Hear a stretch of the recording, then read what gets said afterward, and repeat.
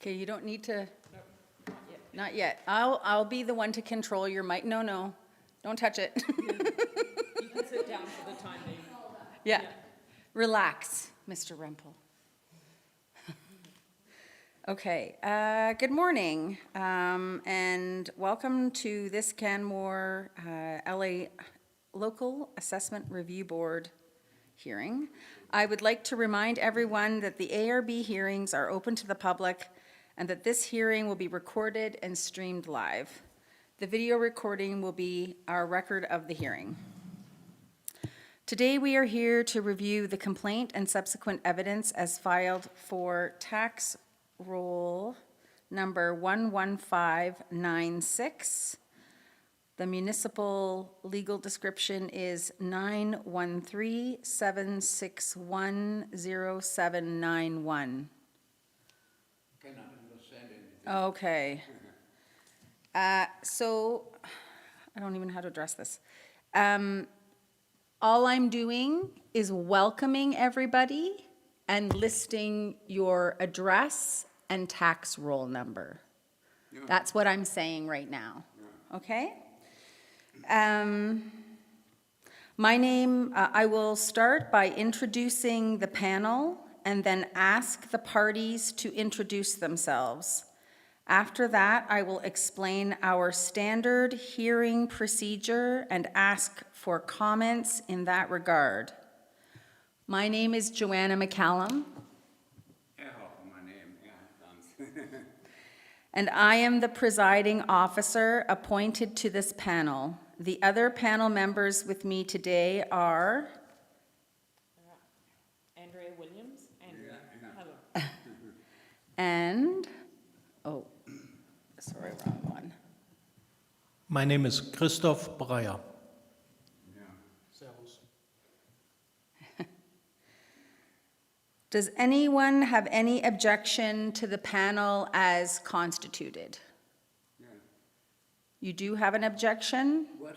Do you have an objection to the members of the panel? No. Okay. Perfect, yeah. I am now going, oh, I've already done that. I am now going to have the parties introduce themselves, starting with the complainant's representative. So you can come. Mr. Rempel? Yeah, to the podium. Sorry, I'm having problems too, but it's not the volume, it's the quality, the audio quality is extremely poor. It's the echo, you know? Yeah, it's the concrete in the it's building. terrible. Yeah, it's not as worse as I've heard, but it's not great. That's So, probably something the town should look into. yes. Right now, we're going to have the panel today, though. So what I'm asking is that you have the ability to introduce yourself. Yeah, my name is Dieter Rempel. Perfect. And Mr. Kranz being yeah. Yeah, Being we're just, linguistically challenged, Yeah. he asked me to assist him, you know, in translation and explaining the process and, I totally understand, Mr. Yeah. Rempel. I totally understand, Yeah. Mr. Rempel. Now I'm going to have, now I'll have the respondent introduce themselves. Please state for the record, your name, organization, and position with the municipality. Good morning. My name is Deanne Bannerman. I'm with Legacy Municipal Services, and I'm the town assessor for the town of Canmore. Thank you. No, it's the, yeah, yes, and we've spent a lot of money and had a lot of experts. I think part of it is the fact that it's a concrete building, and there's only so much you can do, no matter. Yeah, I understand. Okay, perfect. So the respondent has responded and introduced herself up there on the screen, just so you can see who I'm talking to outside of yourself. Can you see her in the upper right-hand corner? She just waved. Say hi. Yep, thank you. That's the assessor. Yes. And she's zooming in today because of G8. She couldn't get a hotel room because it was $1,000 a night. So we have what we have. So the LRB's standard practice is to have the complainant present all of their evidence first, followed by questions from the respondent, and then the panel. We are the panel. Next, the respondent, which is the assessor, will present their evidence, and followed again by questions from yourself, if you have questions, and then we can ask questions. Yeah, it's part of administrative law to explain all these items so that everybody understands their rights. We want to make sure everybody feels they had a fair hearing. That's the point of this, right? The complainant will have an opportunity for rebuttal. Finally, both parties will have an opportunity to present their final argument and summarize for their evidence for the panel, with the complainant presenting first. So when we get to that point, you will start first. If at any time you need a break, you need to use the washroom, you need a moment to gather your thoughts, it's all right. Just let me know, okay? And I want to remind everybody to turn off their cell phone. It's off. Yeah, well, it's nice to have an uncomplex life.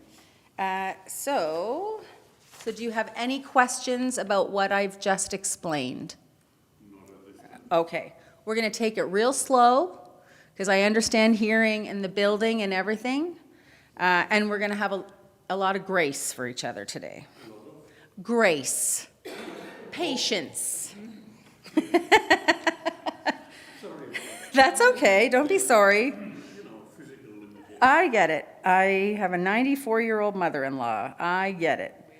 Yes, right? So I see that both parties have exchanged disclosure evidence before the hearing. To save time, I propose that we mark all the documents for the record now. Okay, so this is the package that I received. You'll have a similar package. So we're going to start. We've got the Assessment Review Board complaint and your disclosure, which is, sorry, the complaint itself, which is C1. We'll mark that as C1. Yeah, this form, same. Yeah? We're just going to mark evidence so that we're all talking about the same things, that's all. And then this is the letter from Mr. Krantz. And that is, we're going to mark that as C2.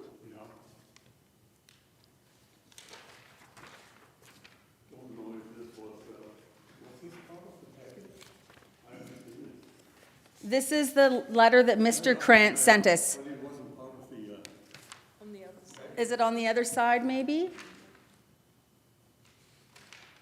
Here. nothing, because Elsa would have read it. And so he indicated what he wrote, but I didn't read it in detail. No, it's not. Okay, I'm just going to get, Lisa has it. It's right there with your materials. It may have been sent to Mr. It must have been sent to Mr. Krantz, because it was right there with his materials. Was it? Yeah, she just picked it right up off the desk and handed it, so. Do you want to take a minute to read it? Here, let me see. If you want to read it now. Here it is, right there. There we go. Here, I'll give this back to her so she has her evidence back. So why don't we go through the evidence first, and then I'll give you 5 minutes to read it, okay? So this is we've decided C1, C2. This is respondent 1. And there's no R2, right? Right. And then there's this. And this is the package that came from the assessor. That's their disclosure. And Mr. Krantz did not provide a response. So this is the 3 pieces of evidence are these pieces here. Okay? So why don't you take 5 minutes to read this here, because you've read the other stuff, right? You've read the other documents that's in the package? The problem is I just got it the day before yesterday. I never had a chance to really review it in detail. Okay, so, That's just an explanation, Yeah. not an excuse. no, I hear you. So this is, why don't we take a 10-minute break? Go sit down. Oh, I went over it, briefly this morning, Okay, have you, but there is so much reference and evidence and, Yeah. refers. To really go into this, you needed a lawyer and a day. well, I don't know about a lawyer, but, You will have the opportunity to ask the well- respondent about their evidence. Yeah, so- Let me read this. okay, why don't we take a 10-minute recess? You guys can sit down, you can read it, you can go through. I would suggest, obviously, he filled this out, so this is known. Take a moment to read this and read this, which a lot of it is just reference, like it's not actually, it's attachments. And then we will proceed. In support of what you wrote in here. Okay, so what we're gonna do, though, we're gonna take a break so that you can read what you have, and then we can talk about it afterwards. Just a question in Oh. terms of evidence or,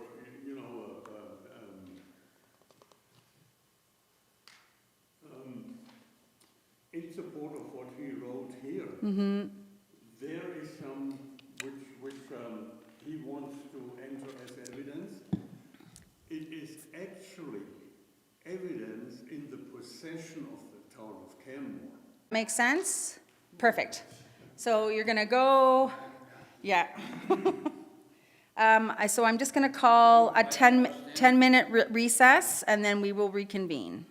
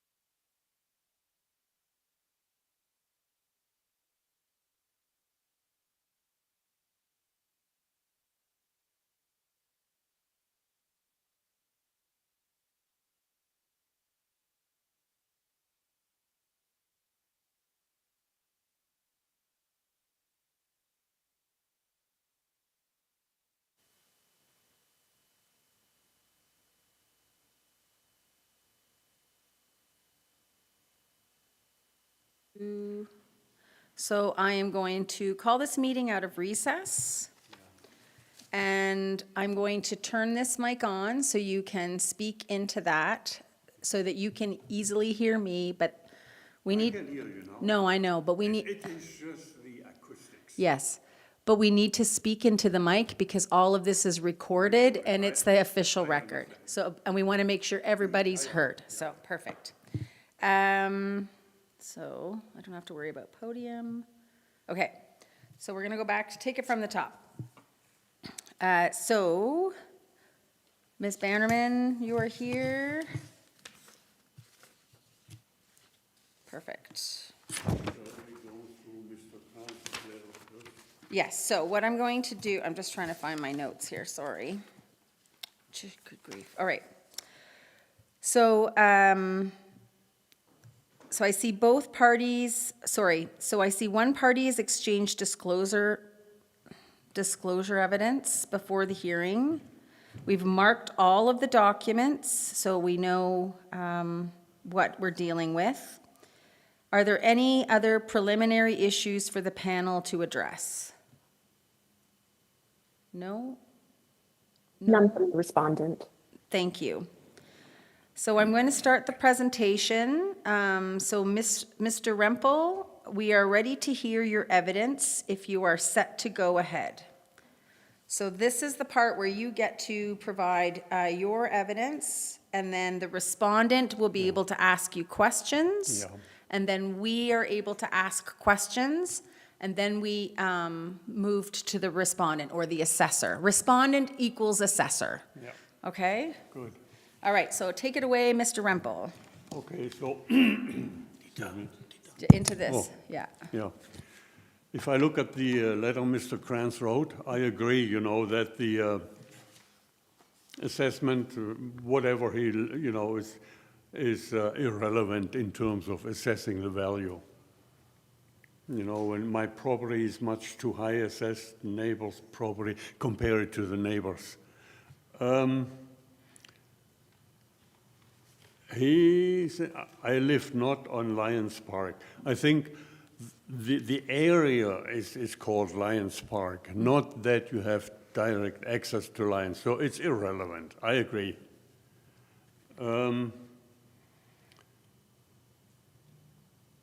Then, and this is something I have to confirm, it's very noisy along Fairholme Drive. Constant traffic, and if you look at the map or quasi-map aerial photograph, all the properties which have been used for reference are away from Fairholme Drive. Fairholme Drive, there is 2 properties right on Fairholme Drive. And Mr. Kranz's is one of them, and it is really a heavy traffic artery. So this is probably a very valid concern. Now also what he says, he hasn't, for 42 years, I have not repaired anything. And I agree with that because I had an inspection myself and looked at it. And it's deteriorated, that's all I can say. The wooden floors have to be completely redone. It's parquet. The kitchen is outdated. The bathroom, is well, I'm not up to my minimum standard, if I may say that. So, in terms of Yeah. in terms of renovations, he is correct. And now this also ties in what I wanted to make you aware of this. He had an unsightly premises complaint. And so here, this is what the property looks like or looked like. And this is what Mr. Kranz wants to enter as evidence, Now the town has it, so it's not new per se. Yeah, but it is his responsibility to gather it and to bring it to our attention. But regardless, Yeah. So we can we, cannot enter evidence in after the deadline. That's the problem. well, but the town did have the evidence. But it was his responsibility, or his estate responsibility, to be able to gather the evidence to provide it. So that's part of the problem. We can't accept any additional evidence after the cutoff date. But we are still here to listen to the hearing, and we can still go Yeah. through the rest of the process. Well, he had a complaint for unsightly premises, so without being able to document it, you know. And it took him probably 2 or 3 months, and he had to ask for an extension because he couldn't keep up. And the only thing he had to do is the unsightliness, but not to bring the property up to a reasonable standard, only to remove the unsightliness. And the way the property looked at the time, you know, there was no way, you know, he could have gotten the assessed value the way it was. Okay. So that is the main reason, you know, for the appeal. The property was not in a state to realize, you know, where it says somewhere, because it mirrors the actions of buyers and sellers.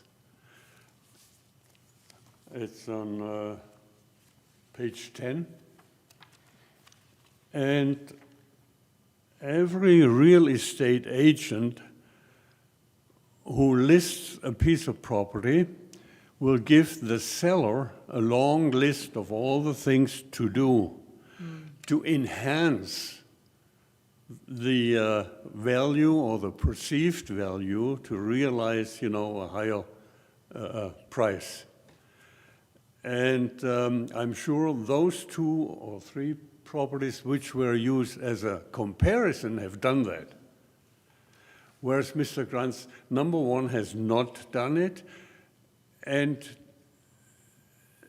in the, you know, contrary, the property has deteriorated to a point where there would have been a significant reduction of a willing buyer to pay.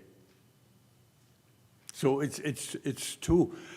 If he had maintained his property, you know, in a reasonable fashion, it may be close to what was assessed, but the way it did look, it was you know, out of the range. So this is the main reason why he wanted to have the property reassessed. Now, my question is, the assessor, would he have to have a duty to inspect the property? It may not be reasonable to go and inspect all the properties, but at least as an argument, you know. Well, you can ask that question of the assessor when they do their presentation. So right now, that will be your opportunity to ask that question of the assessor. So do you have other evidence or other arguments that you'd like to Well, this is make? the main, you know, Thrust of it? that the property has deteriorated way below what would be required in terms of maintenance. Now it has to go, now it's in a state of requiring restoration. And none of the other properties, either the ones that were sold, although, you know, it's just the neighbors, have been in a state of disrepair as the property, you know, of Mr. Kranz. I miss his chickens. I miss his chickens. Do you remember when he used to have chickens? What's that? Do you remember when Mr. Cranston used to have chickens? Oh, long time Yeah, ago. I miss his chickens, is what I just said. They were beautiful. Some people do. I don't have to live across the street from him. So, No, I remember that, yeah, but it was so long ago. perfect, Yeah. yes. So, but this is the base reason, you know, for appealing that the property is not in a state which a reasonable assessor may have assumed it is. And if there is a possibility, you know, the assessor is welcomed, you know, to do an on-site inspection. Okay. So is that do you still have more to supply, or is that, because now we're going to move on to the respondent has the ability to ask you questions next. Yeah, Is and I that- have to translate because I know, I don't. I know, bless him. Yeah, But are you ready for that? Yeah. Okay, so I remember she's right up there in the upper right-hand corner. yeah. I hope I Well, yeah, I know, we're gonna wait. can We're understand. gonna wait and find out. We'll Yeah. find out. So, next up, we have, the complainant has provided their evidence, and the respondent can provide any questions that they have. I have no questions at this time, thank you. She has no questions Oh. at this time. Good. I know, eh? Does the board have any questions that they would like to ask? Mr. Francis, yeah? Oh, right, sorry.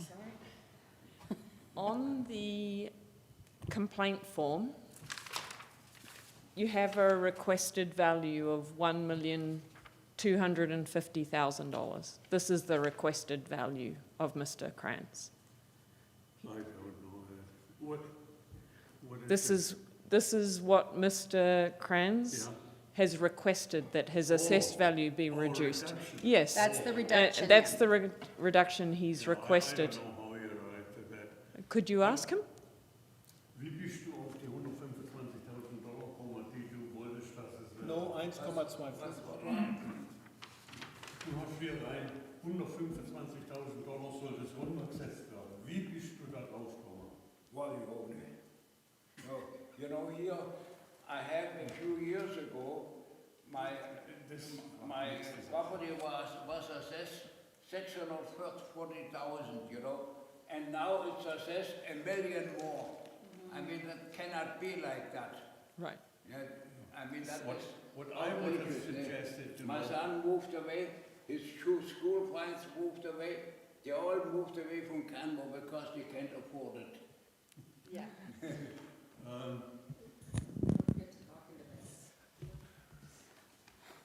One approach I would have taken, now... Okay, so the- we have actually, we're moving into questions, so just give me a moment. Yeah, So now it's actually the respondent's turn, the assessor's Yeah. turn to provide their evidence. yeah, So you had your chance to provide your evidence? Yeah. I think he was answering about my one. Oh, sorry, I apologize, sorry. What's I that? didn't realize that you were answering her question, my apologies. Oh. Continue, I'm sorry.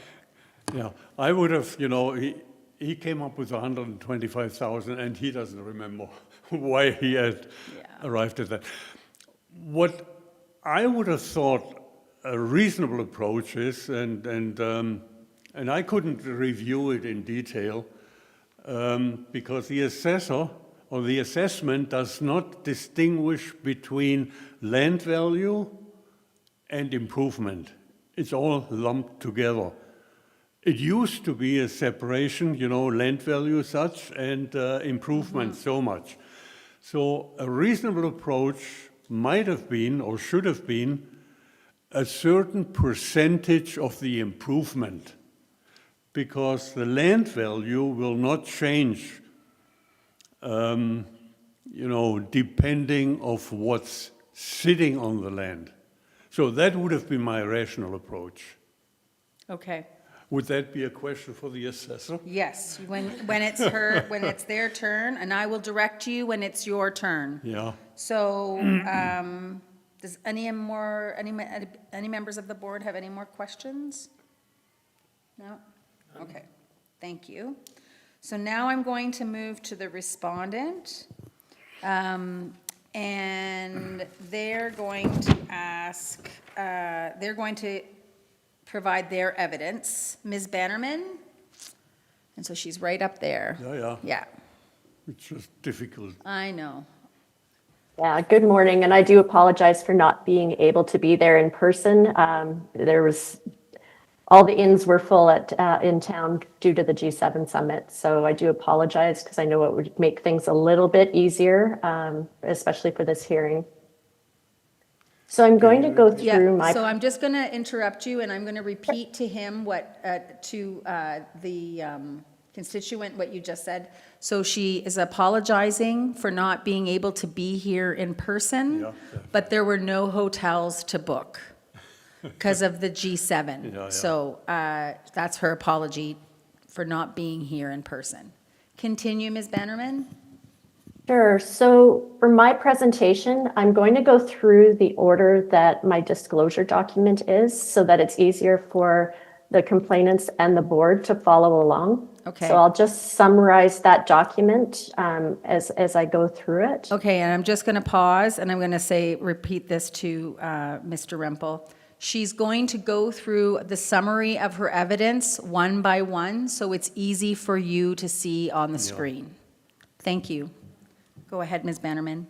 Sure. And also, if I need to slow down or speak up in order to be heard, please let me know. Feel free to interrupt me, and I can repeat anything. Okay, I think you're going to get it a lot. Did you say? She just said that if she's speaking too quickly, or she wants us to slow down or to interrupt her, to please do so. Yeah. And I know, and I said, no problem. It's irrelevant No, for me I- because I don't understand. I know, but I'm trying to make Yeah, sure yeah, you yeah, understand. yeah. I'm doing my Yeah, best. Yeah, so now, Yeah, okay, continue, Ms. Bannerman. Okay, so we're going to go to page 3 of the R1. And I just want, Page 3.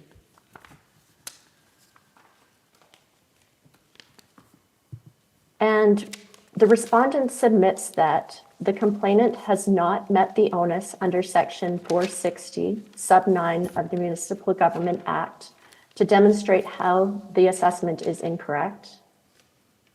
The complainant has also not met the burden of proof to demonstrate that their proposed value is correct, that assessments are legislatively required to be prepared annually, and they must reflect market value, and that all assessments must be prepared in a fair and equitable manner.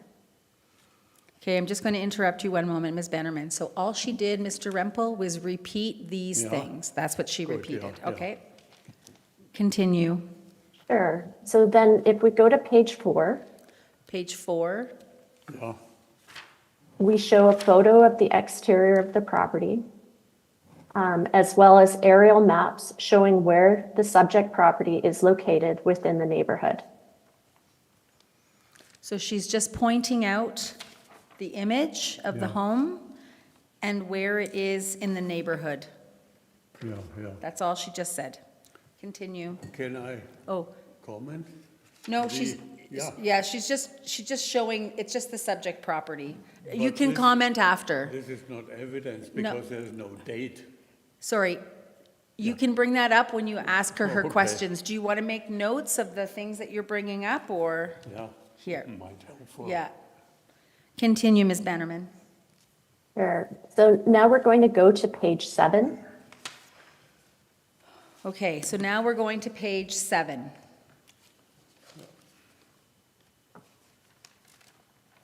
And what we're showing there is that the subject property is a single-family residential property located at 1002 14th Street in the Lions Park neighborhood.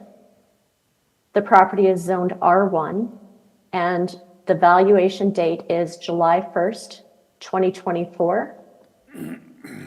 And the home was originally built in 1984. Okay, I'm just going to interrupt you.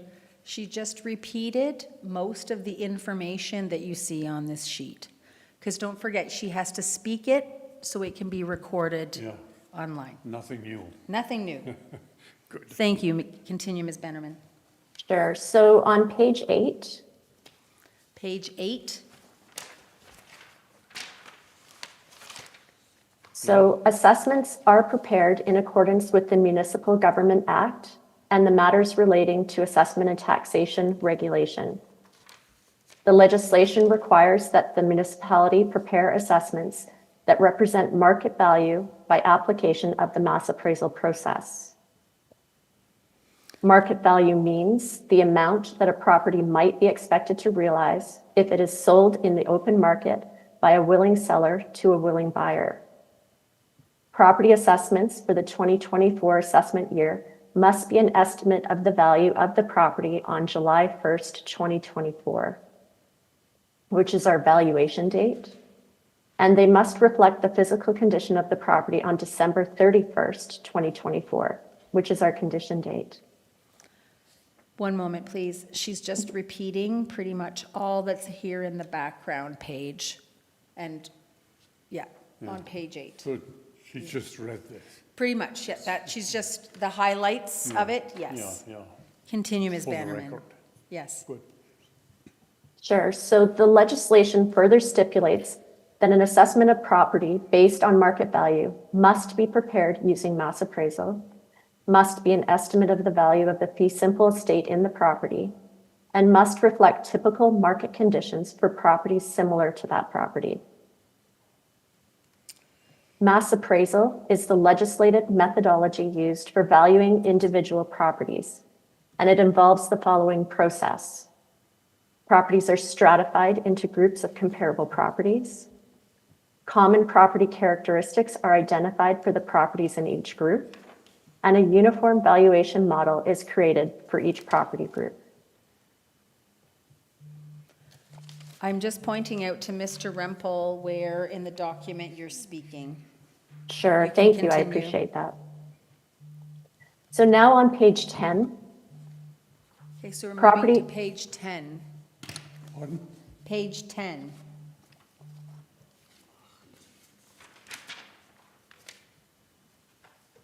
Yeah, Okay, she's just continuing through the document, and we've moved to page 10. Continue, Ms. Bannerman. Thank the you. property assessments for detached residential properties in the town of Canmore are determined using the market modified cost approach. The market modified cost approach is a hybrid of both the cost and the sales comparison approaches to value.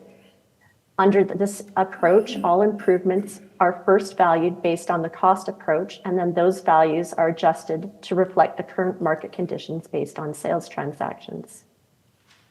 This method is most appropriate for residential properties in Canmore as it mirrors actual buyer behavior in the market.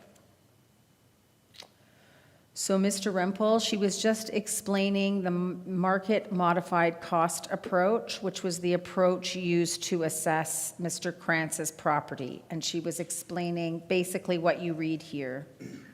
yeah. Okay, continue, Ms. Bannerman. Sure. So now we can jump to page 12. Page 12. Calculation of the property assessment, page 12. Thank you. Continue. The assessment of $1,638,000 was derived using the market modified cost approach. All the steps in this method are consistent with provincial standards, and they're applied uniformly across comparable properties. The subject property is a 2,542 square foot, semi-custom, two-story basementless home built in 1984. We do not have any renovations or improvements on file for this property, so it is being treated like a 1984 home. There's been no issue brought forward by the complainant in the disclosure that was provided, indicating that the data on their property is incorrect. One moment. So she's basically summarizing what you see here on page 12. And she states that there are nothing on file for any improvements with the town, and that confirms what you said earlier. So she's, There was no improvements made. yeah, she's Yeah, confirming that's what you're correct. saying. She's confirming. Yeah, yeah. To the contrary. Yeah, no, and so, anyway, so she's just going through this report and Yeah. highlighting what I is think in it's here. basic information. Yeah, for sure. But that's, Undisputed. yes, that's the, Yeah. continue, Ms. Bannerman. Sure, so we're going to go to page 13 now. Page 13, 13th, lucky number 13.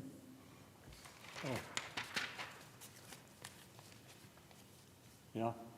Okay, And I'm going to just summarize the information over the next couple of pages and not read a lot of the decisions that I've included in there. okay, thank you. Yeah. She's going to summarize many of the decisions that you see in the next few pages, as opposed to going through them one by one. She won't go through them one by one. She's going to summarize it because it all says similar The same- things, more or same less. thing, yeah. Continue, Ms. Bannerman. Sure. So the legal burden to prove that an assessment is incorrect rests solely with the complainant. This principle has been well established by the Court of Queen's Bench and adopted by assessment review boards. A notable decision in this is GSL Chevrolet Cadillac versus the City of Calgary. And in this decision, it states, regardless, under Section 460 sub 7 of the MGA, the complainant bears the onus of demonstrating what information shown on the assessment is incorrect, explaining how it is incorrect, indicating what the correct information is, and identifying what assessed value the complainant requests. So the boards have repeatedly dismissed complaints lacking proper disclosure or evidentiary support. The complainant in this case has not disclosed sufficient evidence. There's no documented support showing that either the current assessment is incorrect or that the requested value is correct. So now on page 16, we cite several decisions reinforcing that assessments are prepared anew each year and cannot rely on prior year's values or decisions. So just one moment, Ms. Bannerman. So what the assessor is saying is that page 16 really summarizes their arguments with regards to evidence or lack of evidence. Continue, Ms. Bannerman. Sure, so now on page 19, Sorry, which page? 19. 19, thank you. Page 19. This one. If you flip your over. There you go. There. We're here. Okay, so we've provided a couple of comparable properties that sold between July 1st, 2021 and June 30th, 2024, which support the assessed value. These are all sales of two-story homes with similar quality and finishing in the same neighborhood as the subject property. The first property was built in 1978, so before the subject property, although it had an addition and renovations completed in 2014. This property is just slightly larger than the subject property, but has a lot size of over 1,000 square feet smaller. The second property was built in 1999, so newer than the subject property, although has a smaller lot size and smaller floor area. With regards to the subject property being situated on Fairholme Drive, the subject property does receive a moderate negative traffic adjustment due to its proximity, and that's already accounted for in the current year's assessment. So what she's just said, Mr. Rempel, is she's gone through these two properties and explained in further detail them, and then has stated that Mr. Krantz's property has already received a reduction due to being on Fairholme Drive.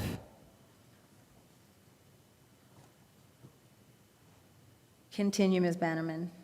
Sure. So more detailed information on the comparables that we've provided can be found on pages 28 to 33. Okay, 1 second, I'm just going to communicate. So more detail on what she's just explained can be found on page 28 to 33.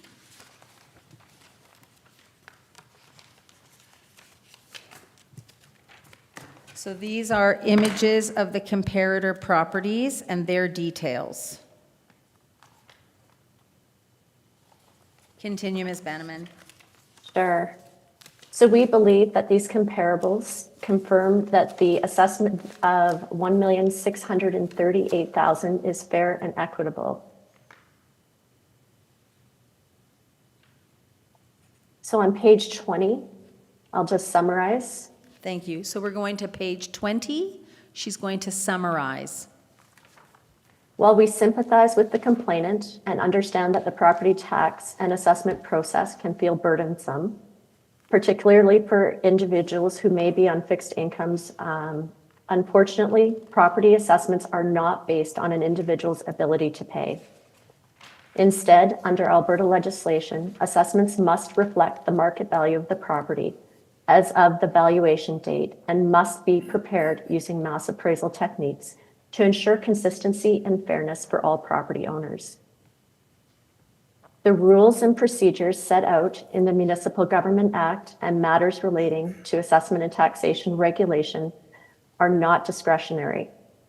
Both the assessor and the Assessment Review Board are required to follow them. These rules ensure that all property owners are treated equitably and that the assessment system remains objective and reliable. In this case, the complainant has not provided sufficient evidence to demonstrate that the current assessment is incorrect, nor any credible support for their requested value.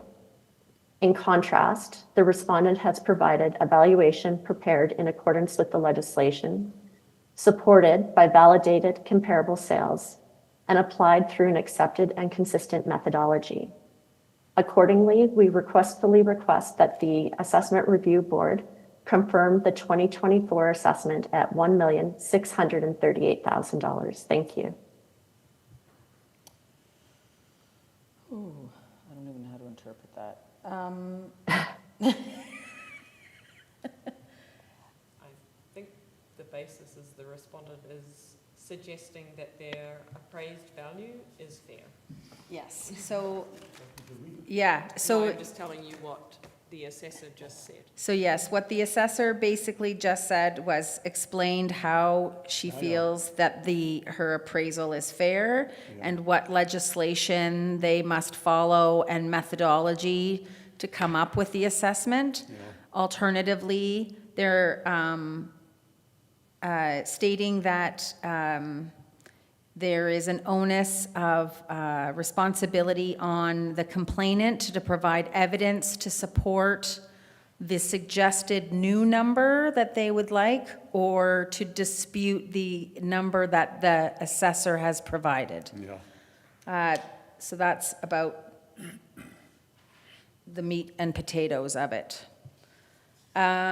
So, back to my script.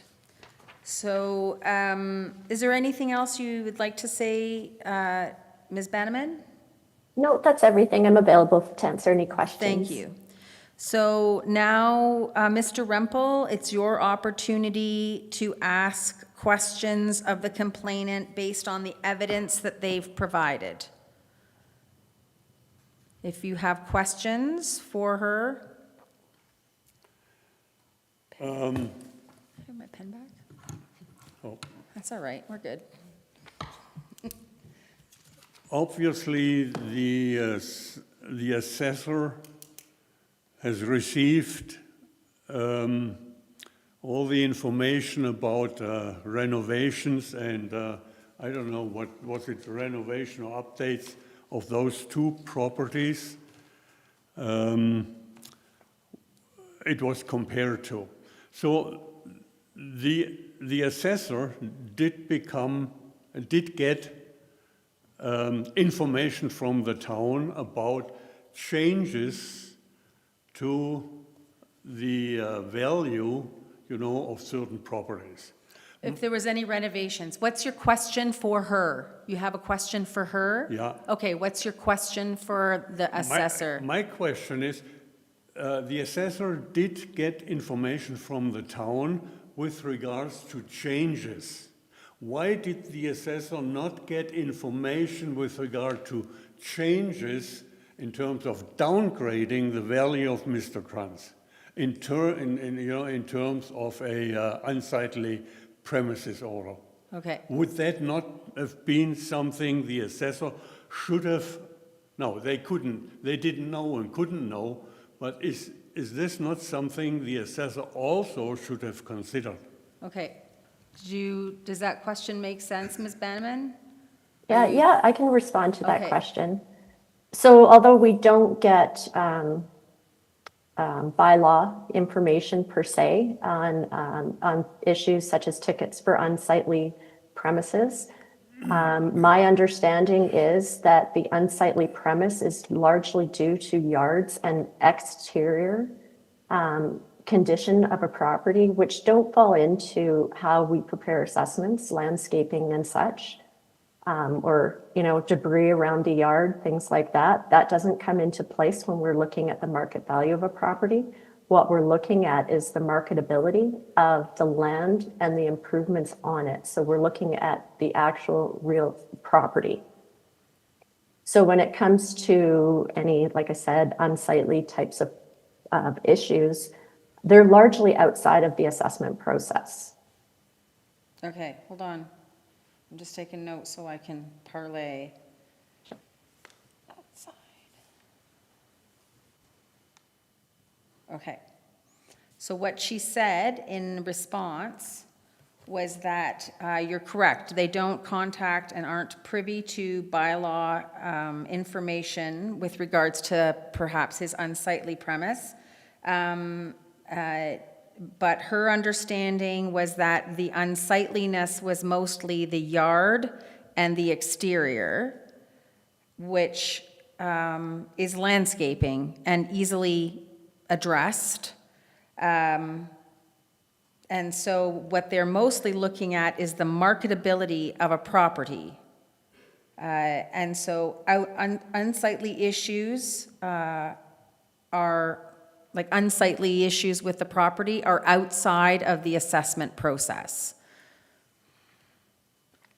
So Mr. Kranz's response would be that the unsightliness was only an indication of what the house has been deteriorated, in the inside. It's just a mirror of what it looks inside and outside. And whatever it looks inside should have been taken. Now, I know it is unrealistic for the assessor, to review each and every property. But at least there should be an avenue, if such becomes obvious, to revisit. And I would say that if Mr. Cranston had evidence of that, he should have provided it to the clerk for this hearing, but he did not. That is correct, but the rules are such that they disadvantage, the ordinary citizen. So Do you have any other questions? Again, and you're not making arguments to us. These are questions for the Yeah. assessor. I'm just reminding you where we are in the process. So do you have any more questions for the assessor? is there an avenue for the assessor to assess the interior of the house? Okay. Did you hear that, Ms. Bannerman? I did, thank you. Perfect. Yes, so we do often do inspections. This property had an exterior inspection conducted in 2020 on it, which is when the photo was updated. So that was 5 years ago. In the case where a property owner would like us to conduct an interior inspection, they can contact us and we would gladly go out and look at the property, especially if there are condition issues that they want brought forward to us. In this particular case, the complainant wasn't available from the time he had disclosed his information to about a day before the hearing date. He was out of town, so there was no opportunity for the assessor to conduct an interior inspection. Okay, I'm just going to relay that. So in future, if Mr. Krantz would like the assessor to inspect the interior of their home, that would be part of their appeal process. They could have asked for that to happen. They did do an exterior inspection, and that is the photo that you see on that sheet is from 2020.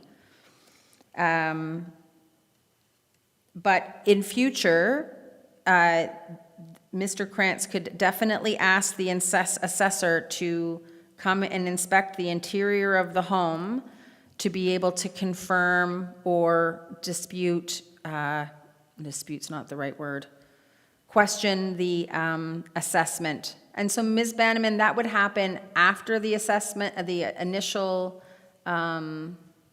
notice of assessment comes out, but before the deadline for appeal?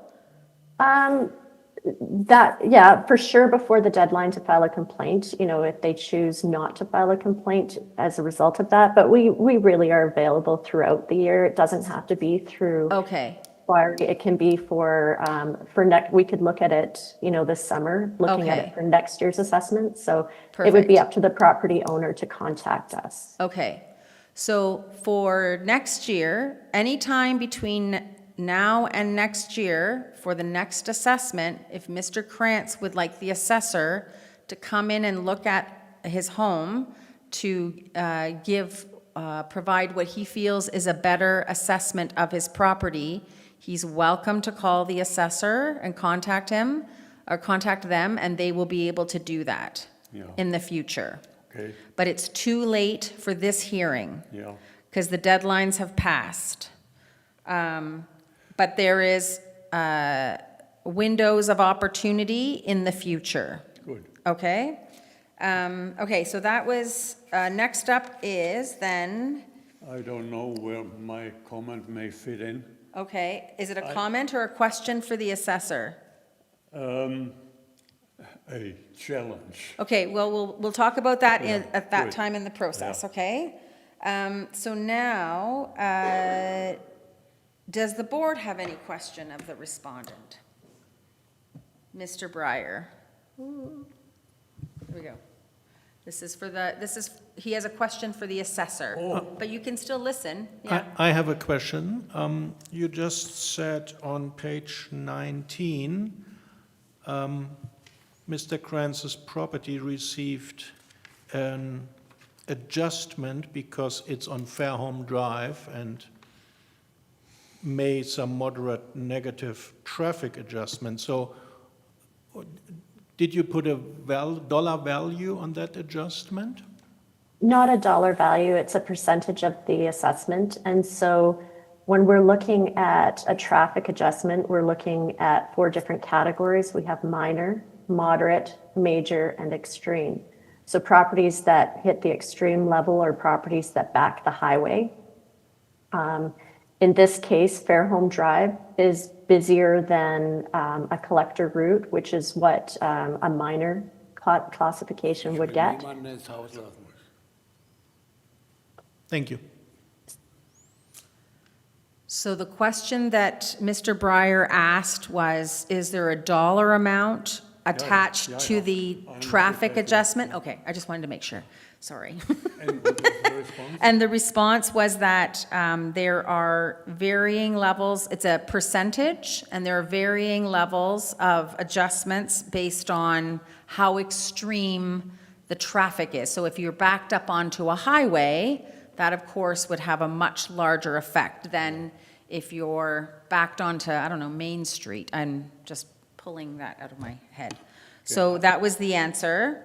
And then, do any of the other board members have any questions for the respondent? Yes, thank you. So could you tell us what the adjustment is for the traffic? What is the moderate percentage for a moderate traffic adjustment? Just bear with me one moment here. I'm asking what the percentage adjustment is for the moderate. She's finding it.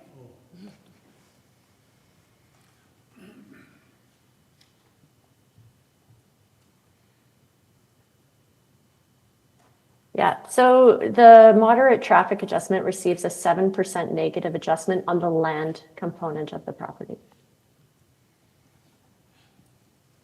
So the answer is that the moderate traffic, which is what the consideration for Mr. Krantz's property is, receives a 7% adjustment on the valuation of the property. Of the land. Yeah. And I'm going to ask a question. My question is,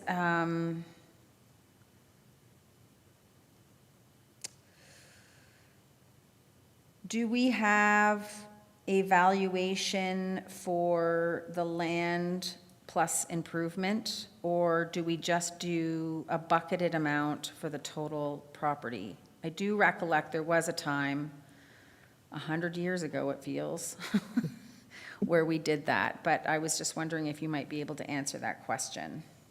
Sure, so we stopped publicizing the separation between the land and improvement values that were once found on the assessment roll. And the reason for that is because under a market value regime,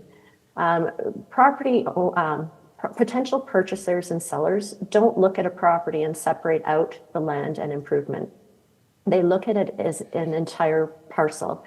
So it's confusing to a lot of property owners to have that separation, because at the end of the day, it doesn't matter what part is towards the land and what part is towards the improvement. As long as the overall assessed value is correct and meets the, the equity and the market value requirements that we have under the legislation. So as part of the market modified cost approach, we first value the land, which is typical under a cost approach, and then we value the improvements to that land. So we have that information there. So then the improvements to the land are further modified to actually be reflective of the market conditions, because the cost manual that was used is old, and obviously it's based on other municipalities in the province. The town of Canmore has a higher market, I would say, than most of the municipalities out there. So it requires, and plus with the market increases over time, that value needs to be adjusted to actually be at market value. Does that answer your question? Yeah, I don't agree with it, but it answers it. I have a ahead. follow-up question. So this property, I'm sorry.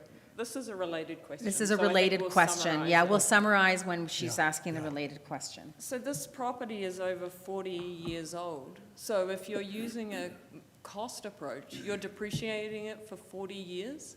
That's correct. But then you're comparing your value based on sales? That's right. So just because the property is 40 years old doesn't mean that it's not worth anything. Based on sales in the area, I mean, this property is large enough, it has a quality of construction that somebody would likely in the Lions Park come in and do a renovation to the property. That's what we're seeing. There wouldn't likely be an addition put on it, but there would be likely a renovation. It wouldn't really necessarily qualify for, just calling it land and redevelopment because of the original quality of the structure and the size of the property. And so why is a market modified cost approach more appropriate than a sales comparison approach? They're actually very similar. Yeah, they're very similar. And in fact, most of the province uses the market modified cost approach. They're very, very similar in the fact that they're both estimating the market value of the property. They're both going through analyzing the sales that have occurred over the last 3 years in preparing the assessment. How the calculation actually goes into it is somewhat irrelative as long as the end result which is achieving market value for a property and for a group of properties, is met.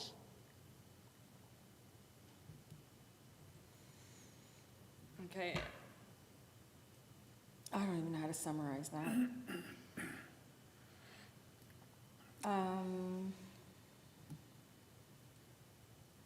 Wish I could just, so if you've started with the market modified cost approach, I guess this gets back to Joanna's first question about the land versus improvements, because you would need the differentiation.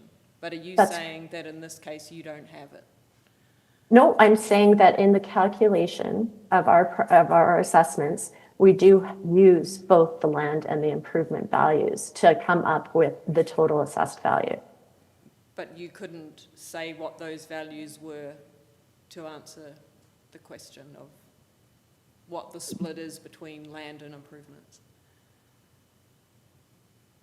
The question, so this wasn't raised as an issue by the complainant.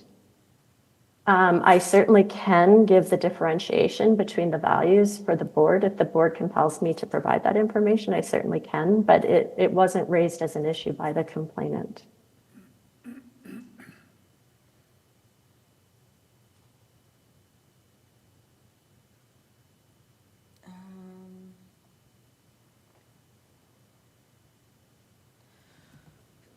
So, Mr. Rempel, what she was explaining was the mixed modified cost approach. What she was explaining to Andrea was the mixed modified cost approach and why she was using that versus the direct sales. And it's sort of her answer was that it's a blend of the two. Is that a good summarization? Yes. Sorry, there was a lot of information that came there, and I'm having a hard time being as smart as the people that gave it to me. And so, The property is assessed using a valuation technique called a I market understand that. modified cost approach. Yeah. And then there is, it's compared to recent sales in the area. Yeah, So- so the process is outside of the discretion of the assessor. It's legislated. yes. Yeah, I do have problems with the process, Yes. but that's not for today. Yeah. Um, So, I do actually have a question. and so, yeah, and then we have another question for the assessor. Please go ahead, Ms. Williams. My question is on the two comparable sales that you have here. And so, as we know, the subject property has not been renovated at all. And both of the properties that we have as comparable properties have been renovated. So, my question firstly is, are there no properties that have not been renovated that you thought were comparable in the neighbourhood? I'm assuming the answer to that is no. Yeah, so no, not necessarily. Yeah, there wasn't really. When we were looking at finding properties that are comparable, we're looking at the same quality of construction and finishes mostly, and we're looking at the same structure type as well. So even though the first comparable, which is an older property, had received renovations, it's still over 1,000 square feet lower on the lot size, and the assessment's higher. And same with the second comparable that we provided, although it's newer, it's a smaller home, and it's also, significantly smaller lot size as well. And the assessment is higher, quite a bit higher than the subject property. And so when we're looking at, properties that are fitting within the valuation model, it really is the property characteristics, the differences in that create the differences in the assessed value. So yes, we provided these comparables just in being that they're similar quality of construction and finishes. Same structure type, they're all two-story, no basement homes in the Lions Park neighborhood in close proximity to each other as well. So there's always going to be differences in the property characteristics. I wish we had perfect comparables for every property that was coming to the assessment review board. Unfortunately, especially in Canmore, there's not a lot of the cookie cutter type houses. So we're trying to give a range to show reasonableness of the assessed value. Okay, thank you. You're welcome. So, Mr. Rempel, the question that the panelist had, that Ms. Williams had, was basically around asking the assessor to walk us through how the properties on the comparable sales, how they compared to Mr. Kranz's property in terms of the up and the down financially and the lot size, et cetera, which is all within the document. It's all explained in there. Okay. So next up then, we have, Can I still? ask yeah, a it's your question? turn. Now it's your turn. Yeah, I'm just going through the process. So if you have any rebuttal evidence, but there wasn't any provided. So if you have any questions from the respondents' evidence or statements, now is the time. Going to, what page is this? This is page 19. Yeah. Page 19,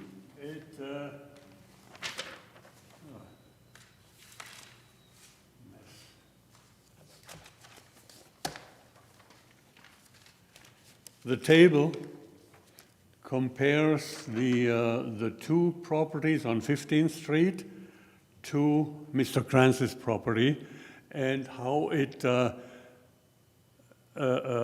supposedly take into account Mr. Kranz's, age and on and on and on. What's missing, what would be of interest is to compare the rest of the properties on Mr. Kranz's city block to those two which were sold. So, which means, did Mr. Kranz get the same discount as all the other properties? Or were the other properties reflected differently in comparison to those on 15th Street? That's a good question. Yeah, that's a good question. Did you hear the question, Ms. Bannerman? I did, and, unfortunately, I'm not in a position to be able to respond to Yeah. specifics as it wasn't raised as an issue prior. Yep. I can say that the properties are all being calculated in the same manner. So the same assessment models are being applied to all of the properties in that neighborhood. So the same, type of quality of construction, the same structure class, those kind of things, they're all being treated the same because it's just the property characteristics being different, being why the assessments are different in there. So the reason we've only provided two sales is, well, the two sales rather than, all the assessments on the street, it wasn't raised as an issue. And we generally do try to provide sales since they're the best indicators of market value of a property. Okay.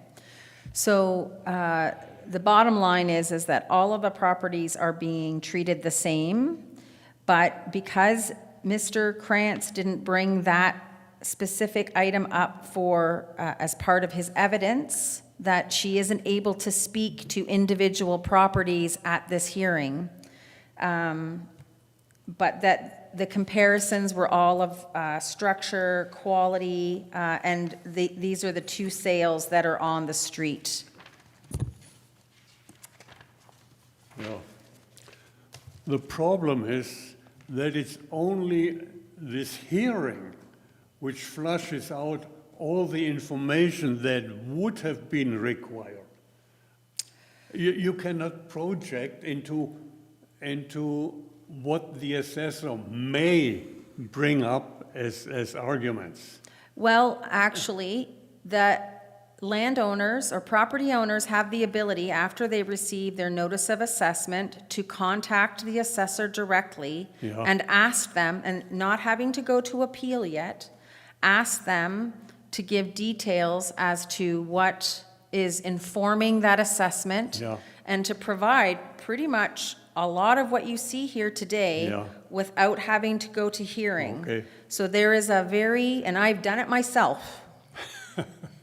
So I know this exists, and I know a lot of my neighbors have as well. So there is a process, a non-adversarial process, Yeah. like this is, which Yeah.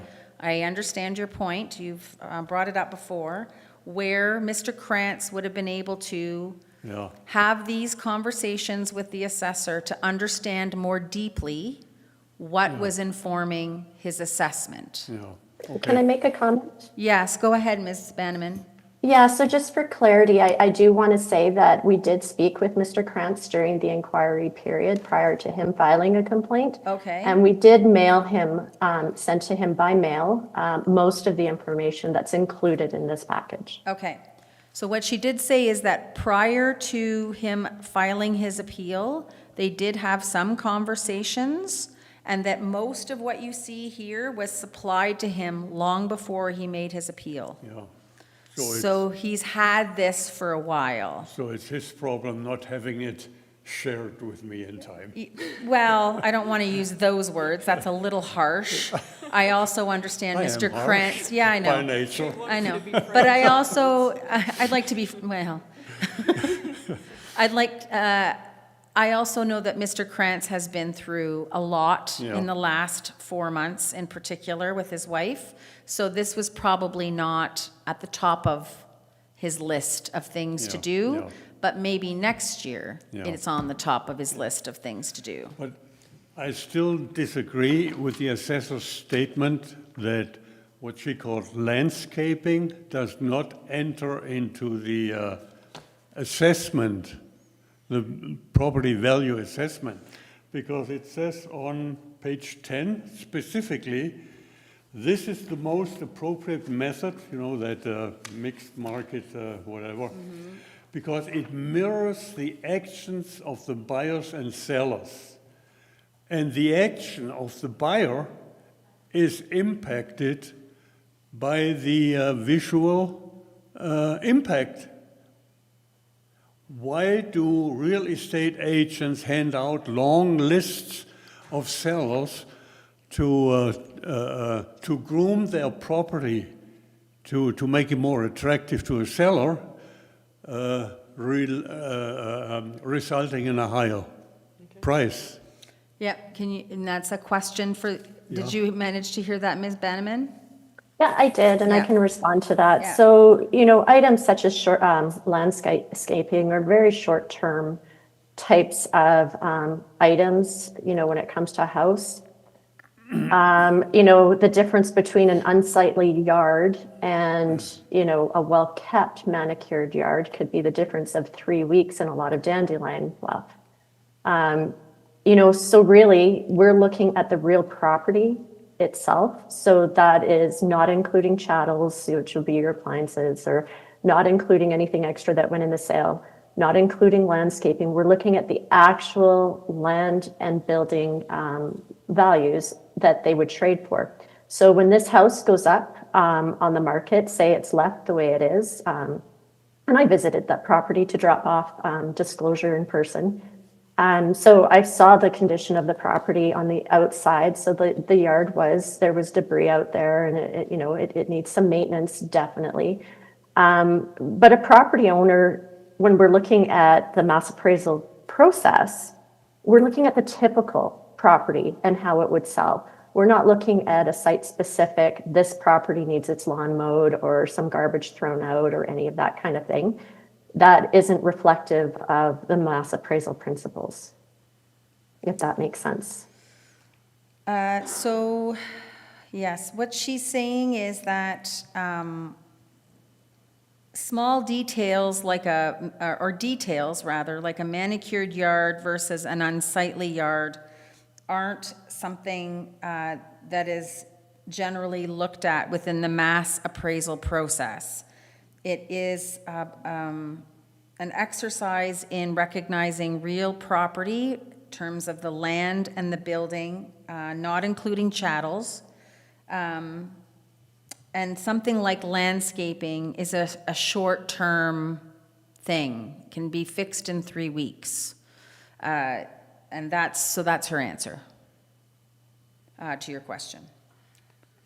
So all I can say, it does not mirror the actions between buyer and seller, and I disagree, Okay. but that doesn't carry any weight. Well, no, it's part of your statement, so, Last question. sure. Somewhere, and I have to go from memory, it says assessments should be fair and transparent. And I miss any transparency up until, and I believe it was 2022, they at least separated between land value and improvement.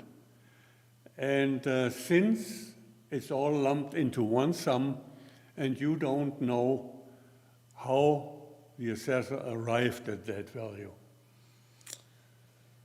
And I asked that question before. I don't know if I could reiterate it, and I don't, Does- I wish there was a way you could hear the response, because I don't feel comfortable translating that response. You can ask Ms. Bowman to summarize it, perhaps. Yeah, but I don't, I'm not gonna be able to, like, Yeah. The bottom line is, it is not transparent. in your opinion. That's what it comes down Yeah. to.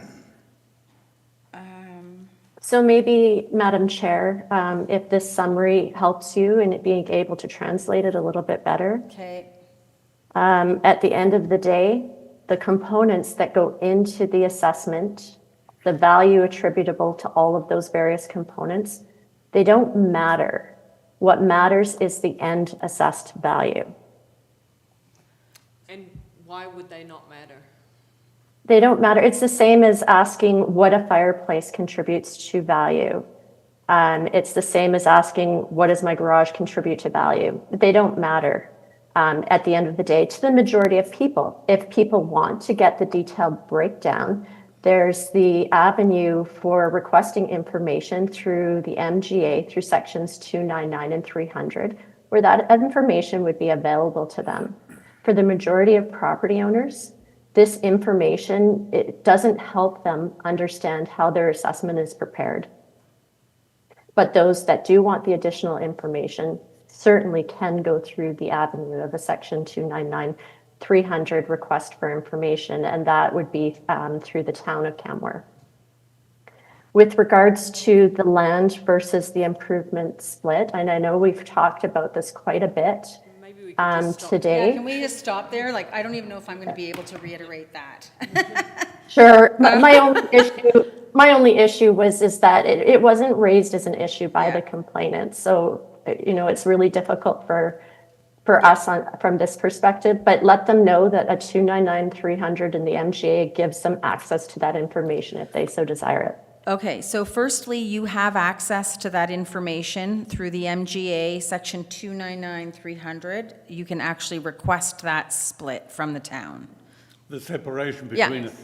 Yeah. I just, But all the hold other- on, let me, Yeah. or I'm gonna forget everything she told me. No. And I've already forgotten half of it. Go ahead. But at the end of the day, oh, man. The assessed value is a total figure. Yeah, the assessed value is a total figure of the property. Yeah. And so, but we do have the ability as landowners to go through the MGA and request that separation out. But I would also state that because it wasn't an issue brought up, like that issue was not brought up by Mr. Krantz in preparation for this hearing, Yeah. or she would have had that available. No, I understand. So there's a chicken and egg thing here. We're going back to his chickens. But why did they discontinue this in 2022? That's a great question. You can email the mayor. Actually, it would, I would email the mayor. But that's a different body know. of people. I sit over there those days. So that's, it's basically, the properties come as a package, and so the package is assessed. I think that's probably the best way to dial it back, or dial it down. I think that a lot of the concerns that you're bringing up or questions that you're bringing up, if they had been made part of his appeal package, would have been answered for you today. But because they weren't submitted in time for this hearing, we don't have prepared answers, or the assessor doesn't have prepared answers with that regard, which is why I'm encouraging you to, as Mr. Krantz's friend, to consider this perhaps for, and I have no idea what's going to happen today in terms of decision of this board, but I'm just saying that in the future, there are avenues. But she did hand deliver his preliminary information when they were going back and forth. But that would have been soon after, if not during the time when he would have been busy with managing his wife. I appreciate that, yeah. Yes. Okay, where am I? Okay, so does the board have any question of the complainant's rebuttal? You just asked some questions? No more questions? Okay. So next we have argument summation. So you basically, it's now your opportunity to provide a summary of your arguments if you would like to.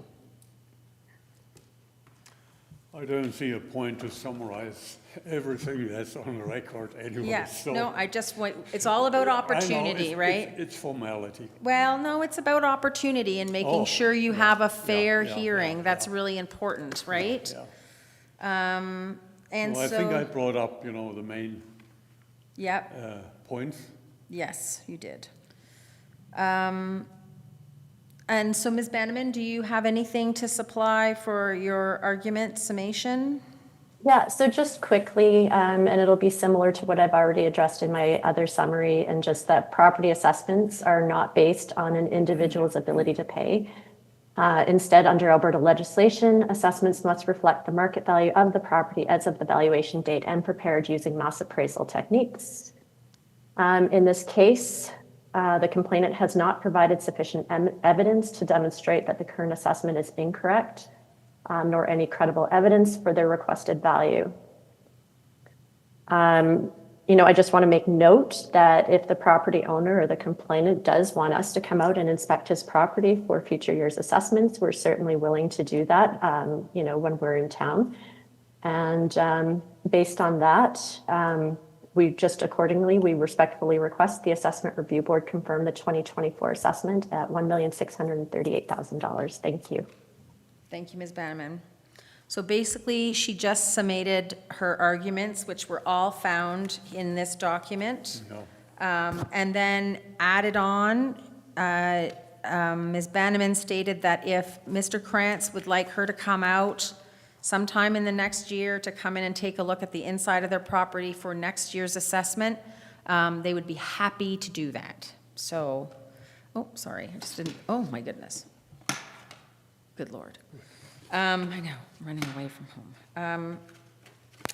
And so, do you have any last words that you would like to share? That sounds It really won't brutal, slip my last mind. words.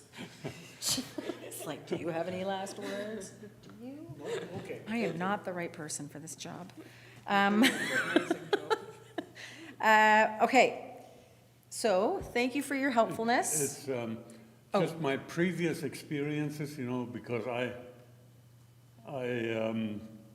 appealed my property assessment maybe 6 or 7 times. And every time the local board upheld it, and 6 or 7 times the municipal government board, sometimes drastically reduced the. Now, all I wanted to say, this is a new kind of format, and I was not familiar Okay. with the formal process.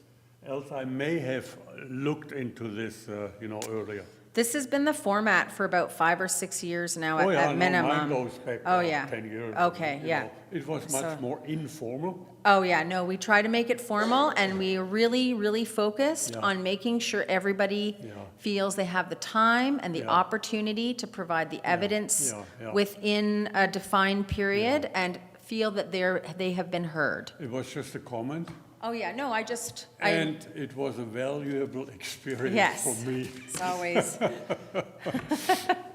Okay, so at this time, I'm going to ask the parties if they feel that they have been heard today and if they feel that they have received a fair hearing. I would say yes. Okay. Ms. Bannerman? Yes, thank you. Thank you. So now I will declare the hearing closed. We're going to do all the hearings, and then we're going to do our decision-making later. The Municipal Government Act requires a written decision within 30 days and gives the clerk an additional 7 days to issue the decision. We will make every effort to meet or beat those requirements, and the clerk will forward our decision to you at our earliest opportunity. So you will hear from us Accepted. 37 days or less. All right? No overtime. Okay, now take him to JK for something delicious. Okay. Cake forever. Okay, yes. And that is, this hearing is now closed. Good. Thank you so much. Thank you, comment? sir. I much appreciate your cooperation Oh, yeah, no, in addressing, do you know, yeah, we were trying to see if we could get some closed captioning, but we don't have that capability, and I didn't realize that was a language barrier too, so, it was what? there was a language barrier too, so. Oh, yeah. Yeah, you know. Nothing I can do. No, I know, it's, Thank you for being here. yeah. You know, in British Columbia, they give the seniors a lower rate. You Yeah, know, they why not in do. Alberta, you know? I don't know, you have to Yeah, talk that to is the. really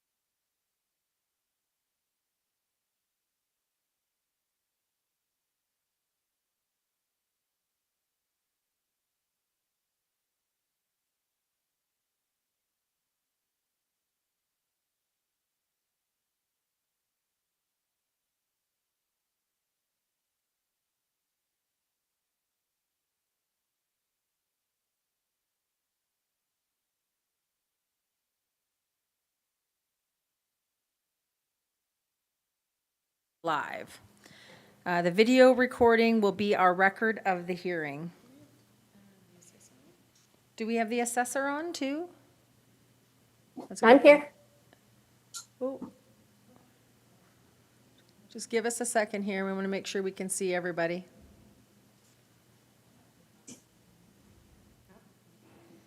Ah, there we go. I see Ms. Blazo, I see Ms. Bannerman. Excellent. We are here today to review the complaint and subsequent evidence as filed for tax roll 10546, with the municipal address being 633 Second Street in Canmore, obviously. I will start by introducing the panel and then ask the parties to introduce themselves. After that, I will explain our standard hearing procedure and ask for comments in that regard. So my name is Joanna McCallum, and I am the presiding officer appointed to this panel.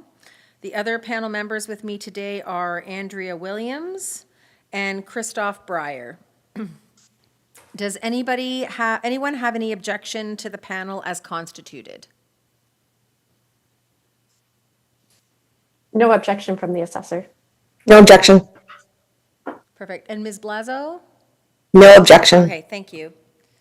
I am now going to have the parties introduce themselves, starting with the complainant's representative, or the complainant or the complainant's representative. Would you please state for the record your name, your organization, and your role in the hearing? And if you don't have an organization, that's fine too. Okay, that's fair. Yes, my name's Adrian Leisure, and I've been in Canmore for about 4 years now. I've been monitoring the real estate market very closely. A bit about my credentials. I have 30 years of experience in investment and statistical analysis. I'm currently enrolled in the UBC School for Business.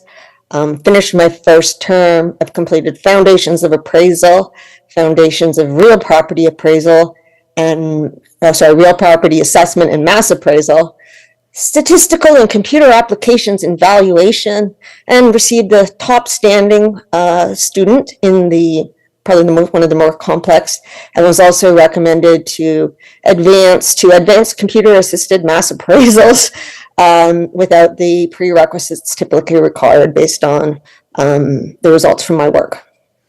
Well, you've been a busy lady. I certainly have.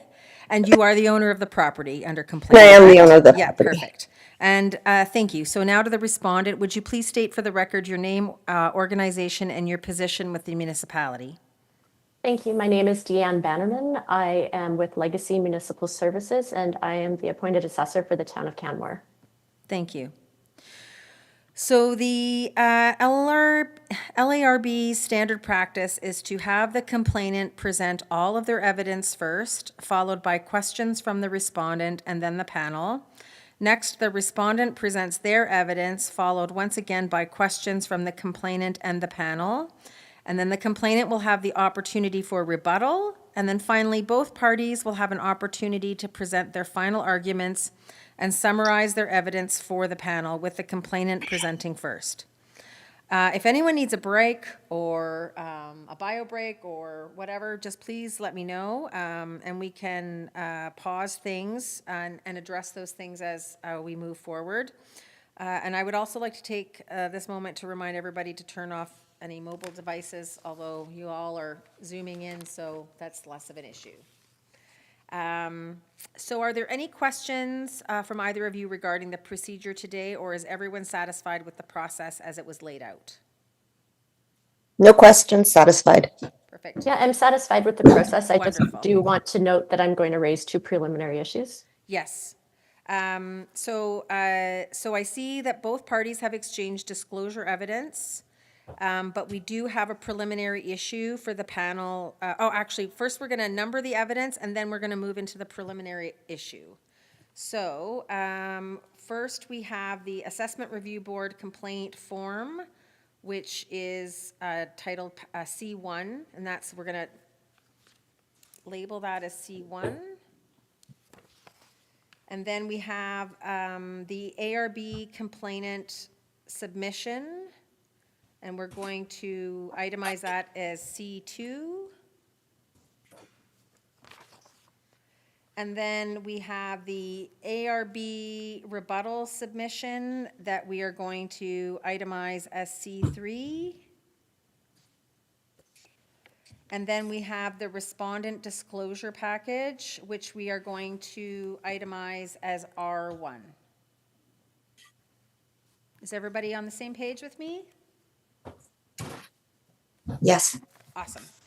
The time is just a little different than I expected, and there's something in the oven, so alarm might go off, that's all. Okay, I'm good. Okay, perfect. So there is a preliminary issue for the panel to address.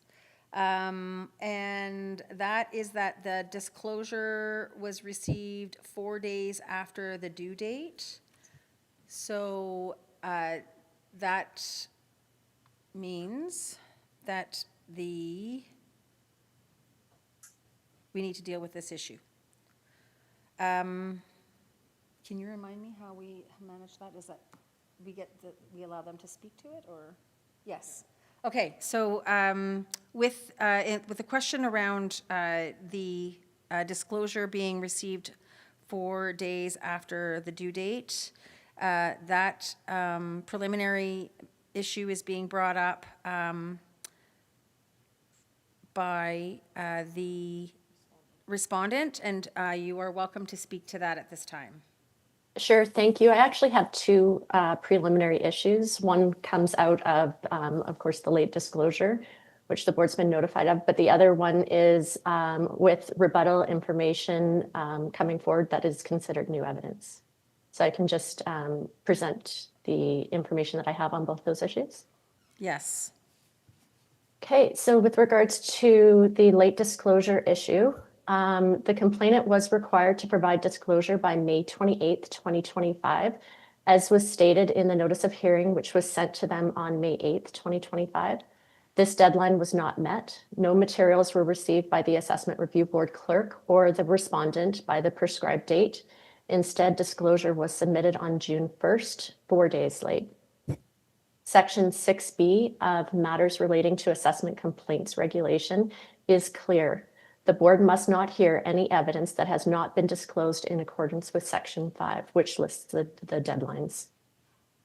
This position is well supported in case law, including Canada Safeway Limited and City of Calgary, where the court emphasized that disclosure rules are essential to ensuring procedural fairness. The onus to prove that an assessment is incorrect is the requirement of the complainant. This principle has well been established by the Court of Queen's Bench and adopted by assessment review boards. Therefore, without reading all of the decisions that I've included in the material provided, I respectfully request that the board exclude any evidence, either written or verbal, submitted after the disclosure deadline and limit its consideration to the information contained in the original complaint form. So that was the first issue that I'm bringing forward. The second preliminary Oh, issue. excuse me, can we do one at a time? I was wanting to respond to that. Is that possible? I believe that she's going to bring up both preliminary issues at the same time, and then you'll be able to respond to both of those preliminary issues accordingly. Oh, okay. Thank you. Okay, so the second preliminary issue that I'd like Hold on to one moment. raise, Can we turn the volume up on her, please? I can try and speak a little bit Oh, louder okay. too, if that helps. Yeah, maybe, if you mind speaking a little louder, we're trying to Sure. manage the volume from different feeds in here. Thank you. Yeah, I noticed I had to turn mine down a little with Ms. Blazo's as well. So I'll try and talk at the same level. Thank you. So the second preliminary issue that I would like to raise is in regards to some of the material that were provided in the complainant's rebuttal document. Some of the information provided is considered new evidence that was not presented by the complainant through disclosure and is not directly related to any of the material presented by the respondent. So rebuttal evidence is only permitted where information meets two criteria set out in case law. In order to be admissible as rebuttal evidence, such information must be A, both necessary to answer a matter raised by the first raised by the respondent, And B, information in which the complainant could not have reasonably anticipated when the complainant first filed its case. If the information does not meet both of these criteria, it is not properly admitted as rebuttal evidence. The complainant cannot wait until it receives the respondent's reply and then present additional evidence to bolster its case, raise additional issues, or provide the rest of its evidence that wasn't provided in the original disclosure. It is contrary to the rules of natural justice to allow the complainant to split its case, is what it's called, and therefore deprive the respondent of an opportunity to answer all of the complainant's evidence in a thorough and meaningful fashion, if at all. In many situations, evidence introduced as rebuttal by the complainant is not, in fact, actually rebuttal evidence. It is often new evidence that should have been properly in the complainant's original submission. If it had been in the complainant's original submission, the assessor would have had the opportunity to respond to it in our submission. Rebuttal is not permitted regarding matters that merely confirm or reinforces earlier evidence that should have been adduced to the complainant's case. So the board is subject to the rules of natural justice. It is not just to permit the complainant to present new evidence in the form of rebuttal to bolster its case after the respondent has already answered with the evidence. If the complainant could have presented the evidence in its submission, it should not be permitted to be presented after the fact. So there's several court cases, and I realize this isn't in writing for you, so I'll just summarize them as well. So the court cases summarize what rebuttal evidence actually is. The leading decision, which defines rebuttal evidence in the context of a criminal proceeding, was from the Supreme Court of Canada, which is binding on the boards and tribunals. So this is R versus Kraus, 1986, 2 SCR 466. The Supreme Court of Canada stated as follows, in paragraph 15, the general rule is that the Crown, or in civil matters the plaintiff, will not be allowed to split its case. The Crown or the plaintiff must produce and enter into its own case all of the clearly relevant evidence that it has, or that it intends to rely upon to establish its case with respect to all of the issues raised in the proceedings. So this rule prevents unfair surprise, prejudice, and confusion, which could result if the Crown or the plaintiff were allowed to split its case. That is, to put in part of its evidence as much as it is deemed necessary at the outset, then to close the case, and after the defense is complete, to further add evidence to bolster that position originally advanced. So there's also Alberta Court of Queen's Bench decision, Elgert versus Home Hardware Stores, 2011 ABCA 112.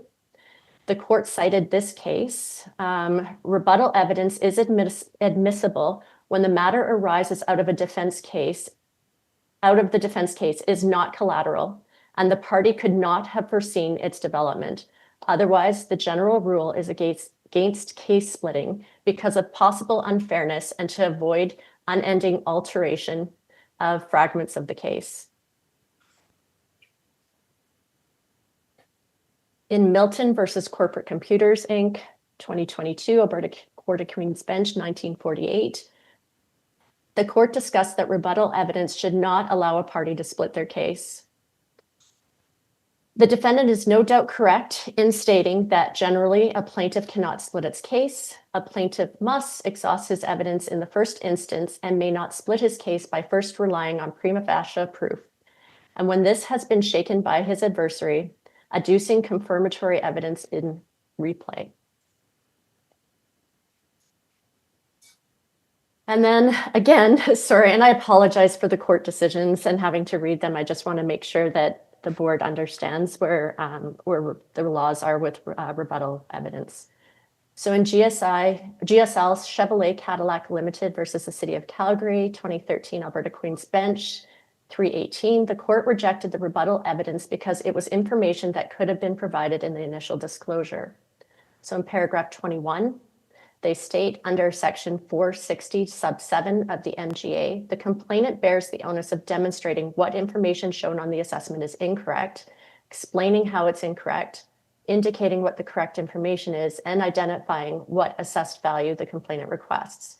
It was always open to GSL to provide all of the documents excluded in the rebuttal package during the initial disclosure. If GSL took issue with the discount given for environmental concerns, it did not need to know how the city intended to defend this number. GSL merely needed to provide sufficient evidence to back their own number. Any failure to do so must be borne by GSL. The only error of law in the circumstance would have been to include this evidence when the statutory regime clearly prohibits it. Therefore, any evidence submitted by the complainant as rebuttal, which is not in fact actual rebuttal evidence, should not be accepted by the board at the hearing, should not be spoken to by the complainant, and should be disregarded in its entirety. So there's a couple more board decisions, but I'll save you having to listen to them. Basically, the issue is that if the complainant hasn't provided the information in their original disclosure and then tries to introduce it as rebuttal when it's not actually rebutting anything that the respondent has put in their disclosure, it really isn't allowed or contemplated by the legislation or by the rules of natural justice. So in going through, I'm not suggesting that the entire rebuttal document be omitted from consideration by the board. What I am looking at is specific information that was included to have the board find that it's not allowed to be introduced. So if we go to the complainant C3. May I ask a question briefly? When she's finished presenting, yes, you're welcome to ask questions as well as rebut. Just one moment, please. Okay. So on page 10, the 2021 property assessments have been introduced, and this is on the complainant C3. This was not brought forward. Past year's assessments were not brought forward as an issue. They weren't included in the complainant's on the complainant's complaint form, and they weren't referred to by the respondent. Same with on page 12, where the 2023 ratio stats quartile results have been introduced. Again, this was not something that was provided by the complainant in the original complaint form or in disclosure, and it was not something that is in response to anything introduced by the respondent. So on page 13, the entirety of the information on the chart is new information and had not been disclosed. None of these properties were referenced in the respondent's disclosure, so that's all considered new evidence. And on pages 14 to 16, there's information regarding a property at 841 14th Street. So just a moment, I actually, page 13 for us is blank. Like at the top, it says table 6, sales post July 2023, but there's actually nothing printed on the page. Oh, I don't have a blank page in my submission. And what was the page previously when you talked about page 10, table 4? Yeah, And it's no, so titled properties with similar assessments? We actually have nothing listed there. No? No? I can explain. just, Yeah, just, I'll, maybe the, It appears there was some sort of translation issue between PDF and Word in the stuff that you received versus the stuff that Deanna received. I cannot explain it. I sent the same document to both locations, but from a technology point of view, one went without the attachments or the pictures. okay, so what I'll do is I'll try to lead you to information on the page, or the board to information on the page, so that you can, since our page numbers aren't going to line up. yeah, so I think our page numbers line up, but literally, like, when I'm looking at my panelists next to me, there's some gaps. So like, on table 2 on page 4, missing. Table 3 on page 5, missing. I actually thought it was me when I was reading this yesterday. Table 4 on page 10, properties with similar assessments. The title is there, but missing. Table 5 on page 11 is missing.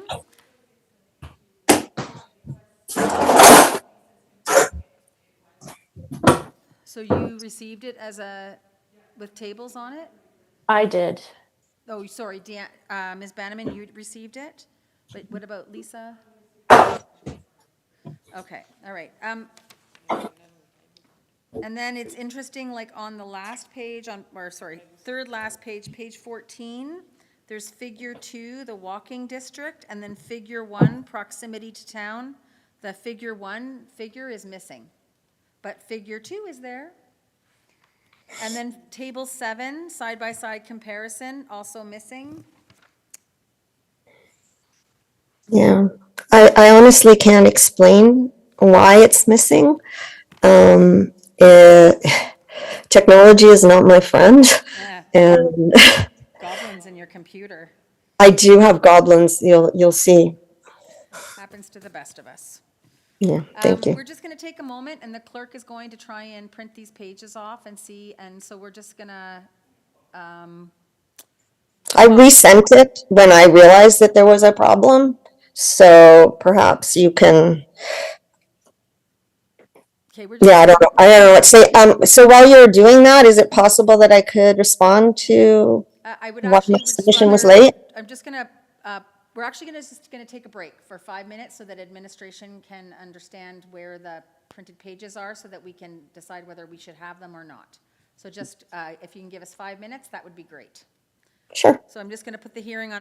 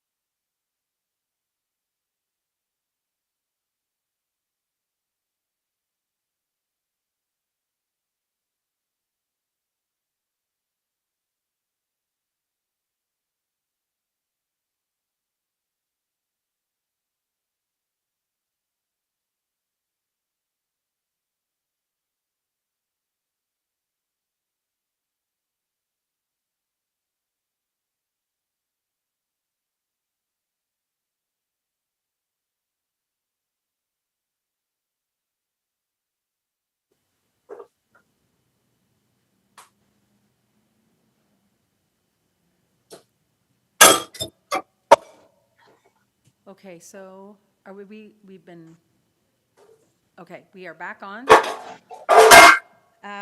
So the clerk has been kind enough to print off a new copy of the rebuttal, and it has the tables that were mentioned. We're going to name this, again, just a reminder to my colleagues here, C3, in terms of evidence numbering.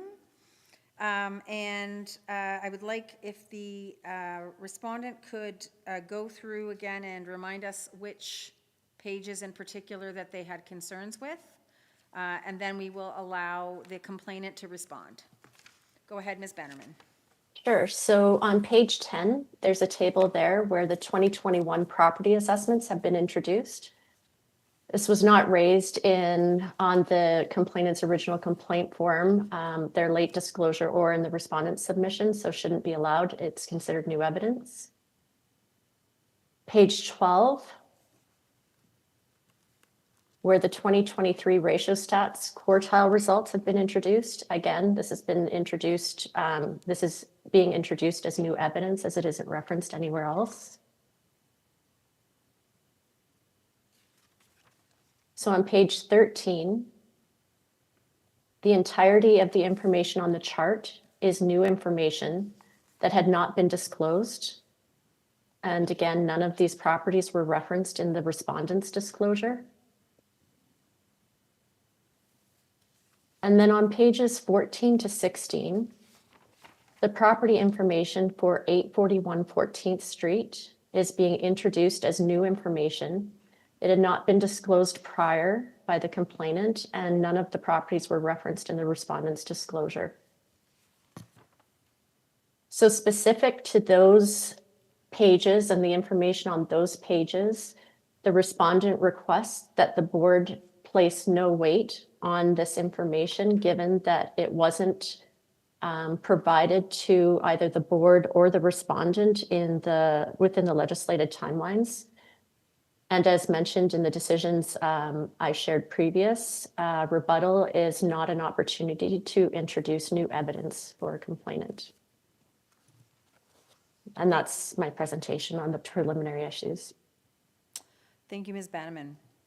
And so for the complainant, I give you the opportunity to respond or speak to the preliminary issues that have been brought up by the respondent.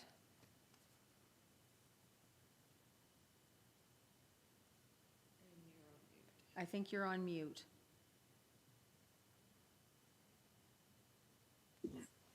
Thank you. I provided and sent my documentation on the required date, and I'm unclear why. Well, I actually do know now why it didn't go through. So on the morning after it was due, first thing, I was contacted to say it was not received. I went to my sent items and it showed that it was sent. And I was confused. And so I sent it again. It still was not received. I tried to figure out why it wasn't going out. I never figured it out. On Monday, so we're talking business days, 2 days later, I spent some time on the weekend speaking with Microsoft, and I will read what they said, and I provided this to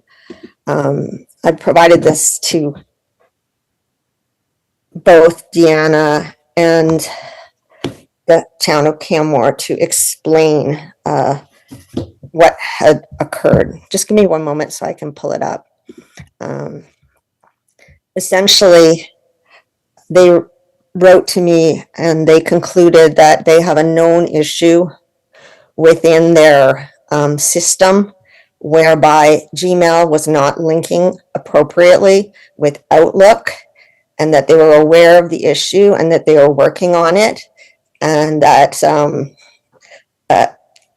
I would like to say I couldn't have known that. I think it's very similar to if you send something and it's postmarked a certain date, you should be able to receive that or consider it as received. I think a sent item in my sent box is equivalent to a post date. And given that the time frame was so small in terms of working time and days, essentially, I had it Monday morning and it was due Thursday afternoon. So I just wanted some latitude here because I really couldn't have known. And I think what we really want is to have a good discussion about all the information that was provided on time but not received.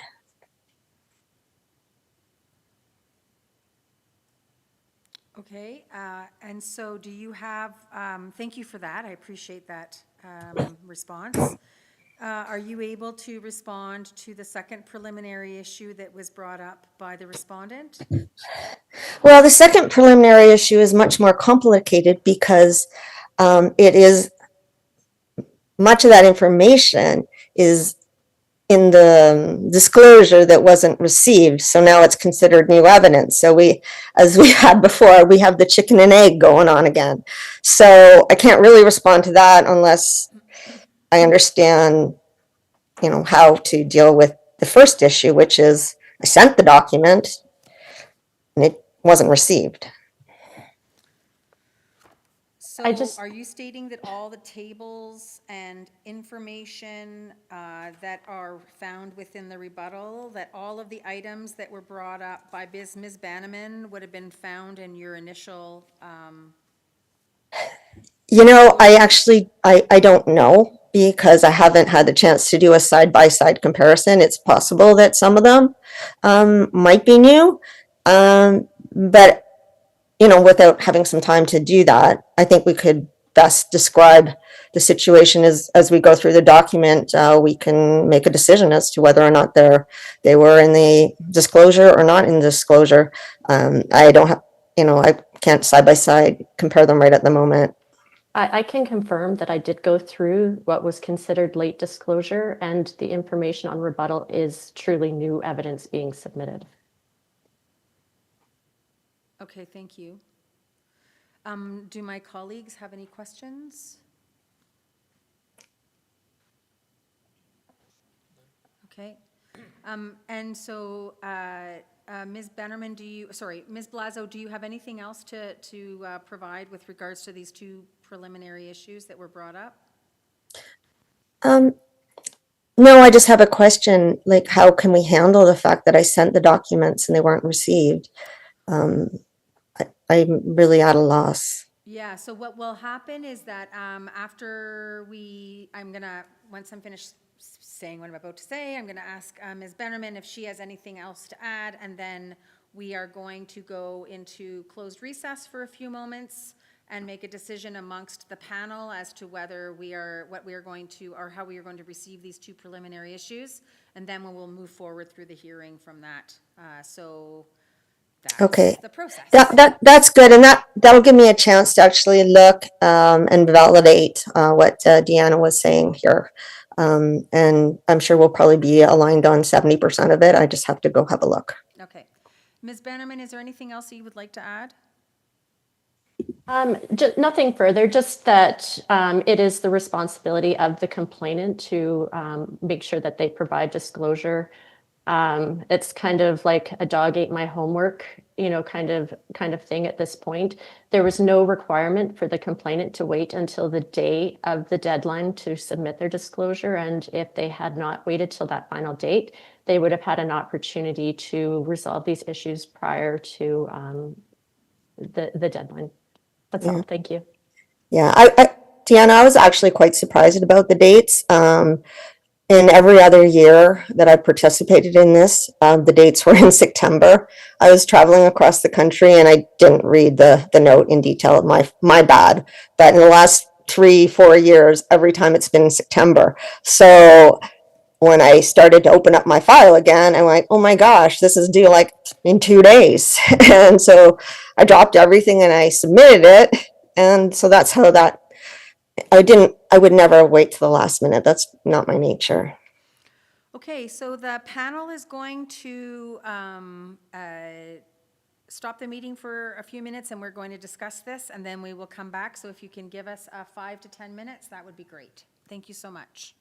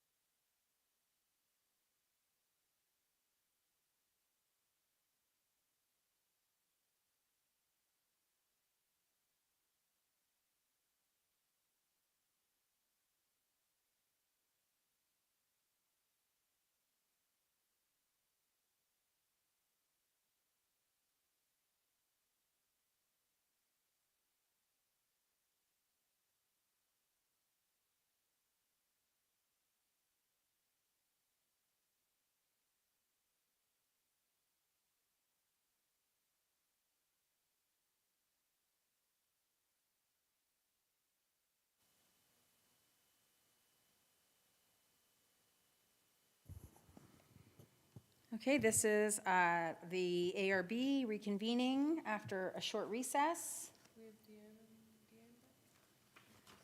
We're just waiting to make sure everyone is with us. I see Ms. Bannerman, I see Ms. Blazo, excellent. So the panel has had an opportunity to review the two preliminary issues. And on the first preliminary issue of the disclosure being received 4 days late, we agree with the respondent, and we will not be proceeding with this hearing as a result. And therefore, preliminary issue number 2 we don't need to address it because the hearing is being dismissed based on the late submission. And so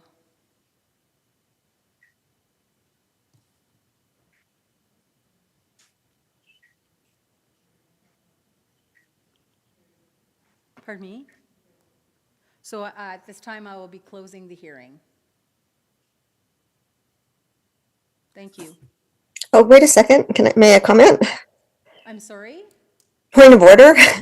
I don't think you can dismiss the claim because I don't think that's what Deanna intended for you to do. I think what she wanted you to do was not to look at that document and not to consider any evidence that was new evidence in her second point. Was it your intent to throw out the hearing, Deanna?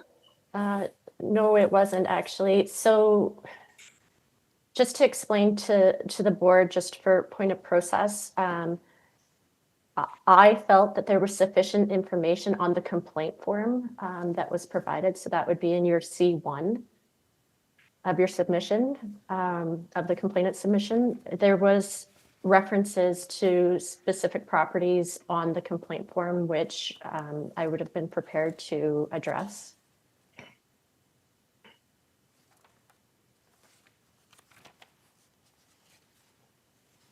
All right, we're going to take a brief recess.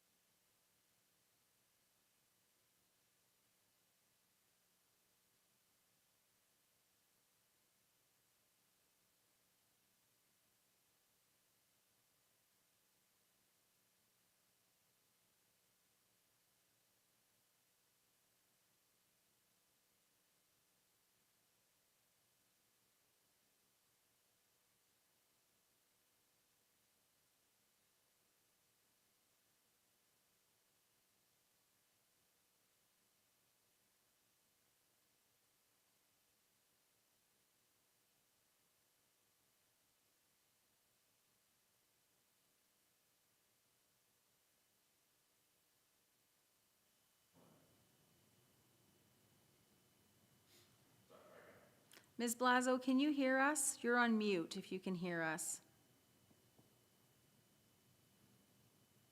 Oh, there's Ms. Sorry, Blazo. that's the first thing I heard. Okay, that's was- okay. Were you guys talking before that? Well, we were just trying to get your attention, so I'm glad we thought we'd lost you, and then we thought we had you, and then we thought we'd lost you, and now we have you, which is a Oh, good that's so thing. funny. I was just looking at you guys, wondering when you were gonna. So I wasn't saying anything. I was just waiting for you guys to Oh, talk. I'm You might have been sorry. on mute. We were worried that we had lost you somehow, and yeah, but we have you. We have everybody. This is important. Okay. Excellent. Okay. So I want to apologize earlier. I misunderstood my colleagues when we were convening earlier. So I'm going to take it from the top here. So with regards to the two preliminary issues, we will be, hold on. We will be obviously keeping C1, that evidence. C2, due to its late submission, will be removed as evidence. And C3, we will permit, except for those pages brought forward by Ms. Bannerman with regards to, and I will repeat them into the record. The table 4 on page 10. Table on page 12. Excuse me? Table 4 on page 10, the only thing that I would suggest that you could not include would be the column 2021 assessment. All those other properties have been discussed in the previous submissions. Is that correct, Deanna? You're on mute, Deanne. Deanna, can you hear us? I apologize. I was on mute. No worries. It's I got happening to so us excited. all day long. Yeah, Fine. I got so excited to answer the question. So yeah, specific to that table, the 2021 assessment is specifically what I was asking to be omitted. Okay. Although the rest of the table has been disclosed on the complaint form and through the respondent's information, so there's nothing new on there. Okay, thank you. And then, so I'm just going to start over now that I have you in the picture, sorry. So, on C3, we are going to remove the 2021 assessment from the table 4 on page 10.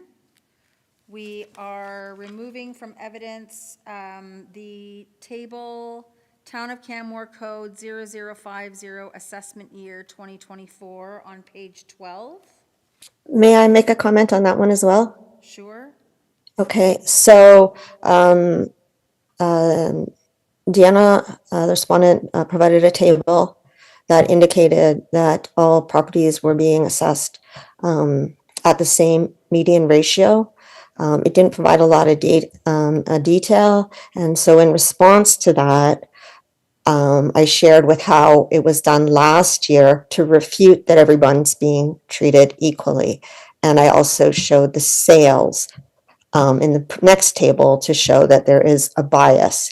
So the table that was introduced by Deanna, which is to indicate there is no bias, is being refuted by 1, how the quartiles are calculated, and 2, the evidence that homes in since July 2023 have been selling at the high end much lower ASRs relative to the average property.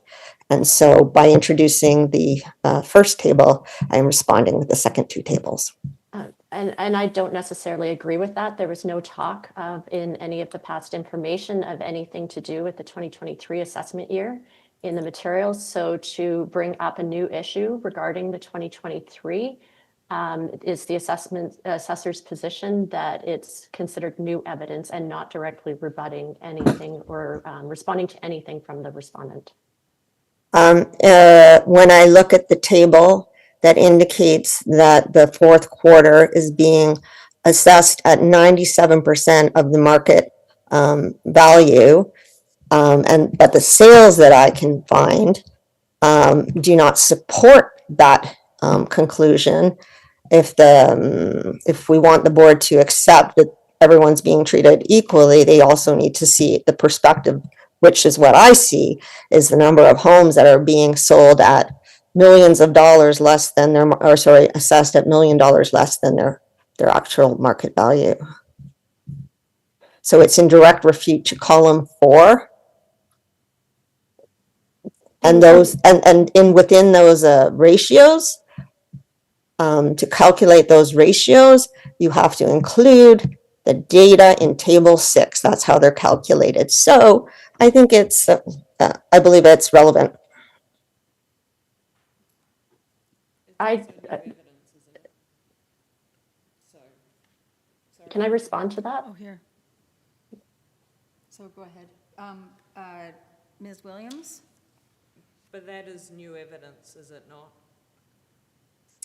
Which is the problem with it. It's not that it's inaccurate, it's that it's new evidence and that there's no Yeah. ability for the assessor to respond to it. That's why it's being excluded, not because it's not accurate.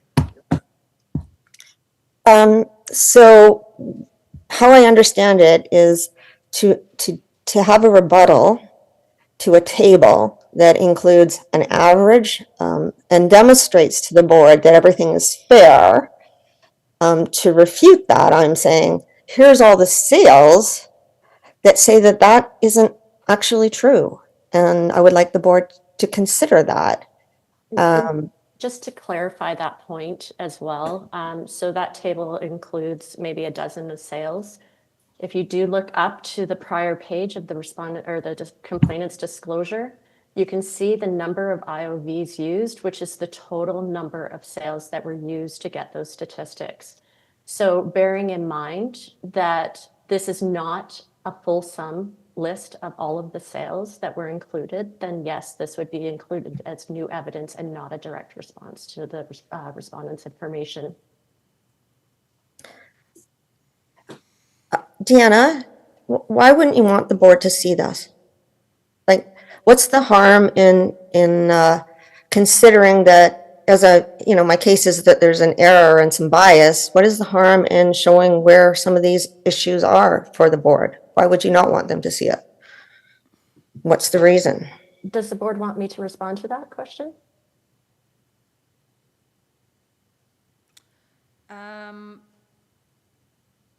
I don't think that there's a question of whether it's harm or not harm. I think that it's a question of whether it is new evidence or not new evidence. And so that is what the board is deciding on, as to whether it adheres to the principles of new evidence or not. There's no value judgment. It's about adhering to our policy, procedure, and the legislation.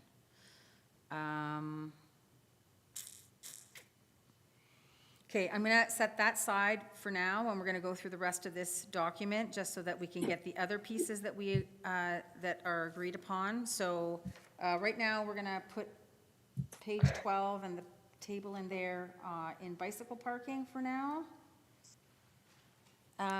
So page 13, the table that's here, table 6, sales post July 2023, that will be omitted. Sorry, I thought that's the one we were just talking about. No, I was Yeah, talking these about two. table 12. These two go together. Oh, they go together? Okay, sorry. I was specifically talking about the table on table 12, but, and teasing them out as two different tables. I Okay. understand that they are somewhat together, but it's table 6 that is also new evidence. And then the second half of table 7 that identifies 841 14th Street is also to be excluded. So those are what we're going to be excluding from C3, we're going to, the board is going to go in camera again to discuss this issue with regards to the town of Canmore. There's no table number for it, page 12, that table. And we will be back shortly. Thank you. Okay, sorry, but table 6, is in the parking lot? No, it's the page 12, the table on page 12, that's in the parking lot. That's what we're about to So- discuss.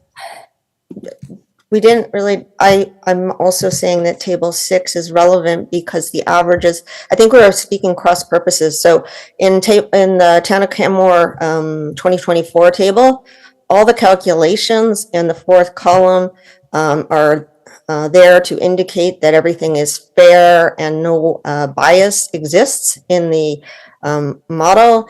And, the table 6 highlights a good number, 100% of the sales since 2023 that show that there's something not, the conclusion that you can draw from that is not necessarily the reality. So table 6 to me is really important.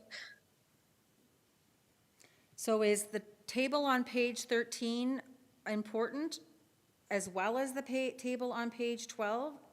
And are they? Yeah, the table 6 is the most important, really. Okay. And Thank you. are we still arguing, Ms. Bannerman, that both of these tables on page 12 as well as page 13 are considered new evidence? I'm specifically saying that the table on page 13 is new evidence. I mean, really, the stuff on the tables on page 12, or the second part of the table on page 12, is also new evidence, but I mean, that's not as critical. That's something, that could be made public if warranted. It's just the value ranges that the internal provincial auditor values our properties at.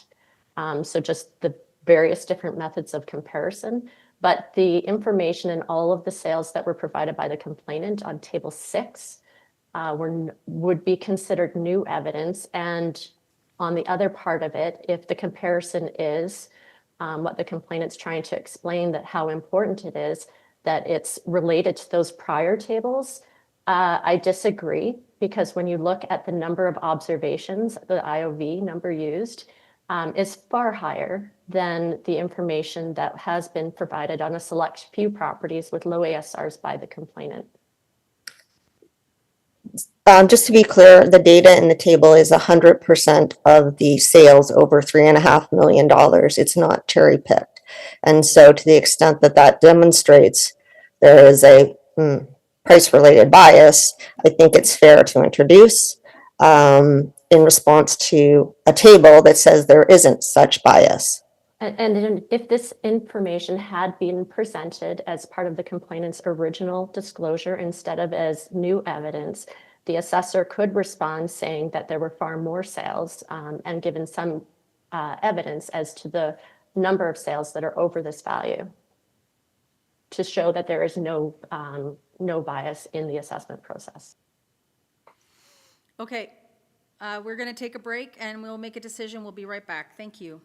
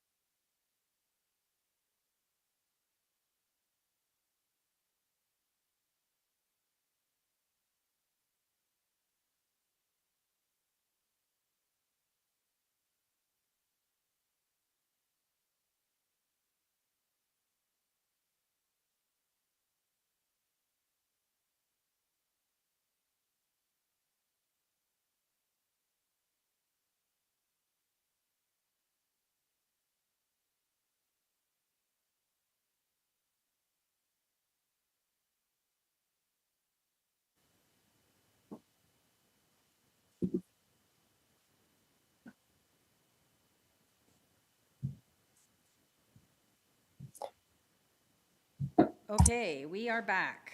Okay, good. I've got Ms. Blazo, and I'm waiting for, there she is, Ms. Bannerman. Okay, so this is the decision of the board with regards to these items. We have decided that both the table on page 12 and the table on page 13 are both considered new evidence, and they will be removed for us to see. Additionally, on table 6, all of these properties, except for one, are nowhere near the property that is being, whose value is being, or assessment is being appealed today. And so we actually find it irrelevant. So I understand that, I think, Ms. Blazo, you're trying to make a broader point about assessment, but this isn't the place to do it. And I appreciate that. So we will move forward, removing those tables as mentioned, on those pages as aforementioned. And I will go back to my script. And now that we've dealt with those preliminary issues, the decision has been made, and we will start the presentations. So, Ms. Blazo, you are welcome to begin to make your presentation now. Okay, so I'm going to present from, I guess that would be the package C1, which has been accepted. Yes. And so I just wanted to give you a context. So when I looked at my assessment, I wanted to understand, is it fair relative to other sales? And is it fair relative to other assessed values? And so I created a query, and I looked at all sales that I could find that were roughly around the same amount as my property escalated to July 2024. And in doing so, I came up with this list that you see in table 1.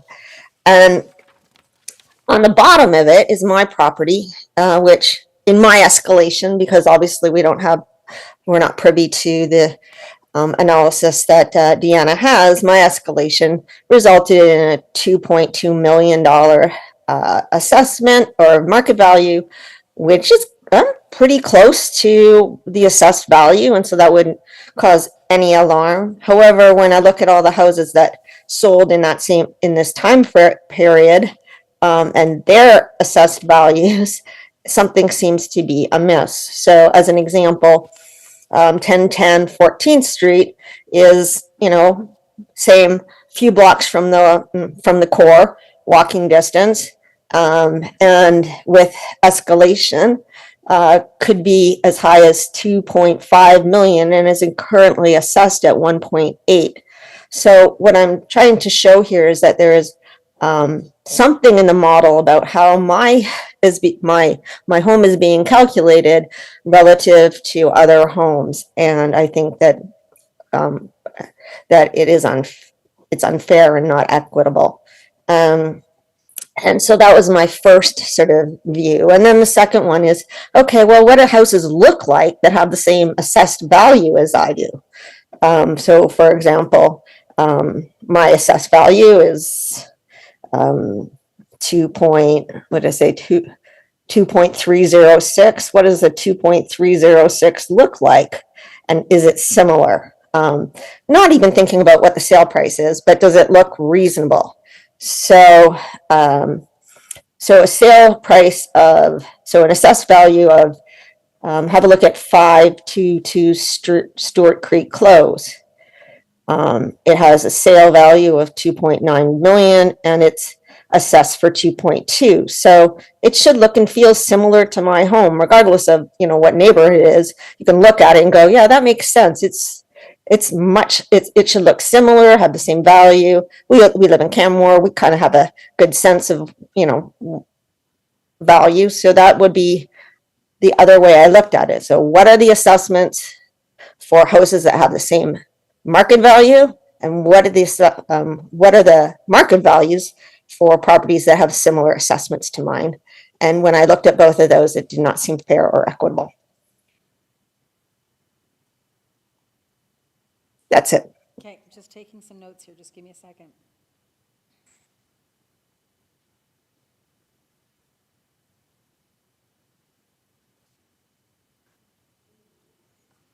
Okay, thank you. Are there any questions from the respondent with regards to the evidence that the complainant has brought forward? No, I don't have any questions at this time. I'll address the comparability in my own presentation, if that's all right. Thank you. Are there any questions from my colleagues here on the panel with regards to the complainant's evidence? Yes. Oh, that's my job, sorry. Sorry, I just want to make sure I understand the table correctly. So the first table is the sale price, and it looks, it's compared to the assessed value. And so what's the significance of this? I'm assuming it means escalated at July 2024. What's the significance of that? Yeah, so when we look at the assessments, they're all evaluation date as of July 1, 2024, and the sales have different dates that they happen. So utilizing an escalation rate, which is also what is done in the model, using an escalation rate, you can get, well, that would have sold for example, 1005, let's walk through the row. So 1005 Wilson Way has an escalated sale value based on a sale price that happened in May 2021 of 2.25 million. And it has an assessed value of 1.668 million, which means it has a relative assessment to market value of 74%. And if you look at the subject property, utilizing the same escalation parameters, my property would be worth 2.20667, and it's assessed at 2.3, which is 104% of the market value. And that's how I would read that table. And the table below is similar in that. I just have a question. Oh, sorry. And so you don't have in this table what the actual sale prices were? But I do have them available, and I think they're in my rebuttal, so we can speak to those when we get there. But Right, and so what is the basis of your escalation? the escalation is a complicated calculation, as Deanna can tell you, so there's the calculation would be somewhere around 10, 12, 8, 4, depending on what year. So it requires you to understand the market in those years and then apply an escalation. And so my 2.20, I've played around with a few different escalations to try and match the assessor's escalation. And I get close, but without the actual information of what assessments the assessor is using for escalation is pretty hard to do. But I think what I've done is a reasonable estimate, and it's consistent with all the properties. So I'm not escalating wildly differently in the different areas. Right, but your escalation is based on different years. So presumably this sale that goes back to 2019 would have a higher escalation, the one at 802 Larch, than the one in 198 Yeah. Goodman? Yeah, exactly. So it would be 7.5% per year for the one in 2019 to represent the fact that things were somewhat flat in 2019, but have been increasing over time, whereas the average escalation for another property that sold more recently is 10%. So it's, I can give you the numbers by year are, just a second, let me pull it up for your clarity. The property that had sold more recently require less of an escalation? Absolutely. I'm quoting annual escalations. So for example, when you say escalation, it's just by year, just like an interest rate or something. So the absolute amount is much less, but the percentage varies based on the market. And this is a table that you've generated yourself? There's no other really way to do it to compare sales. We don't have any, right? So at this moment, looking about 10%, 10%, 10% in 2021, 10% in 2022, 2023, 10, 2024, 5. Anything more recently, just 0, and pre-2019 is 7.5. So, you know, we have to make some assumptions in order to present our cases because we can't present unescalated values. That would be What incorrect. sort of assumptions have you made? Those are this, sorry, 7.5% Right, you're making. every year. Yeah, those are the assumptions. 7, 0, 10, 10, 10, 5, and nothing for 2024. Okay, and then so on to the second table, you've taken the assessed value 2020. So on the so the second table, it's just more of a search. So I looked for homes that have the same assessed value as I do to see what they look like in terms of their sale price. So, and what I found, for example, on, okay, let me just go across. Um, 7 Woodside Lane is the second from the bottom. It has an escalated market value of 2.686 and an assessed value of 2.334. And it sold on April of 2024. And so you've done this on a Canmore-wide basis as opposed to the neighbourhood that your property is specifically in? Yes. And is there a reason for that? The reason is that I believe that the calculation for the type of home that I have in South Canmore, because I do have some South Canmore ones in here, but the type of home I have in South Canmore has fundamentally a calculation error in it because I can't understand how the number comes up so high relative to these other properties.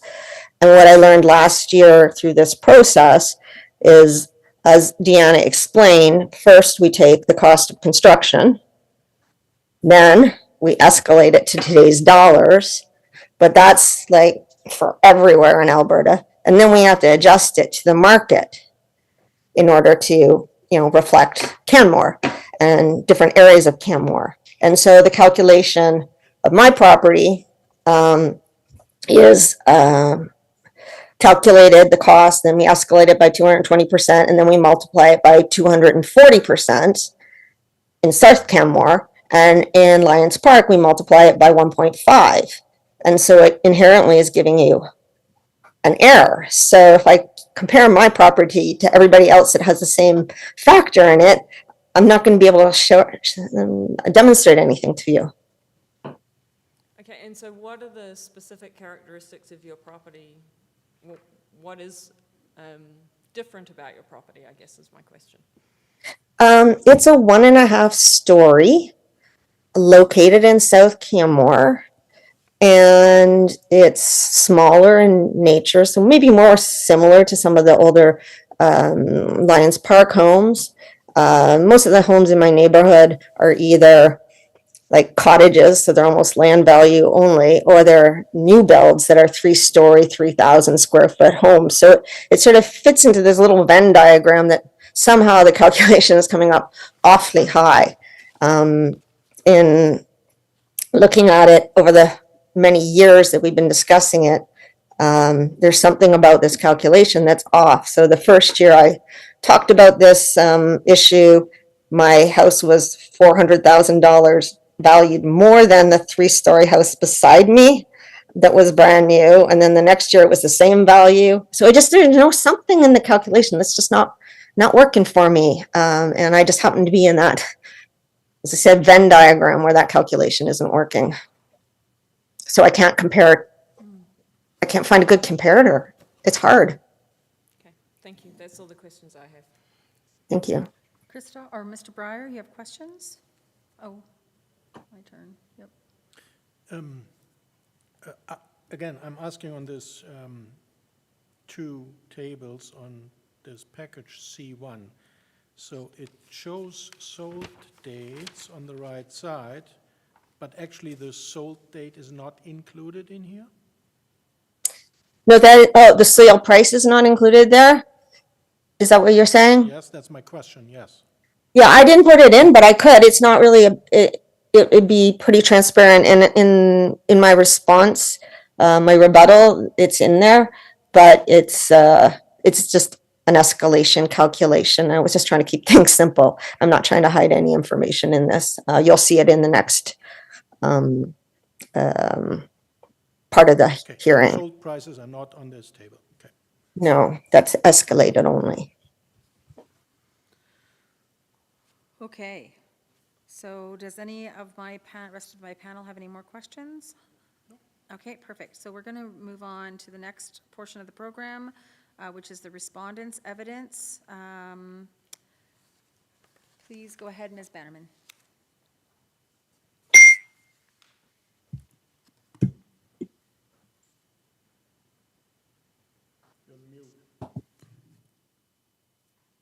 You're on mute, ma'am. Apologies. You know what? It's been We a were long also morning. well trained up during the first 2 years of the pandemic, and now I think it's actually positive that we're all forgetting that time, so. Yeah, and I'm it's been a here for long you. I'm morning. here for both of you. Yeah, thank you. I appreciate the reminder. So through my presentation today, I'll demonstrate that the onus to demonstrate that the assessment is incorrect falls on the complainant. The evidentiary burden of proof has not been met to demonstrate that the subject property's assessment is incorrect. The property assessment for the subject property has been prepared in accordance with Alberta legislation, and that the property assessment for the subject property is both fair and equitable. So on my pages 6 to 8, I include an exterior photo and aerial maps of the subject property. On page 9, there's a summary of the subject property. So this is a 2-story, no basement home in South Canmore. This property sold on October 2nd, 2020. So that was through Alberta Land Titles, with a market adjusted sale price as of July 1st, 2023, which was last year, of $2,358,600. So there are no market adjustments made to bring the sale to the market conditions of July 1st, 2024, since this fell outside of our valuation period, which was used in the preparation of assessments for the period of July 1st, 2021 to June 30th, 2024. So starting on page 10, I'd just like to give some background on the legislative framework for property assessments. So the Town of Canmore prepares assessments annually in accordance with the Municipal Government Act and matters relating to assessment regulation. These laws mandate that assessments must be prepared annually, reflect the market value as of July 1st, 2024, which is our valuation date, reflect the physical condition of the property as of December 31st, 2024. So the market value standard, Alberta legislation prescribes that property assessments must be prepared based on market value. Market value means the amount that a property might be expected to realize if it is sold in the open market by a willing seller to a willing buyer. The legislation further stipulates that an assessment of property based on market value, A, must be prepared using mass appraisal, B, be an estimate of the value of the fee simple estate in the property, and C, must reflect typical market conditions for properties similar to that property. So mass appraisal is the legislated methodology used for valuing individual properties, and it involves the following process. First, properties are stratified into groups of comparable properties. Common property characteristics are identified for the properties in each group, and a uniform model is then created for each property group and applied to the entire group. This process ensures consistency and fairness across the municipality. So now I'm on page 12. So for residential detached properties in the town of Canmore, the market modified cost approach is used. This approach is a hybrid of both the cost and the sales comparison approaches to value. Under this approach, all improvements are first valued based on the cost approach, and then the values are adjusted to reflect current market conditions. Based on the sale transactions. It is the most appropriate method in this market context where there's ample sales activity. So for the 2024 assessments, all valid sales occurring between July 1st, 2021 and June 30th, 2024 were analyzed. Time adjustments were then applied to the sale prices to account for any market fluctuations occurring between the sale date and the legislated valuation date of July 1st, 2024. And this is in accordance with the provincial minister's guidelines and audit practices. So in just a little information on the effective year built, since it impacts the subject property. This is the age of the house, which is adjusted for additions and renovations.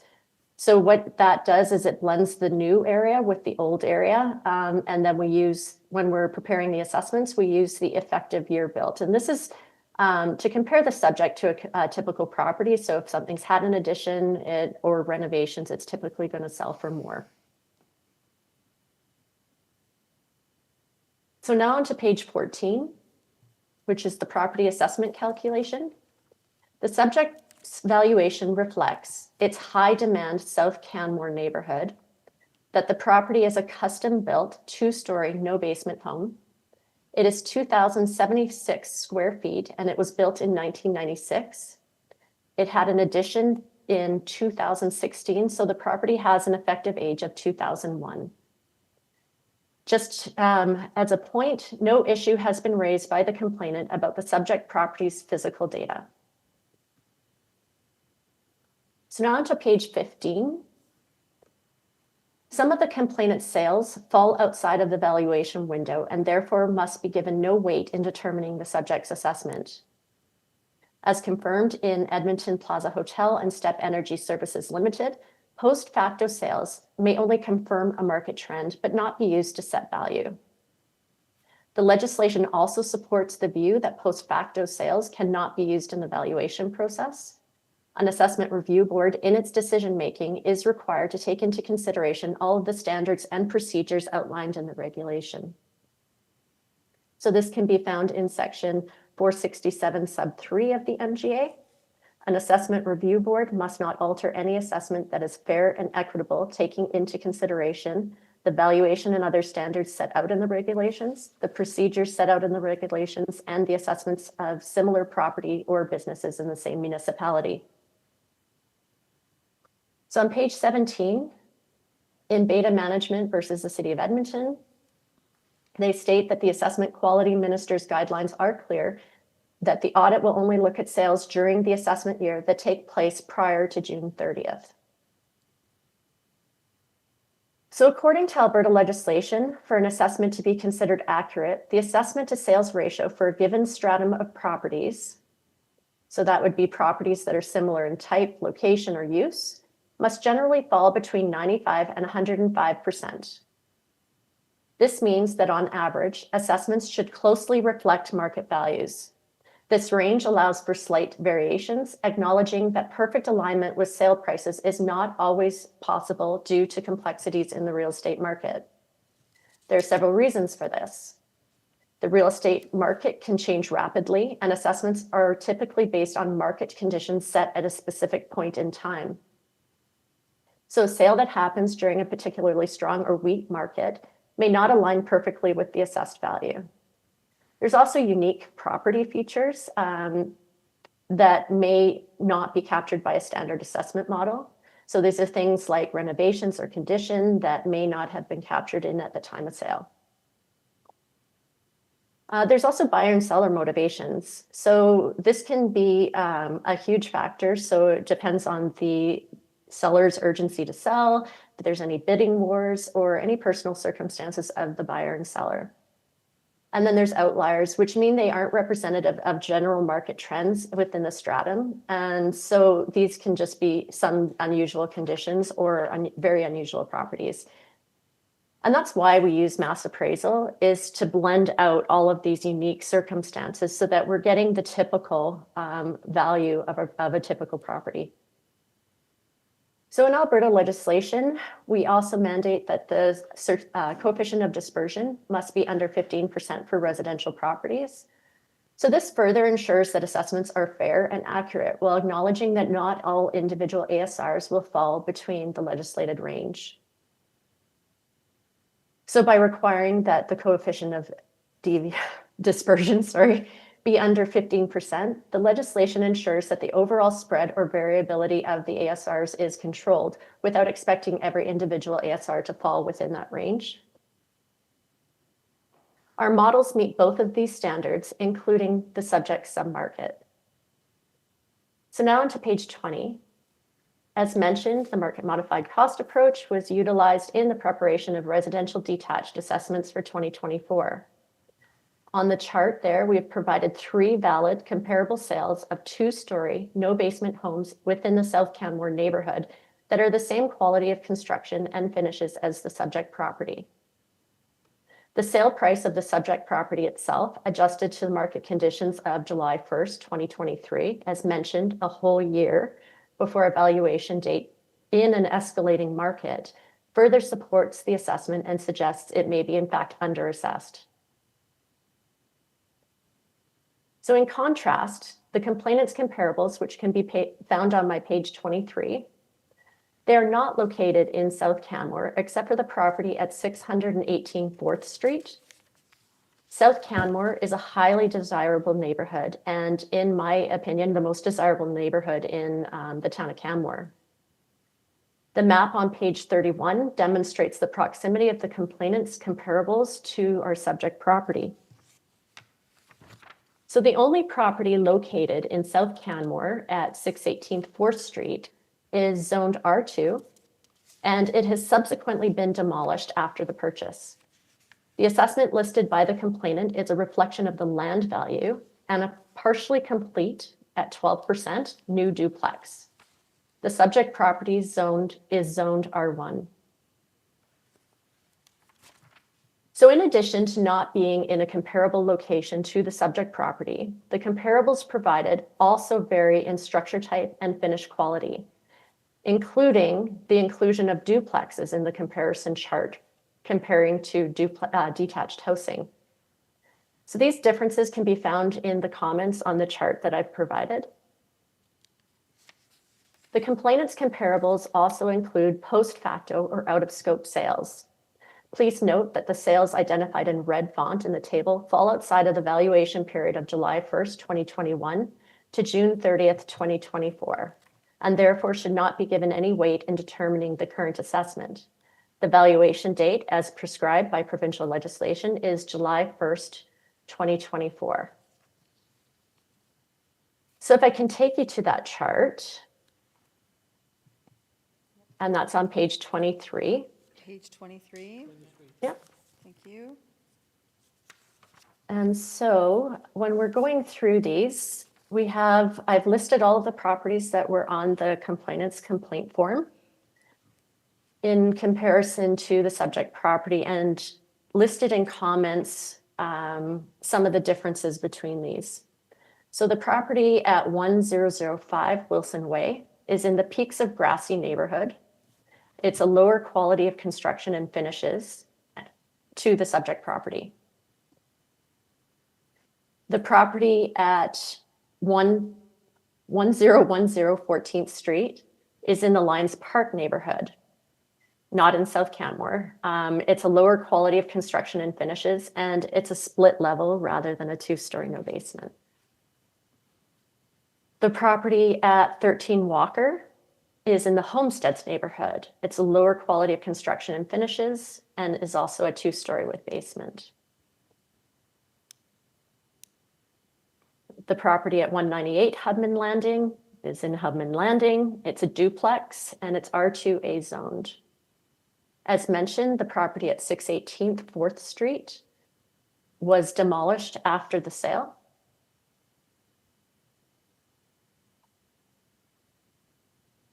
And it's R2 zoned. The property at 802 Larch Place, the sale actually occurred prior to the July 1st, 2021 valuation date. It actually sold on May 21st, 2019. So it should be given no weight for this valuation period. The property at 917 15th Street, again, it's in a different neighborhood in the Lions Park. Again, it's a lower quality of construction and finishes. The property at 109 10 Walker, it's in the Homesteads neighborhood. It's a similar quality of construction. The property at 1070 Evergreen Circle, it's in the Rundlehood neighborhood, similar quality of construction. The property at 140 Cafaro Court, sale occurred in September of 2018. This occurred prior to the July 1st, 2021 valuation period and should be given no weight. The property at 210 Casale Place, again, this property occurred prior to the valuation date of the valuation period, starting on July 1st, 2021 and should be given no weight. The property at 223 Mescal Close is in the Casale neighborhood, and it's a 2-story with basement. Property at 297 Mescal Close. This sale occurred in July 2017, which was before the valuation period and should be given no weight. The property at 522 Stewart Creek Close is in the Three Sisters neighborhood, a 2-story and basement property. 7 Woodside Lane is in the Larch neighborhood. It's an inferior quality of construction, and it's a 2-story with basement property. And then finally, the 825 14th Street. This is a post facto sale transferred through Alberta Land Titles in September of 2024. Since it occurred after the valuation date of July 1st, 2024, it should be given no weight. So those are just some of the major differences between the comparables that the complainant has submitted versus the subject property. More details on these can be found further into our disclosure, plus the chart that I've provided includes the year built, the square footage of the property and such, showing that they are not comparable to the subject property. So in addition, the complainant's time adjustments are inconsistent and not supported by statistical modeling. And these are the time adjustments or the escalated sale prices that have been provided on the complaint form. So these inconsistent time adjustments are distorting the ASRs that appear on the complainant's chart, and they undermine the reliability. So the market escalated sale prices presented by the complainant diverge significantly from those calculated by the assessor. And I've provided both of those on that chart, on that same page as well.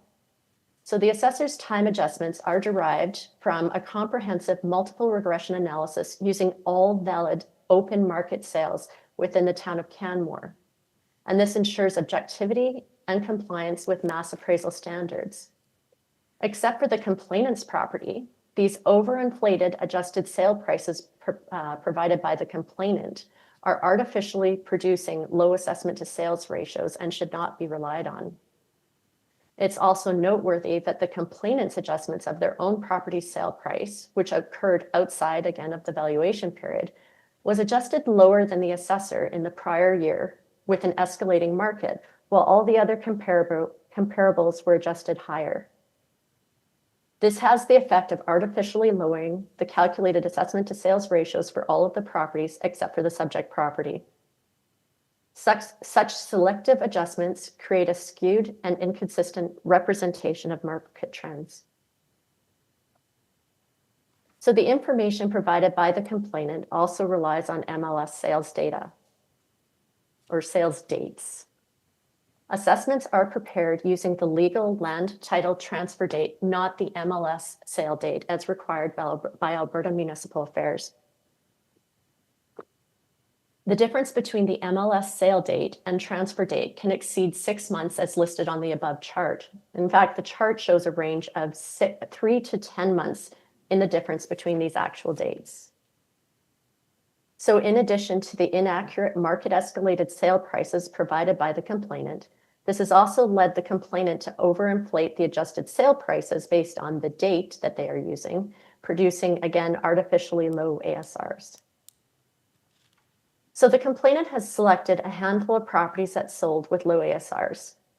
To isolate and rely on a small number of selectively adjusted sales, especially ones outside of the valuation period, without consideration of the full sales data set used in the assessment model, is methodologically unsound. This practice of randomly selecting sales not comparable to the subject property is not contemplated by the Municipal Government Act and does not promote fairness or equity in the assessment process.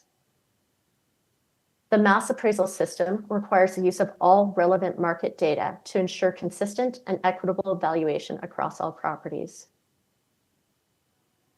So the property assessments for 2024 have complied with legislative quality standards. On the bottom of page 24, we have included the median ASR for each of the neighborhoods that were included as comparable in the complainant's complaint form.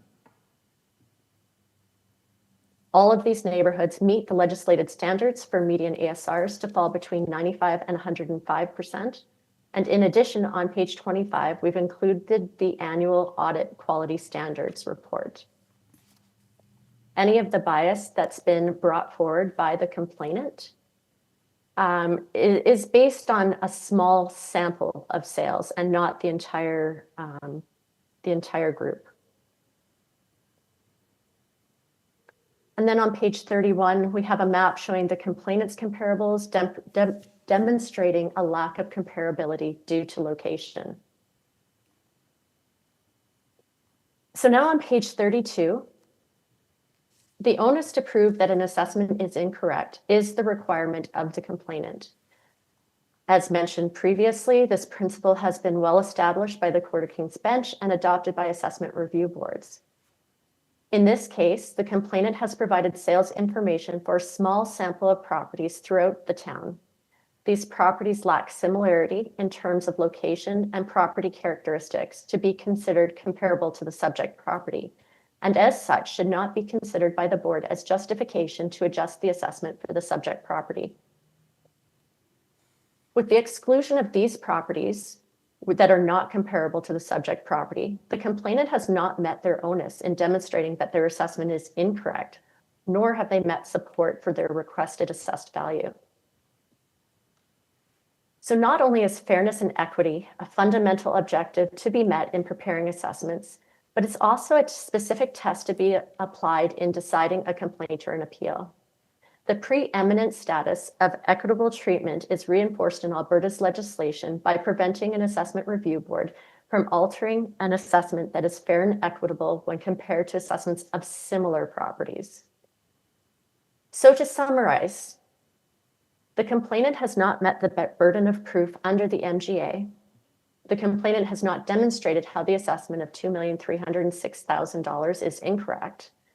Assertions and selective comparisons alone are not sufficient to discharge the burden of proof. As set out under section of the MGA 460 sub 9, the complainant must provide credible evidence showing that the assessment is incorrect or inequitable, and this has not been done. The sales they rely on are flawed, outside of the valuation period, or just not comparable. The adjusted sale prices submitted differ significantly from those developed through the respondent's statistically valid multiple regression model using all qualified market sales for the town of Canmore. All of the complainant's comparables are dissimilar to the subject property in terms of location, quality of construction and structure type, and furthermore, many sales fall outside of the valuation window of July 1st, 2021 to June 30th, 2024, and therefore should not be given any weight in determining current market value.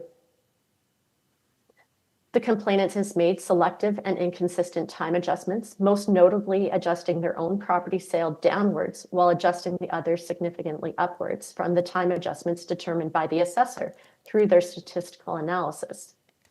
The complainant's method distorts the assessment to sales ratios and undermines objectivity. This approach is not contemplated under the MGA and is inconsistent with principles of fairness, equity, and transparency. The assessments for the 2024 assessment year have been prepared using legislative methods and reliable market data. The respondent's valuation model has been tested by the province and found to meet all quality standards prescribed under matters relating to taxation and assessment regulation. It is the respondent's position that the property assessment of $2,306,000 for the subject property reflects market value, is equitable, and legislatively compliant. Therefore, the respondent respectfully requests that the complaint be dismissed under Section 467 sub 2 of the MGA, or in the alternative, that the board confirm the assessment as presented. Thank you for your time. I'd be pleased to answer any questions from the board. Thank you, Ms. Bannerman. Does the complainant have any questions for the respondent?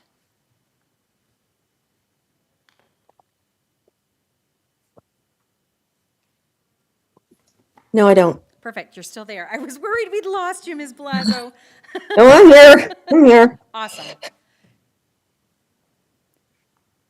Do you have any questions for the respondent? Oh, no, I don't. No questions? Okay. Do either of my colleagues here on the panel have any questions for the respondent? Okay, there's no questions. So in terms of the next portion, let me just organize we are drowning in paper today. Yeah. So next we have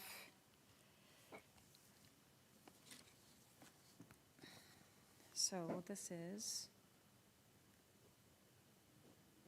C3, because we're not going this one. right. So we're going with this one. Yeah, so C3, would the complainant like to provide any rebuttal evidence as permitted through the earlier decision within your C3, except for the pages that were identified? Yes. So in my case, I believe that my property is unfairly assessed and that I have applied consistent, all the assumptions that I've put in place are consistent across all properties and are not differential to my own property. If we look on page 1, I really want to highlight this now in that the calculation for my property value utilizing the escalation by the assessor is 2.358. That is a $718,000 increase in a 3-year time frame, which is $261,000 per year. Escalating it beyond that would take it obviously higher. I say that $261,000 is over and above what is being provided for other properties. Looking at the remaining, the comparable properties that were provided by Deanna, $146,000 per year, $117,000 per year, and $57,000 per year. The most appropriate comparator would be 146, which is the property on 3rd Avenue, but it's significantly different. It would mean that my property increased in value in 1 year by $300,000 to be consistent with these numbers. So I'm kind of struggling with the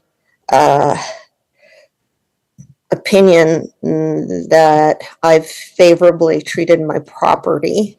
And and that a $718,000 increase over a 3-year period seems extreme, and difficult to calculate what kind of escalation like that would be for my property relative to the others.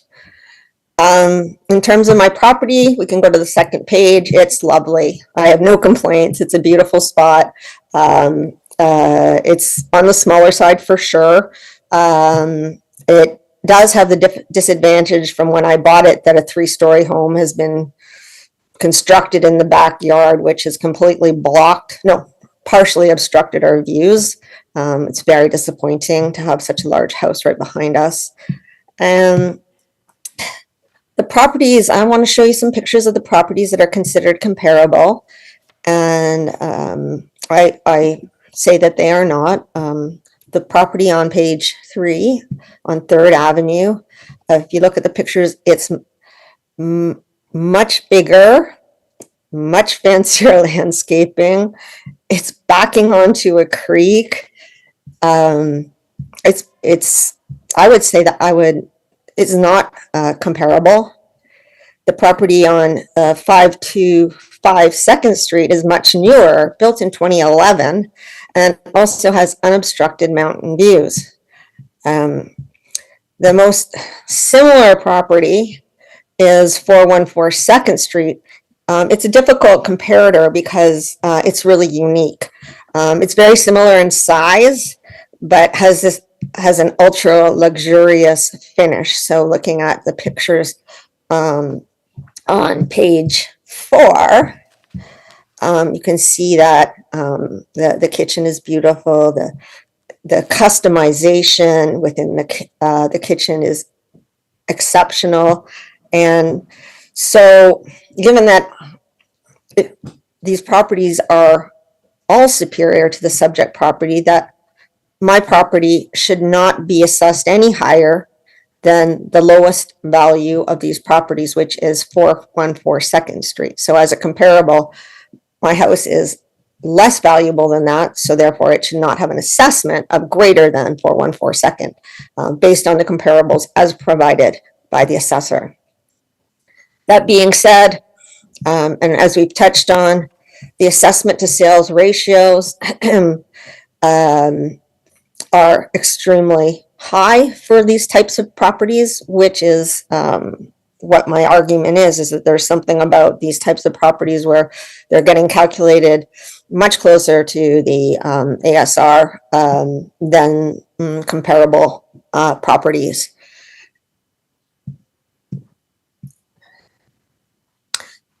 Secondly, we went through the table of the properties that I provided, and I think I gave you a pretty good explanation of why I selected them. And it was to find properties with sales information that were similar in market value or similar in assessed value.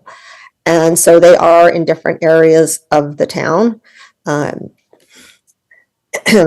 I will go through the comments with respect to the ones that were considered inferior. They are slightly inferior, but not significantly inferior. So I take you to the properties considered inferior by the assessor addressed in this table below. The assessor is justifying a much higher assessment for the subject property because it is superior to these properties.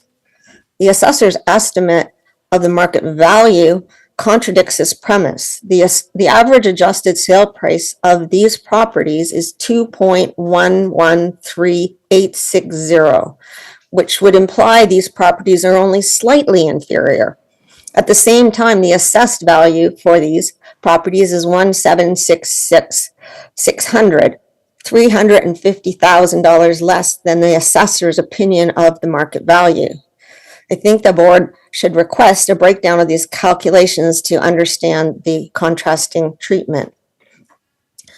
For example, in the table below, 1005 Wilson Way, the assessor has calculated its value based on the land transfer date of $2.19000 million and provided an assessment of $1.668 million. This is extremely off base relative to a consistent application of escalation. And I will not speak to the column 2021 as I only included that to try and understand where the problem might be occurring, but I won't speak to it. In reviewing the characteristics of these properties, it is clear that all things considered, they are similar or slightly inferior to the subject property. For example, 1010 14th Street is likely superior. It has an assessment of 1.797 million, for which you would expect the property to be substantially inferior. However, it is 1,730 square foot of finished area with an additional 500 square feet of finished basement. The pictures to follow do not support a lower quality assessment. The assessor's estimate of market value based on the adjusted sale date is 2.27. This also does not support a lower value assessment. The home currently listed for sale is currently listed for sale at 2.449 million. This is indicative of an error in the relative valuation of the subject property. So if you'd like to go to the pictures and take a moment to have a look at the quality of the finishing, the built-ins, it's completely newly renovated, and it's I would say superior to the subject property, but is assessed much lower than the subject property. The lower level, it is a split level, but it is, the market is valuing this split level in a way that is inconsistent with the valuation of my property. Also, 1005 Wilson Way does not appear inferior in quality as well. European contemporary design, stunning full timber frame home, beautiful mountain views, custom cabinets, hickory hardwood flooring, wood burning rock fireplace. And looking at the pictures, it's really quite a nice Scandinavian looking home. I would not say that it is inferior to my property. Other properties in the table are a mix of qualities. However, the superior aspects of size, green space, and large bedrooms with balconies offset the shortcomings in the construction quality. Market data validates this assertion. From a market perspective, these properties are not substantially inferior.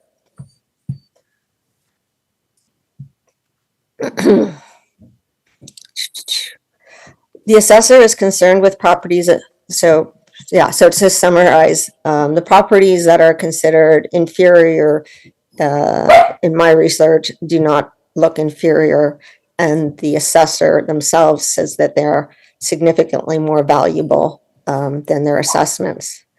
The assessor is also concerned with properties with different structure types being introduced into consideration. These properties, again, have the same assessed value. Oh, goodness. The board has asked to consider them on a relative basis, determining whether they are similar in value and whether they are being assessed in relation to the subject property. So the properties that I researched that had similar assessed values appear to be far superior to the subject property. In fact, the assessor's own estimate of their value is 2.835 million, in contrast with an average of 2.299 million of assessed value. These homes were all considered, I can't say that. That's just trying to understand. So, for example, considering 825 14th Street on the basis of its assessment, not its sold value, it is assessed at the same, let me just, the property, considering only the assessed values on a relative basis, 825 14th Street, just on the other side of downtown, has an assessed value of 2.218 million, which is $88,000 less than the value of the assessed subject property. This property should appear to you similar to the subject property. However, it is a newly built 3,550 square foot and has unobstructed views backing onto green space. It's 70% larger on a superior lot with more luxurious finishes. Again, an inspection of the calculation used to determine the subject property value, along with this comparator, should deepen the understanding of the gap. Interestingly enough, this property recently sold for $3.2 million, and with an assessment of $2.218 million, this is an extreme example of the errors within the model. And you can have a quick look at some of the pictures that support that. And now we are on page 11. We had some concerns regarding land transfer dates being an important and a negating factor in the validity of this complaint. That has been addressed in this rebuttal, and I have utilized the assessor's land transfer value dates. The province decided to accept the land transfer date, even though it did not reflect the actual transfer date because it is not significant. And as indicated in Table 5, the property is assessed unfairly relative to these other properties. The land transfer date has no impact on that conclusion. The properties continue to demonstrate an error in the calculation relative to the subject property. Utilizing the land transfer dates, the estimate of at July 1, based on the land transfer date, you can see that on average, the ASRs are 82% relative to a 98% for the subject property. This is a 20% difference utilizing the assessor's own data. The assessor has, let's look at one example here. Looking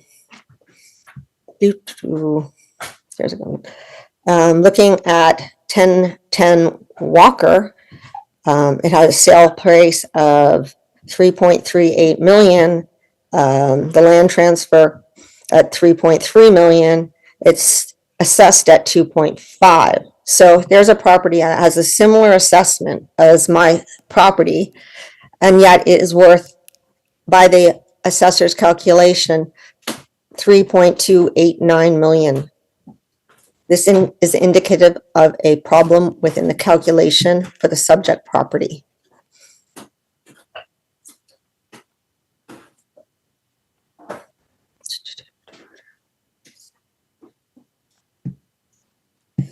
Moving on to demonstration of equity. I think I have to skip over that. However, because of the timing of assessment or the timing of the submission. Yes. Okay, moving on to comparables, I think the only thing that I could share with you here is have a look at the so what we consider in Figure 1 proximity to town. So the properties do have a similarity in that they are a similar distance from town. And so the ones that I'm bringing to your attention are the ones that are on the, as you look at your graphic there on the top left, and the properties that are comparables as provided by the assessor are, again, in proximity to downtown, very similar. And we have to skip that chart. So again, overall, the escalation being utilized to generate the value for my property is inconsistent with the escalation used for the other properties. I am unable to reproduce that number. Given that being said, the comparables provided by the assessor are all superior to the subject property. So it would be unfair to have my assessment higher than those properties, higher than the lowest value of those properties. And the land transfer dates still support a conclusion that there is differential treatment between properties, resulting in an ASR close to 100 for my property and closer to 80% for other properties. And that's all I have. Thank you. That is the complainant's rebuttal evidence. Are there any questions from the respondent? No questions, thank you. Thank you, Ms. Bannerman. Are there any questions from my colleagues here on the panel? Go ahead. Oh, that's my turn, sorry. Yes, I have a question. On this page 16, it says the request is to change the assessed value to $1,671,000. And looking on this Assessment Review Board complaint, page 1, it shows requested assessed value $1,900,000. What's the request now? So because as we go through the process and as I did more research, I realized that the best comparable was one that is in Lions Park that was exactly identical to mine with a far superior lot, but the same distance from town. So as I went through my research, I went, well, that was probably the most comparable one. And what is that assessment? That assessment is 1.6 million. However, subsequent to that, we've been asked to not consider that document. So I guess the only thing that's entered into evidence from that point of view is my initial request of 1.9. Yeah. So the request is to change it to 1.9 million? Did I hear that correctly? Yeah, that's correct. Thank you. As per the original C1 document. Exactly. Excellent, thank you. Any other questions from my colleagues on the panel? No? Okay. Summation? Yep, so we are going to move into summation. Does the complainant have anything additional they would like to add in summary?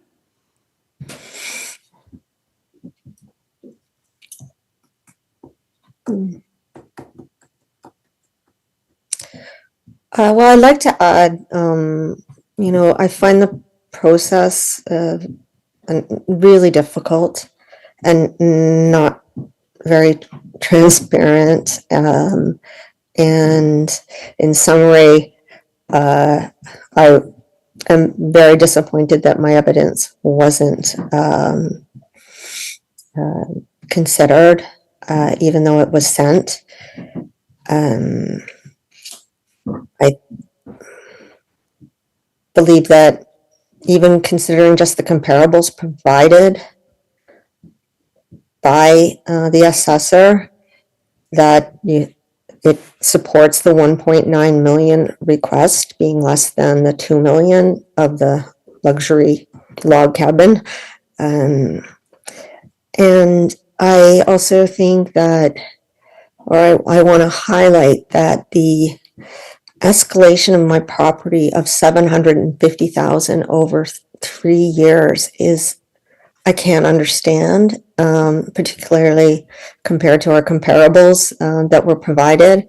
Something just doesn't make sense. And so when you ask me, when the onus is on me to prove what's wrong with my property in terms of why it's incorrect, it's impossible to do that because I don't have the calculation, and I can just say relatively, it just doesn't make sense. But it's really, it's a bit of a conundrum really for me. I feel so much like the chicken and the egg. Well, if you use a wrong escalation, then you can't use it. Well, what is the escalation? Well, that's complicated. So in summary, I think we got some comparables here. We got some problems with the model. to make sense of those, I think the best solution is a $1.9 million assessment. Okay, thank you. The respondent, would you like to provide anything in summation? Yeah, I just want to highlight that the complainant hasn't provided credible evidence showing that their assessment is incorrect or inequitable. It's just not been done. In fact, there's been no mention regarding the market value of the subject property at all. There's been no dispute that it's actually what it most likely would sell for if it were available on the open market. So as part of the mass appraisal process, we use all of the sales that are valid, that transferred through Alberta Land Titles, not just a select few. And with all those sales, we're going to have a certain percentage that's going to be higher ASRs, and we're going to have a certain percentage that are lower ASRs. To just take a look at one small spectrum of the entire data set, it is really misleading, and it really isn't supportable as part of the mass appraisal context. All of the complainants' comparables are dissimilar to the subject property in terms of location, quality of construction, and structure type. And many of those sales fell outside of the valuation window between July 1st, 2021 and June 30th, 2024. And they really shouldn't be given any weight in determining the current market value. The time adjustments, as explained by the complainant, they're not based on any market evidence that we've seen or that they've been able to substantiate, just that it's a 7.5, a 0, a 10, 10, a 5. But there's been no real analysis provided to show that that's even warranted. And it doesn't even match, market reports for the town of Canmore. So the 2024 assessments for the subject property, it's been prepared using the legislated methods and reliable market data. The respondent's valuation model has been tested by the province and found to meet all quality standards prescribed by the regulations.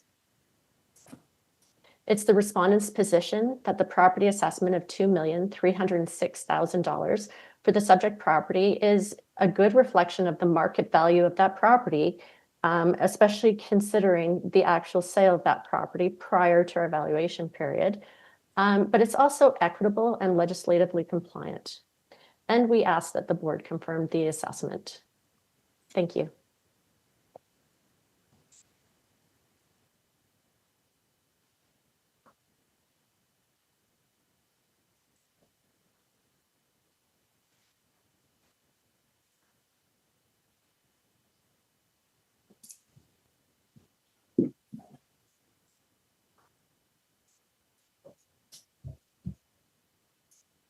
Is there anyone there? Okay, Are we that's no alone? problem. Sorry about that. I thought I had, it was my turn to not have my mic on. Is there anything you'd like to add in summation in response to the respondent?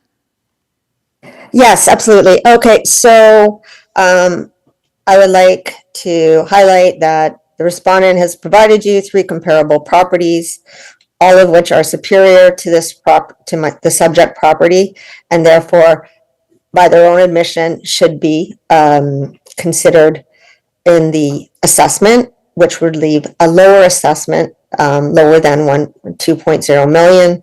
I also like to highlight and just focus again on these 3 comparable properties.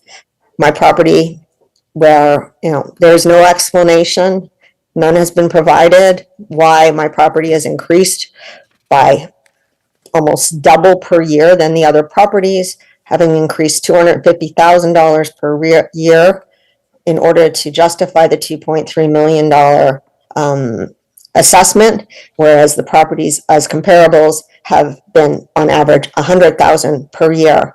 I know it's complicated to have these regression formulas, but those differences support the fact that my house is less than those properties because it shouldn't be escalated at $250,000 per year. And once again, disappointed that my evidence didn't make it into the process. Thank you. So, I would like to thank everyone for their cooperation and for your presentations. At this time, I would like to ask the parties if they feel that they have been heard today and if they feel that they have received a fair hearing. Well, I don't feel that I've been heard because I provided evidence that I sent these documents verified by Microsoft engineers saying that, yes, you sent them, they just weren't received. And to make the decision not to have those documents read, especially when there was more than sufficient time to review these. They were essentially on Monday morning, they had the information. It seems willful, not, it seems willfully to not consider. I don't understand why we wouldn't consider them. I think there would be some challenge potential available for me legally to say, if you've got evidence that you sent them and the problem was that they weren't received, that I would be ruled in my favor. But I am, to say I've been heard, it's not possible. Thank you. You're welcome to proceed with any of those avenues if you choose to, Ms. Blazo. Absolutely. Thank you. Bannerman, would you like to comment? On what Ms. Blasos just On whether you mentioned? feel that you've been heard Oh, yes. today? Yeah, sorry. Yes, I feel I've been heard. Thank you very much. Thank you. So I will now declare the hearing closed. No further evidence or submissions may be received by the board. And the board is going to go on their lunch break, and we will reconvene in 45 minutes? 45 minutes. Thank you.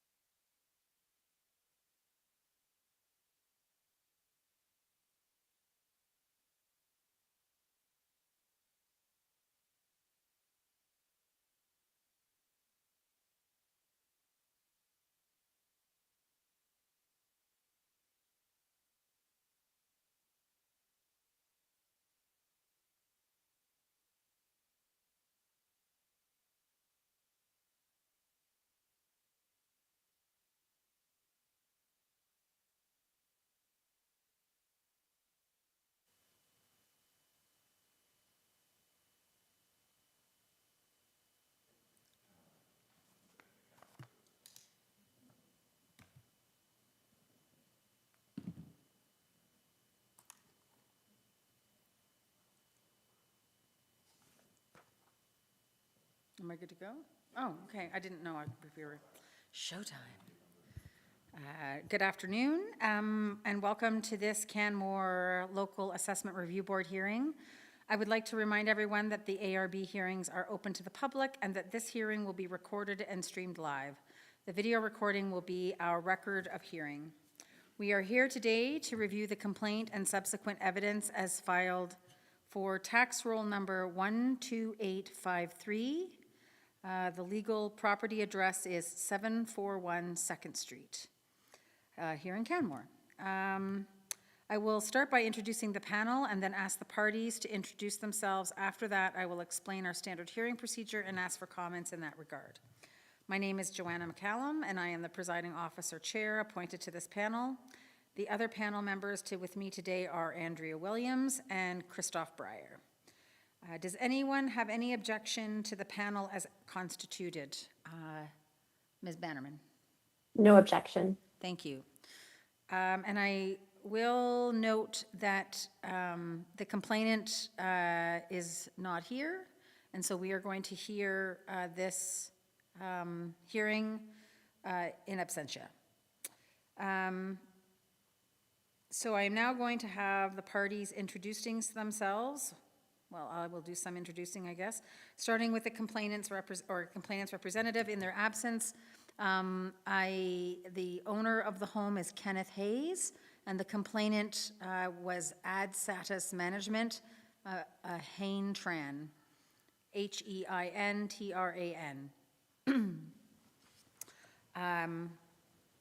And to the respondent, will you please state your name for the record, organization, and your position within the municipality?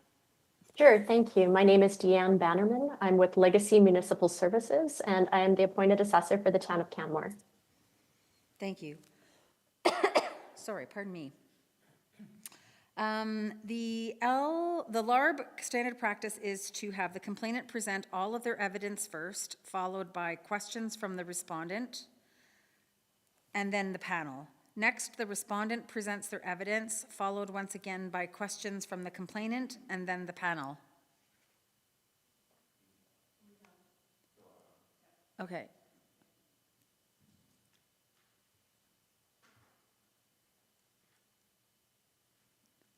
It looks like, there we go. Are you Ms. Tran? Yes, this is Hien Tran. Oh, hi, how are you? I'm fine, thank you. How are you? Not bad, thank you. We were just about to start, so I'm going to back up a little bit and allow you to introduce yourself, and then we'll move forward. Is that okay? Okay. Sure, this is Hien Tran, and I am, fine, but this is Hien Tran, and I work for Satis Management. You know, I have a very bad echo. Could you please hold on? Ms. Tran, the audio is really not Yeah. great coming from you. I'm having a really hard time understanding. Is there any way you could put some earbuds on or something like that to sort of centralize your voice?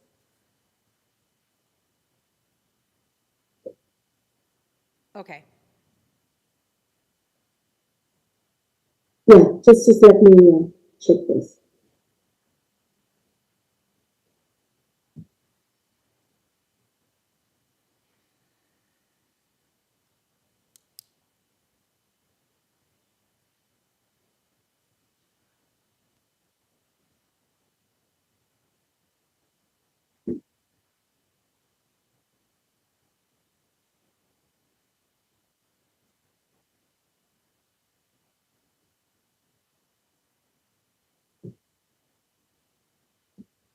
Please stay with me.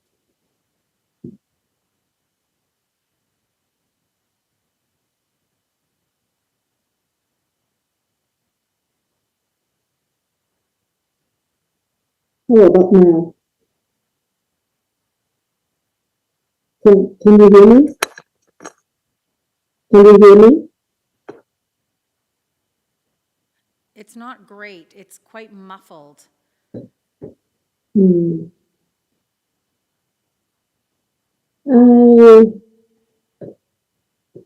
Yeah. And I have echo to see it.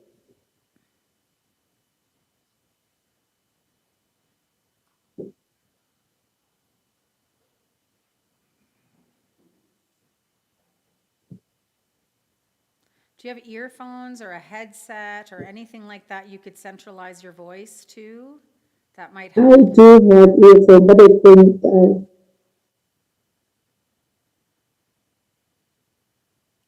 Yeah, I have an earphone, but I also have the webcam Okay, that is way better. microphone. I don't know what you just did, but that was like black and white. Okay, Okay, I don't know, whatever magic you made happen, thank you. Okay, so I will, I'm gonna take it from the top. We're here today to review the complaint and subsequent evidence as filed for tax roll 12853, with the municipal address is 741 Second Street in Canmore. I will start by introducing the panel and then ask the parties to introduce themselves. After that, I will explain our standard hearing procedure and ask for comments in that regard. My name is Joanna McCallum, and I am the presiding officer appointed to this panel. The other panel members with me today are Andrea Williams and Christoph Breyer. good afternoon. Does anyone have any objection to the panel as constituted? I don't have any objection. Okay, and Ms. Bannerman? No No objection. again. I'm now going to have the parties introduce themselves, starting with the complainant's representative. Would you please state for the record your name, organization, and your role in the hearing? Please indicate whether you're the owner of the property under complaint. My name is Hien Tran, and I work for Asadis Management Inc., and I am here to represent the owner. I am an agent. Thank you so much. Ms. Bannerman? My name is Deanne Bannerman. I am with Legacy Municipal Services, and I'm the appointed assessor for the town of Canmore. Thank you. So now to the respondent, thank you. The LARB standard practice is to have the complainant present all of their evidence first, followed by questions from the respondent and then the panel. Next, the respondent presents their evidence, followed once again by questions from the complainant and then the panel. The complainant will have an opportunity for rebuttal. Finally, both parties will have an opportunity to present their final argument and summarize their evidence for the panel, with the complainant presenting first. If anyone at any time needs a break, or if a problem comes up with your IT or otherwise, please let the panel know as soon as possible, and we can address those things as we go. I will also take this time to remind everyone to please turn off any mobile devices. Are there any questions regarding the procedure that has been laid out? No question. Perfect. I see both parties have exchanged disclosure evidence before the hearing. To save time, I propose that we mark all documents for the record now. So, the complaint form, which is this one here, is going to be C1. The appeal review board submission from Adsatis Management, we're going to mark as C2.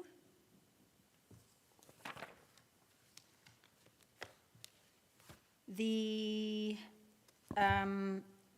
respondent package, we are going to mark as R1.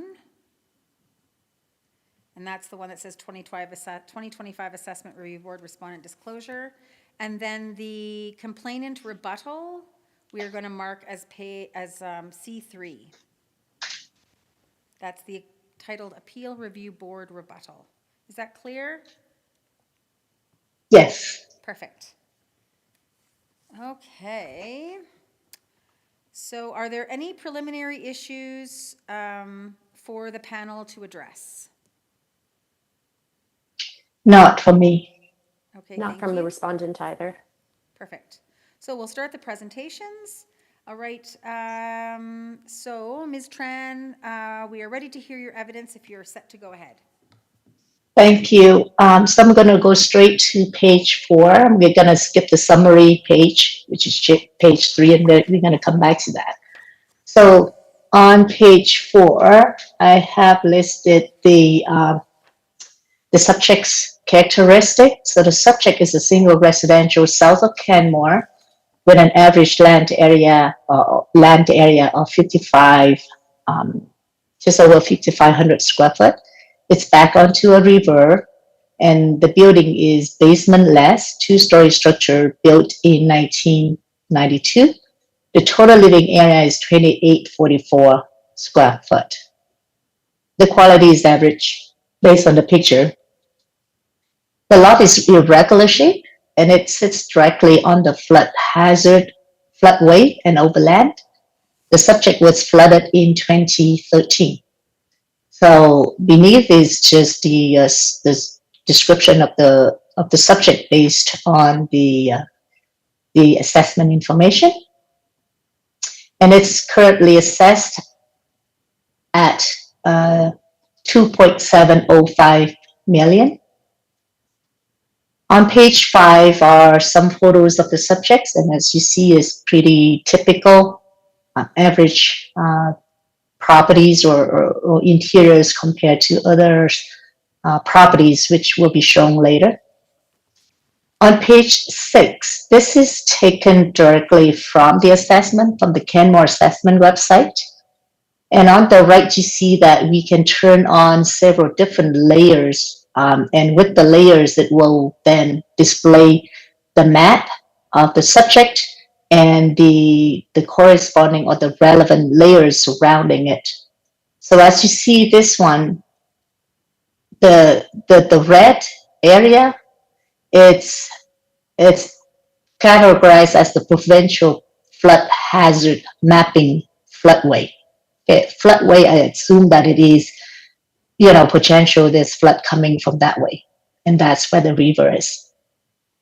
Then when underneath this on the figure number 4, this is the provincial flood hazard mapping for flood fringe.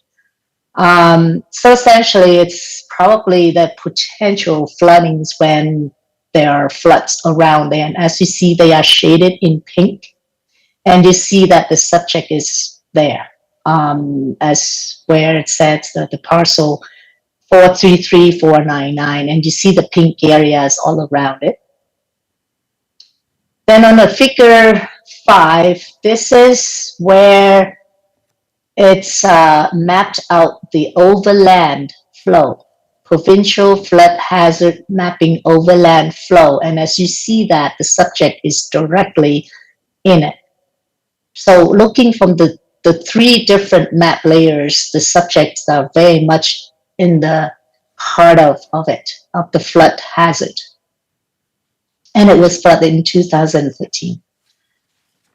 So moving on to page 8, this is where we use the sales approach. The sales approach is also considered the same as the direct comparison approach. And as you know that in assessment and in appraisal, the three primary approach to assess or to evaluate the property, the value of the property, is the cost approach, the income approach, and the sale approach, which is the direct sale comparison. Because this is a residential, is pretty old, cost approach is not really applicable and not really accurate because it's too old. You have to apply the depreciation and all of that. Plus, there are sales in the area. So we, and I believe that for residentials in many municipals, the sales approach is the best and most popular approach for residential. So here we pick out the 5 cell comms, and we look at the sales comm based on the characteristic. Some of the core or main characteristic that we're looking at is the gross living area, the lot size, the year built or the age of the property, of the building, the influences, negative or positive influences of the cell comps. And of course, everything else that is significant, like if it's a walkout or or if it's a developed basement versus no basement. So those are more significant. We don't look at fireplaces or, those things because they contribute to the overall value. However, there's some characteristic we look at are those fields that I named. So as you see there in figure 6, the sales comparables, we have 5 cell comps there. And of course, there's no single residential that would be identical. So we're gonna have to look at the one that are most comparable, and the one that are most comparable are, of course, that were sold within the assessed time frame or the sales time frame, which is July 1st, 2021 to June 30th, 2024. And also we look at the number of characteristics, and then we kind of average and take the median of those characteristics. As you see under the lot size square foot, so some are larger, some are smaller, but overall they are superior compared to the subject.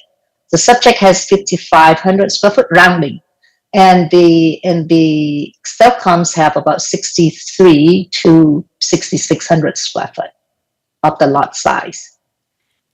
Then we're looking at the living area. So the subject living area is 2,884 square foot, and the average of sales comps is 28, and the median is 27, almost 28. So it's very, very comparable to the subject. We look at the year built. So the year built, again, is also very comparable. Some are newer, some are older. But if you take the average or the median throughout, they are somewhat, in a few years newer than the subject. So slightly superior compared to the subject. The basement, the subject doesn't have any basement. And all of the cell comp except one doesn't have basement, and the comp number 4 has the finished basement with walkout feature. Then we look at the, and of course, because there are not that many cell comps in the area, there are a lot of cells in the area, but to be comparable, these are the best cell comps that we believe that can be used. And of course, the features, which is like the green space or whatnot, those are taking into consideration. And the reason we pick number 1 and 4, because they have green space, which is also a positive influence, because we want to compare that to the river of the subject. So as you see there, the average and the median of those characteristics, in general, COM1 has superior construction age, and it's right onto the river, creek, and green space. So that is a positive influence, and we do have photos of the cell comps just to show the quality and whatnot, which is comparable, if not superior than the subject. Okay. And it's worth noting that the 2025 assessment of this comp number 1 is higher than that of the subject, so that also kind of confirmed that this comp 1 is superior compared to the subject. And I'm not saying that the assessment of comp 1 is correct, just saying that it's higher than that of the subject. So in general, it's superior. So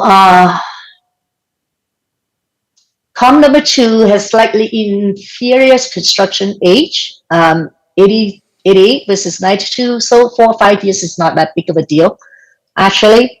But I just want to notice that. But it has superior lot size, so this kind of offset it. Okay. Comp 3 has superior lot size, is the construction age, and of course it's in terms of, because, well, typically the newer the properties, the quality is better in terms of, because it's less wear out. Column number 5 has lot size and has superior lot size. It's more than 1,000 square foot larger than the subject, but it's inferior in terms of construction age. Okay. But then we're not looking at any particular or pinpoint to a particular sales, but we're looking at range of sales, and we look at average and median. So on average, the sale comps are superior in terms of lot size, and they are superiors in terms of construction year. And the average Tamaches sale price is $810 per square foot. Median is $857, and as you see in the table there. The subject is back onto the river, which is a positive influence for view and privacy. However, it is flood over land zone. Insurance has declined to cover flood damage. And the lot has regular shape, which is a negative influence. So because of the flood and the risk associated with the flood, it is actually a liability instead of an asset for the property. So we dig a little bit of research or looking for information. So according to Canada Mortgage and Housing Corporation, CMHC study, their study primarily was to determine the impact of floodings on residential. Okay, so the key findings of their study is that for houses that have flooding, it suffers 8.2% of reduction in final sale price. And it's typically stay on the market longer than other listings, about 20% more days on the market. And of course, reduction of number of home listed for sale, and it's potential because of the risk. So people they usually don't buy houses or properties that have liability because it's liability. So, and this is the key finding of the Canada Mortgage and Housing Corporation. And there's a link to the full document. So offsetting the sales comp superior, inferior features, and also the subject positive, negative influences. The subject value should be about $850 per square foot. And this taking into consideration of the average of the 810 and a median of $857 per square foot, $857 per square foot, and of course all the negativity associated with the risk of being in the flood zone. So, and we're looking at this just reconciliation. The column number 1 seems to be the most comparable of all. It's most comparable in terms of land area, living area. It's very close to that of the subject. It's slightly newer. It's about 6 years newer than the subject, and it has the green space characteristic. It's in the flood way, but it's not on the flood over land. So there's no direct flooding on comp 1. So it was sold. The Tamaches sale price was $857. So which is very much in line with what we request for the subject, which is $850 per square foot. Moving on, so on the exhibit 1, so we just kind of screen cap the summary page of that study, but you can look at the entire document based on using that link. And then this one is the map and also the photos of the comp number 1, which we find the most comparable to the subject. So as you see, there's back onto a very large green space. And the interiors, the photo shows that it's quite actually it's superior than the subject. As you see with the staircases and the glass staircases and whatnot. Marble countertops, and it's all developed with a nice deck and all of that. So this is to show that the quality of comp 1 is comparable or superior than that of the subject. And it was sold for $557 per square foot. So I think that is all I have for this document. Actually, I'm going to go back to the summary on page 3. Okay. So the calculation is done using sale approach. We did not choose to use equity, and their reason, number one, I can find the assessed value of the properties in Canmore, particularly around the subject. I see the assessed value, but I do not see their characteristics like the gross living areas and whatnot. And maybe there's a way for me to find out, but because of lack of those information, and those are public information, by the way, and they are readily accessible in many municipal assessment websites. Because of that, we just decided to go with the sales approach. And the 5 cell comps in the area generally are superiors overall compared to the subject. The subject has the river. However, there are some cell comps that also have green space, which, somewhat comparable to the river, but they don't have the risk associated with the floods. So taking all those into consideration,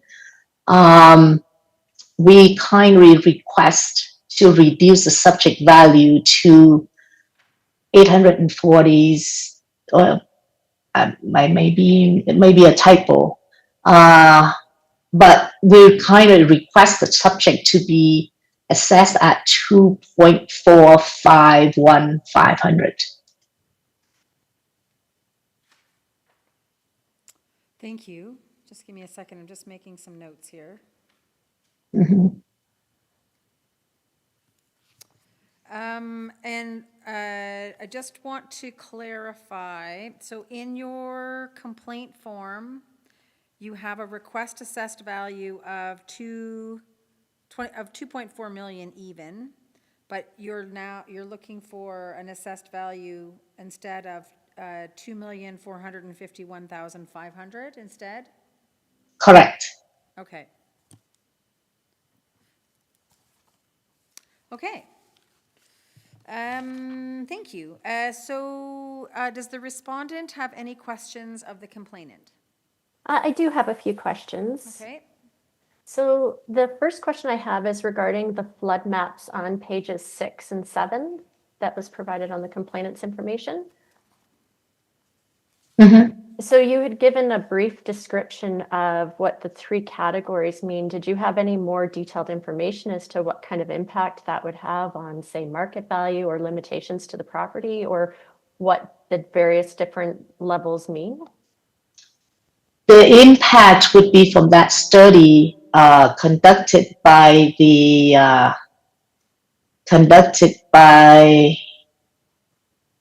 the Canada Mortgage and Housing Corporation. There is no information on the assessment website that I know of that would provide such information. All I know is that it appears that the subject is in those flood hazard. Okay. So then any requests that you have or any analysis that you have that this would impact the market value of the property just comes straight from the CMHC study that you've provided in your disclosure. You haven't done any individual analysis of how these floodplains impact the market value compared to the properties not in the floodplains? Well, that is what that study is for. And it was done extensively over 11 years in several cities. Okay, the next question that I have is, so you've referenced information on your 5 comparables. And there's a few discrepancies between the data that we have and even looking at photographs and the data that you've provided. So I was just curious if you had personally inspected any of these 5 comparables that you used in your analysis, or did you rely solely on the publicly available photos and data from MLS? Yeah, we rely on the MLS information. Because I cannot have access to these properties to do inspections. I have no ground to do inspections, and MLS system is where it is. That's where we find sales. Sure. Okay, and then your comparable number 5 at 437 3rd Street.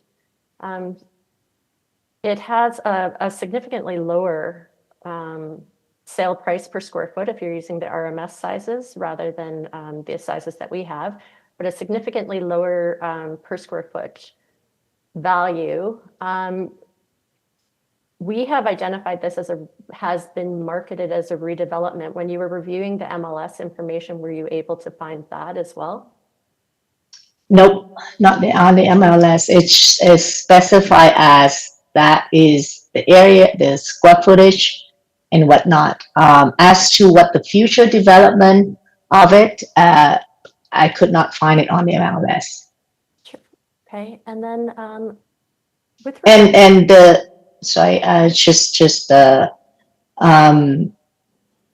go on. I'll come back to that. No, that's fine. You can make your point. I'll ask my next question afterwards because it's not really related to that. No, go on. That's fine. Sure. Then my last question at this point is, did you make any market adjustments to reflect any of the site-specific factors, such as location, quality of construction and finishes, or any of the property characteristics for those properties when you were evaluating them on a per square foot basis?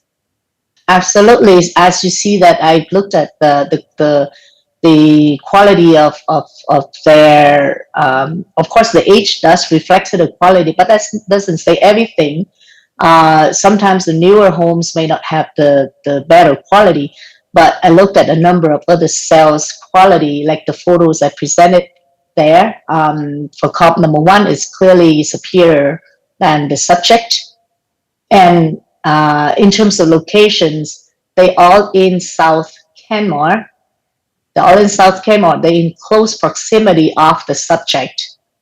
And the only thing that kind of different is the influences, like the location. One is because there's no other cells that are on the river, or comparable. It's not just on the river, but comparable in terms of other characteristics. So we go with the cells that are comparable, and of course making adjustment or looking to consideration of other influences like the green space versus no green space. Okay, sure. So when asking for, or when your requested assessed value is relying on the $857 per square foot, which is the median, I guess I'll rephrase my past question. So given that you've indicated that some properties are inferior, some are superior, some are older, some are newer, some are larger on the floor area, some are smaller, some have a larger lot size than others. So have you made any adjustments in determining the requested assessed value using the $857 a square foot in making that request? So when the purpose of the sales comparisons is to get a set of data, sales data, and then when this is where the average and the median comes in, unless if you do an appraisal where you actually do a quantitative adjustment, like, adding X dollar here and subtracting Y dollar there. This is also one way of doing it, is to looking at the average and the median of those characteristics, and then making adjustment based on that. The influences that those are more, it's not quantitative per se, because you cannot really, unless you have sales of land, then you can look at it. But this is how we make the adjustment, is we're looking at the overall characteristics, like the lot size, the living area, the age, and of course other influences like the green space and whatnot. And as you see, that it's an offset of negative and positive influences. And as you see there, that the cell columns in general are superior compared to the subject, other than except for the river influence, which two of the cell columns also have. And columns number 1 is the most comparable. And it was sold for 2.5 mil, time adjusted. Okay, so just for clarity, in your requested assessed value of $2,451,500, that was derived using the median of the 5 sales that you provided of per square foot basis of the living area per square foot of $857. With the offset of the positive influences. And as you see there, that our request price per square foot is on the higher range of the sales range, and it reflects that the positive of the river, but of course you need to also offset the risk of the flood. But that analysis hasn't been done. This $857 per square foot is solely the sale price per square foot. It's a range. It's within the range of the sales prices. Because it says to roll out the comparables. Yeah, it says median, so that's not a range. That's a statistic. That's the center. There's an average there. So the average is 810 and median is 857. Okay, thank you. No more questions. Thank you. Do any of my colleagues on the panel have any questions they would like to ask the complainant? Yep, go ahead, Ms. Williams. Oh, that's my turn, sorry. I have a question just about you. I follow the analysis on the sale approach. Did you do any analysis related to assessed values of comparable properties? Assessed values of the sales comps? Yeah. I have them, and which I did mention in the rebuttal, but I do not use the assessment of those properties from the equity perspective because they are overassessed. They're what, sorry? The assessment values of the cell comps, in my opinion, they are overassessed. That's why I do not use the assessment values. Okay, got it. Thank you.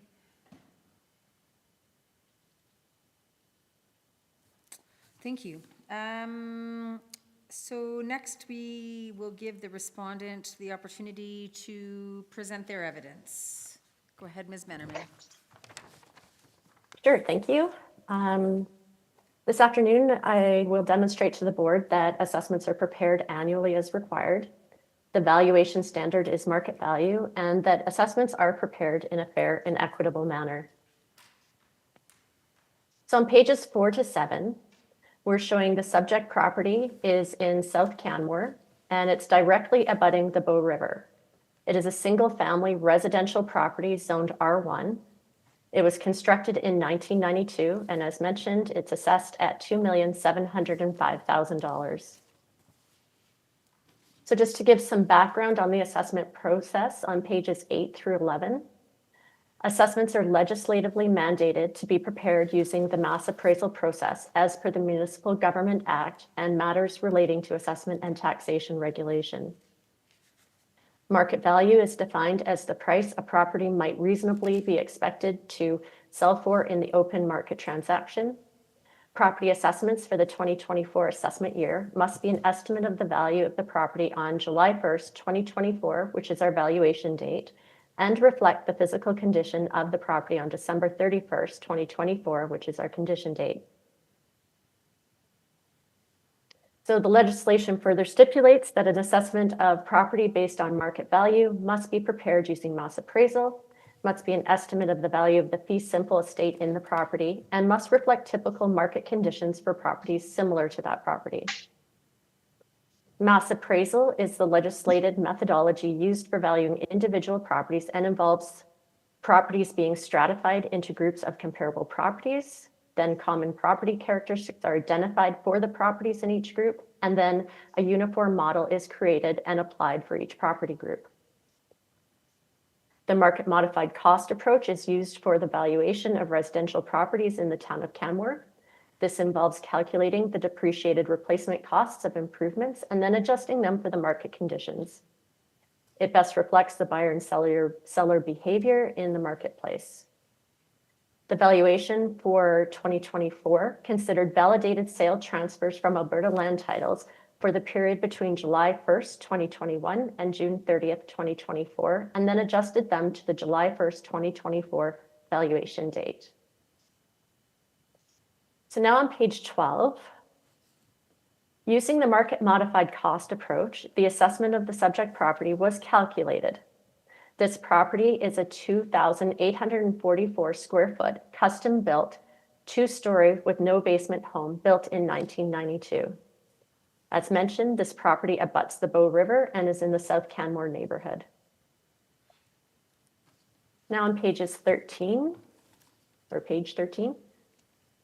the complainant's reliance on an average per square foot is misleading.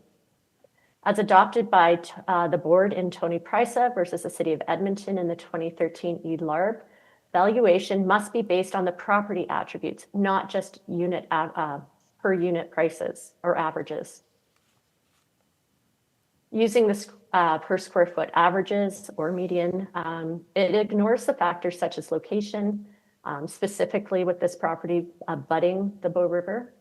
It disregards things such as quality of construction and finishes.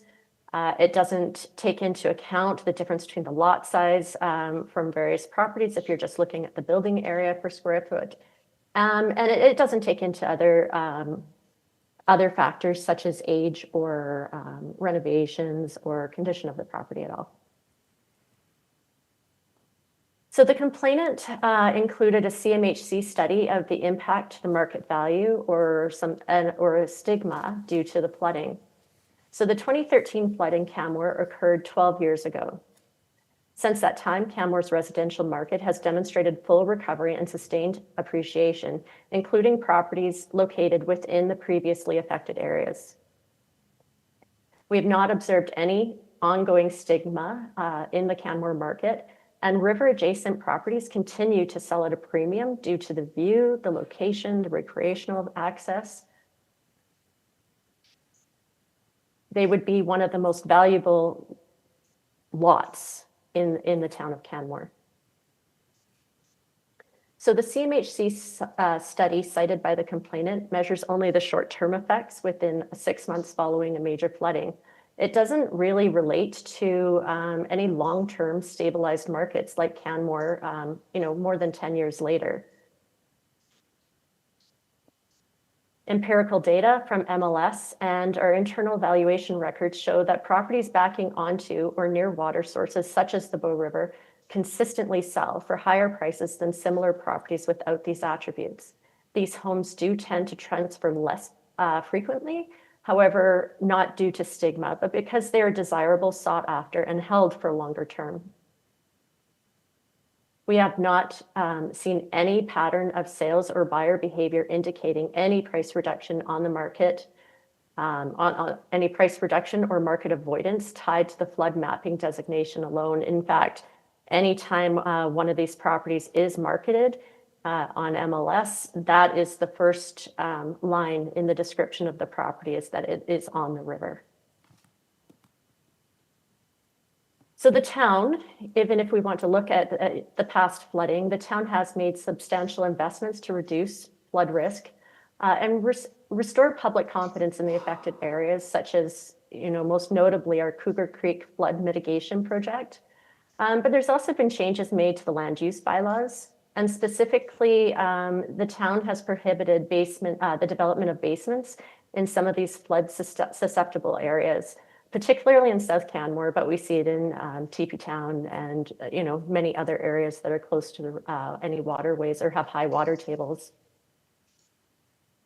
So this change, where they're not allowing basements, effectively reduces the risk of damage for future flood events. The subject property is a 2-story, no basement home. So there is no basement to worry about consideration with high water tables. These changes have been in place for several years, which means that we've allowed the market to absorb these regulatory adjustments, and we haven't seen any long-term market value impacts due to the floods. So being mapped within the provincial flood hazard mapping doesn't inherently reduce the market value. For anything that we've seen, we haven't seen a reduction due to the mapping, but we have seen a reduction based on the limited redevelopment potential under the land use bylaw. So in some of the properties, or some of these properties that are closer to some of the waterways, whether they're wet or dry, there is additional development restrictions to anything bordering onto these waterways. They have an additional 7.5 meter setback that's required to the properties, which isn't present in the rest of properties. And the subject property is outside of that. So that water restriction based in the land use bylaw isn't actually impacting the subject property beyond a normal property with the 7.5 meter setback. So on pages 16 and 17, with regards to the CMHC study again, the study cited that it's not, and I don't believe it's directly applicable to the subject property or to Canmore for several reasons. The study examined 5 urban cities well outside of Alberta, and none of them resemble the topography, development density, or market dynamics of Canmore. The market dynamics of Canmore being that the properties there are highly in demand, and there's a low availability of land and properties for people to purchase. So this study also measured an impact that was limited to 6 months post-flooding, not to 12 years later. So it doesn't provide any relevance to any kind of idea that abutting the river would have an impact to value or a negative impact to value. In addition, the complainant has provided no local sales evidence of reduced pricing due to floodplain designations, and no buyers have raised this issue to our knowledge, and certainly not even through inquiries in recent years. So on page 17, as mentioned, the market modified cost approach was utilized in the preparation of residential assessments for 2014. Sales from July 1st, 2021 to June 30th, 2024 were analyzed and used in the preparation of the assessments. So we've included sales that are the same quality of construction and finishings. They're 2-story, no basement homes, and they're in the same neighborhood as the subject property. The subject property receives a premium above all of them for abutting the Bow River. Of note, 2 of the 3 comparables used by the respondent also appear in the complainant submission on page 19. And those are the properties at 1006 3rd Avenue and 525 2nd Street. So as mentioned, the subject property backs onto the Bow River. This is considered a superior location to all of the comparables provided. It's far superior to back onto the Bow River than just onto green space. The closest premium that we have in our comparables would be our comparable number 3. And so that property backs onto Spring Creek. So, however, backing onto Spring Creek is not nearly seen in the market as near as desirable as backing onto the Bow River. So comparable 2 is a 3-story no basement home, which is an inferior quality to the subject property.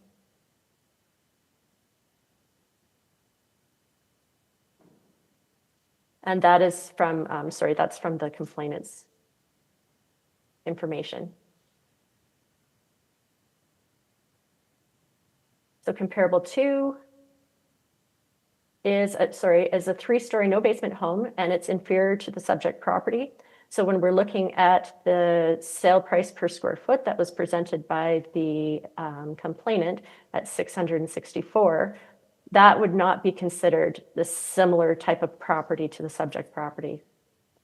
In addition, comparable number 5 that was provided by the complainant was marketed as a redevelopment property on MLS, and it shouldn't be considered in any type of analysis as comparable. I also want to point out that there's a large size discrepancy between the floor areas provided by the respondent and the RMS size provided by the complainant for the property at 437 First Street. This error skews the sale prices per square foot as shown in the table above. So the sizes were confirmed from the building plans, which we received from town planning area, and you can see that on pages 20 and 21. And they support the correct size information as provided by the respondent.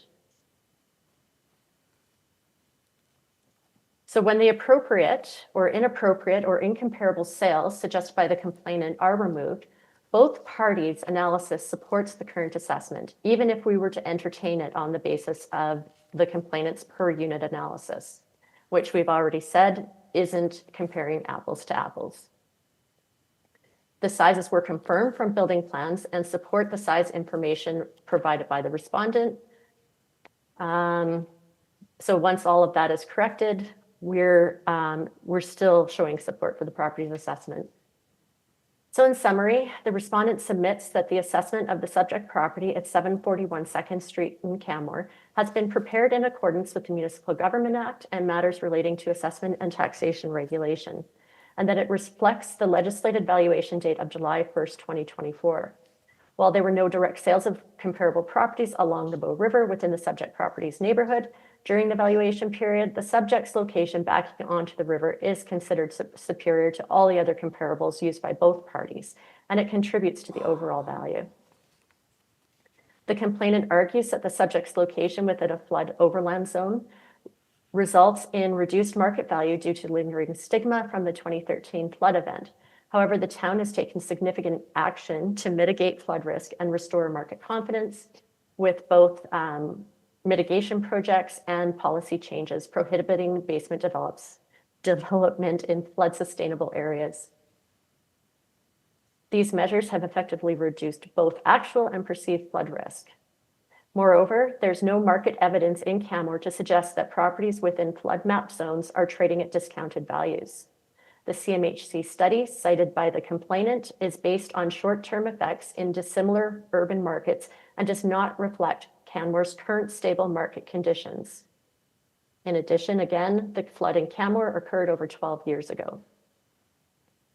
Importantly, 2 of the 3 comparables provided by the respondent are also included in the complainant's submission. When the remaining comparables presented by the complainant, those that differ significantly in location, structure type, or construction quality are removed from consideration, both analyses ultimately support the current assessed value. This alignment reinforces that the assessment is fair, equitable, and reflective of the subject property's market value. The respondent respectfully submits that the property assessment for the subject property is both correct and equitable with other properties in the town of Canmore and asks the Assessment Review Board to confirm the assessment at $2,705,000. Thank you. Thank you.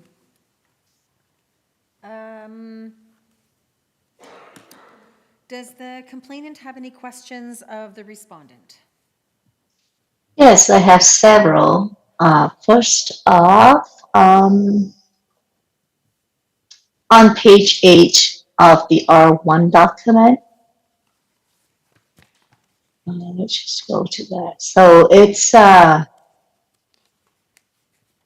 property assessment for 2024 assessment year must be estimated of the value of the property on July 1st, 2024, which is the valuation date, and reflect the physical condition of the property on December 31st, 2024, which is the condition date. And that is which is the middle paragraph right there. Could you please explain how that works with cost approach, the direct comparison approach, and income approach? Like basically, the valuation date is July 1st, condition is December 31st, which is in the future. How do you anticipate the conditions to factor that into the various different approach? Okay, so these are dates that are legislated, so they're in the Municipal Government Act, so dates that we have to actually follow according to the law. So how that works with the difference between the valuation date and the condition date. So the condition date is that pinpoint in time. So if you go out to that property, which we often do, not on December 31st often because it's right before New Year's, but right before the end of the year, we're out at those properties. And we estimate or we show what the actual condition is of that property as of that date. So that's at the end of the year. So now when we're preparing assessments, we're always looking at historical information. We're looking at past years of sales. We're looking at, like I mentioned before, the 3 years worth of sales, and they're adjusted to that July 1st, 2024 point in time. So we're taking whatever is physically on that account or that property at the December 31st date, but we're applying the market conditions of July 1st, 2024 to that property. And you apply that for to do the inspection for every single property? No, we don't have to inspect every property every year. Okay. We have, obviously some properties don't change. We're very fortunate that the town of Canmore has a very good permitting system. So they get, so we are provided with all the plans and the building permits that are taken out. We also do regular re-inspections, and we're there often just driving around looking for new things. So anything that hasn't necessarily changed, that condition date is going to be the same, or the data at condition date is going to be the same as the previous year and the year before that and the year before that, if they haven't made any improvements to their property. And that's the same for any approach to value, whether you're looking at the cost approach, the direct sales approach, the income approach, or the hybrid that we use, which is the market modified cost approach. Okay, and my next question is that how does the town of Canmore validate the assessment against the market value? So this is part of, on a high level, we actually are audited by the provincial government on an annual basis. So we provide the provincial auditor with all of our sales, and they look at our assessments, and we have to pass certain ratio standards. So in the legislation, there's quality standards in matters relating to assessment and taxation regulation.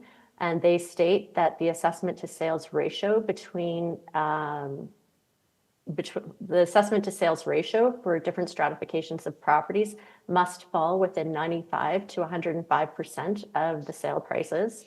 On top of that, we have coefficient of dispersion, which measures the difference between the assessments to the sale prices. So it measures that difference in between. And so what we're supposed to do, so not every sale is going to fall within that 95 to 105% range. There will be a range outside of that, but as long as the majority of the stratum actually falls within that level, then we actually pass our first level of audit. which allows us to declare the assessments and send out assessment notices. If we didn't meet those standards, there would be no assessment notices, and the town wouldn't be able to collect money through taxation. So how does the assessment to sales ratio assess or validate it or audit it? Through that, the ratio stats, so the overall assessment to sales ratio is audited through the provincial government. Of course, we do our own audits internally as well. As we're preparing the valuation, we're looking at the different locations, we're looking at the different property types, we're looking at the different structure types. We're breaking everything down and making sure that the overall ratio falls between 95 and 105%. Okay, the next one I have is that on page 10 of the R1,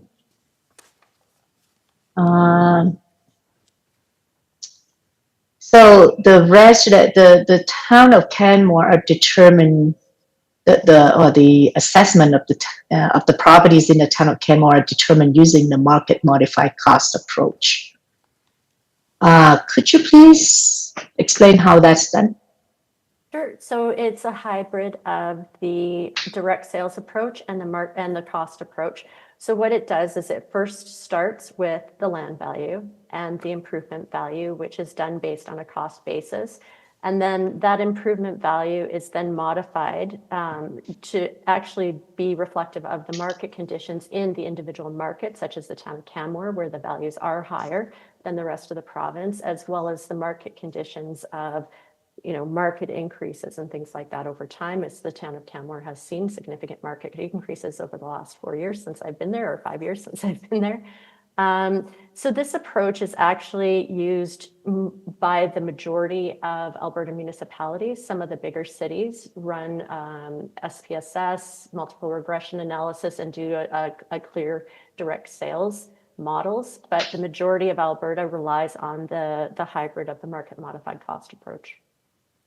Yeah, I understand that. I think it's regulated that every property in Alberta needs to be assessed based on land and improvement. So there's got to be a value for land. There's got to be a value for improvement. I'm just not aware of how this hybrid approach, because according to the assessment. Let me just read that. So according to the appraisal of real estate, the third Canadian edition, there are only 3 approaches: direct comparison approach, cost approach, and income approach. So I'm just curious as to what it is. And Calgary doesn't use this, by the way. Calgary used direct sale comparison approach. Yeah, I'm aware. Now, I think it's still on to that same question. Are you aware that is this approach recognized or recommended in any of the Alberta assessment guidelines or whatnot? Yeah, it is. It's actually, like I said, it's used by the majority of Alberta municipalities. Use the same approach. A lot of times they will just refer to it as a direct sales approach, although technically it is why we're calling it the market modified cost approach. But in the end, they're using the provincial manual for their cost rates, and they're looking at their land, and then they're adjusting their improvement values to reflect the current market conditions. Because at the end of the day, what we have to achieve is market value for preparing assessments. So it doesn't matter what way we come to that, as long as we're actually reflecting the market value in our assessment process, then the legislation has been satisfied. But is in the market values the sales? Yep. Determined? Yeah. Yeah. So to start with a cost and then go backward to the sales, it's almost like trying to fit the value to the market instead of arriving the value from the market. Yeah, and it's not much different than the multiple regression analysis, the SPSS, that's done by, say, the City of Calgary or the City of Edmonton. It's not much different. What the cost basis does is it provides us with the property characteristics specific to those individual properties, and allows us to create models the same way using those property characteristics to differentiate. And then those models are applied back to all the individual properties. So whether you want to do it as, say, a coefficient in SPSS terms, or you want to apply it as a cost basis, that whole part of that property it's going to have to be adjusted to the market value regardless, whether you're applying a modifier to the end of it or you're running it through and having different coefficients come out. You're still giving different, the city of Calgary is still assessing fireplaces or counting fireplaces in their assessments for residential properties and things like that, basement finish, et cetera, the same way as we are. So is there any evidence or any information with regards to the land values of the subjects compared to the sales comps or other comps, and the improvement value of the subject compared to other comps? We haven't provided it. It wasn't raised as an issue by the complainant, by yourself, so we haven't prepared any of the information on that. All right, so the next question I have is that on page 13 of the respondent document. So it's stated that once the threshold of utility has been met, the additional square footage is not as valuable on a per square foot basis. So it's on page 13 there. What is the threshold for utility? That would be determined basically when we're looking at our properties, we're creating curves. So when you're looking at a lot size, it's not exponentially going up at the same rate per square foot, because that doesn't make sense in the market. There's a certain point where people aren't going to be paying any more for that specific on a per square foot basis. And that's determined really by looking at the sales of different types of properties. So when we're talking about land, we're looking at the sales of properties as they start to increase and where that breakdown starts to come and where that curve starts to come out of, so that it's not exponentially going up. So you have a small lot, for a good example, say it's, say a typical size in Canmore, 6,600 square feet, and you could be 1,000 on either side of that, say, as long as it supports a house on it, people aren't going to pay any more for that property unless they can actually develop more properties on it. So when you look at some of the higher zoning, you're looking at R2 and R4, well, then that lot size is actually still valuable at a larger size because you can develop more units into that lot. But if you can still on a 5,500 or 6,500 square foot lot, build a house that's, a decent size, still allowing for the regulated setbacks according to the land use bylaw, then that utility is met and they go up in Canmore to get the square footage that they want.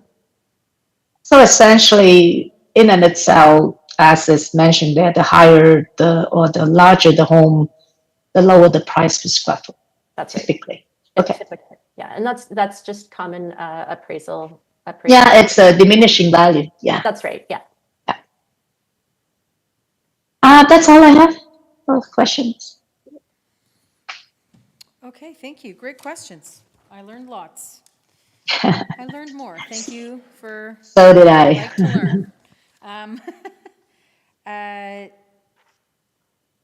Where am I now? Okay, so now that the complainant has asked questions, do any of my colleagues on the panel have any questions for the respondent? Go ahead, Ms. Williams. I just want to get back to this market modified cost approach. And I may have asked this earlier, but there's a lot of sales in Canmore. So why would a direct sales comparison approach not be used? What is the need to do this market modified cost approach? So the market modified cost approach has been used in Alberta since they went to market value. The province started it. Originally, when the assessments were all under the provincial government, is where this method started. And then when they went to market value, they had to modify these values so that they're actually reflective of the sale prices. So with regards to the town of Canmore still using the market modified cost approach, it really is an example of just historical information. That's the data that we have. That's the systems that we have in place, our CAMA, our computer assisted mass appraisal systems that we have in place within the town. But at the end of the day, they're hitting, and sorry, I keep saying that, wrong term, but really, in the end, what we're trying to achieve is market value.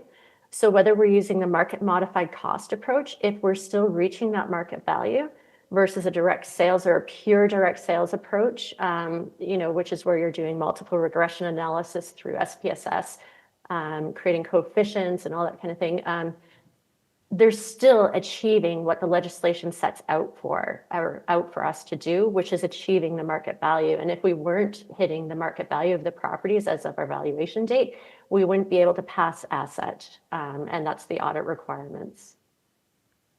I don't know if that answered your question. I don't know if I have a good answer to your question, to be honest. It is something we've been talking with the town about, but it's just where we are right now. And so how long has the town used that approach? I don't recall it until the last couple of years, so I'm just curious. Yeah, so they've always used it since they've been on market value. They've always used this approach. It's just the tendency for most assessors to call it the direct sales approach. However, it is not a direct sales approach, pure in its form. So yeah, for decades they've been using this approach, but calling it the direct sales approach. Madam Chair, I have one question, which, if I may. Just one moment, just let me, Sure. allow my colleagues to complete their questions first. Do you have any questions, Christoph? Did you have any more? Was that it? Okay, thank you. Yes, if you would like to ask your question. Sure. Ms. Yeah. Brand, sorry. Yeah, so on the Canmore assessment website, there are those blood hazard map layers. What are they for? That would be a question for planning. In the town, Okay. It's not the assessment website. It's the town's interactive map, and it's through the GIS and planning department that they could answer your question. But Okay. Another one last question, I hope. So does the town of Canmore disclose the flood over land on the property assessment? no. Well, we don't have it on our property assessments, although we can analyze and look at it as another filter. But for now, there's no adjustment to the properties for being in the flood under overland areas. Okay, the county has it, and it's very clear, and it's a negative influence.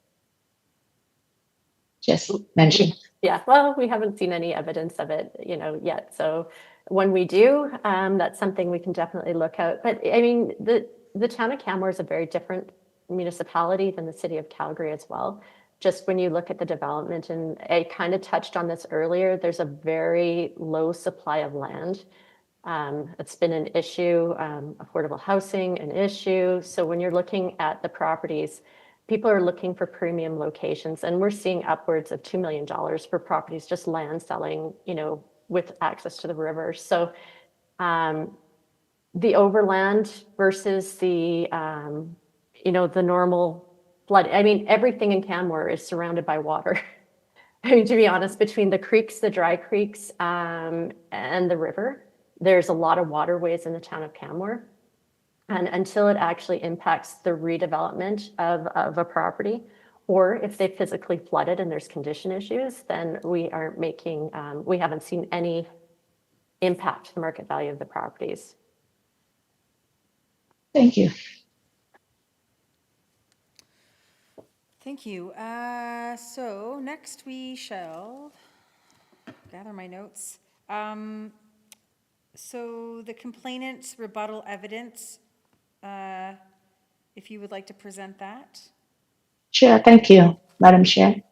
So on page 3 there, this is my response to the respondent's unit of comparison.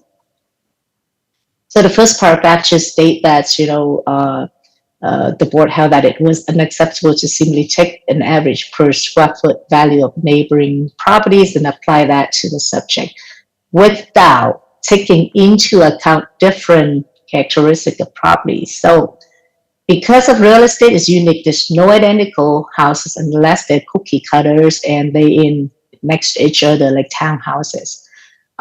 Therefore, the properties are rarely identical, and we consider the average and median of several quantitative characteristics of the sales comparable, such as land area, assessed area, year built, and other features and influences.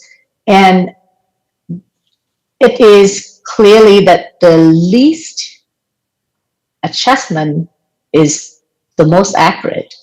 So we tailor our sales samples to be as closely similar or match that of the subject as possible. And when that is not possible, then we look at the upwards, downward, positive, negative characteristics, and we make, offsets and whatnot accordingly. So it's not just taking an average of a house here and there. We did take a look at the land areas and the age, same with the living areas. And of course, we're not looking at a particular value. We're looking at a range of values, a range of sales. So range of sales is what we are trying to strive at. So it's not just any unit of comparison. We did take into consideration of sales. And we believe that our sales comps are efficient. And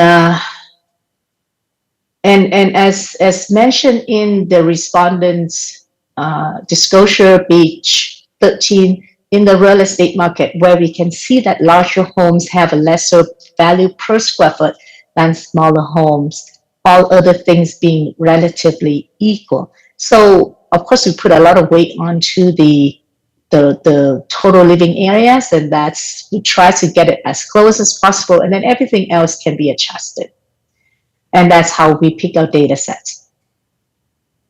In response to the respondents' comment on the past flooding impact on the market value, so when a study is conducted, it's the least variables to a study will get the better and more accurate result. Because once you have too many variables, you don't know what affects what, and it will skew the result. So when they study the impact of the flood on the market, we don't want it to be 10 years because anything can happen in 10 years. And in real estate, the more current sales, the better representation of the market value. And hence, that's why the study was done within 6 months pre-flooding and 6 months post-flooding. And this best represents the current market value of the flood impact on the residential. And it takes away all other factors that may affect the result over the time, such as economy, inflation, supply shortage, house crisis, immigration. Because over even just 1 year, the market already changed. So if we have that kind of variables into the study, it skew the result of the study. And hence, it's actually better to have a study closely before and right after the flood, because they just want to zoom into the impact of the flood, nothing else. So that is why it was conducted within the 6 months. And this is not just any 6 months. This conducted from the time frame in 2009 to 2020. So that's 11 years apart. So despite all the inflations, all the economies, unemployments, and all other factors, this is 11 years, and it consists in different cities.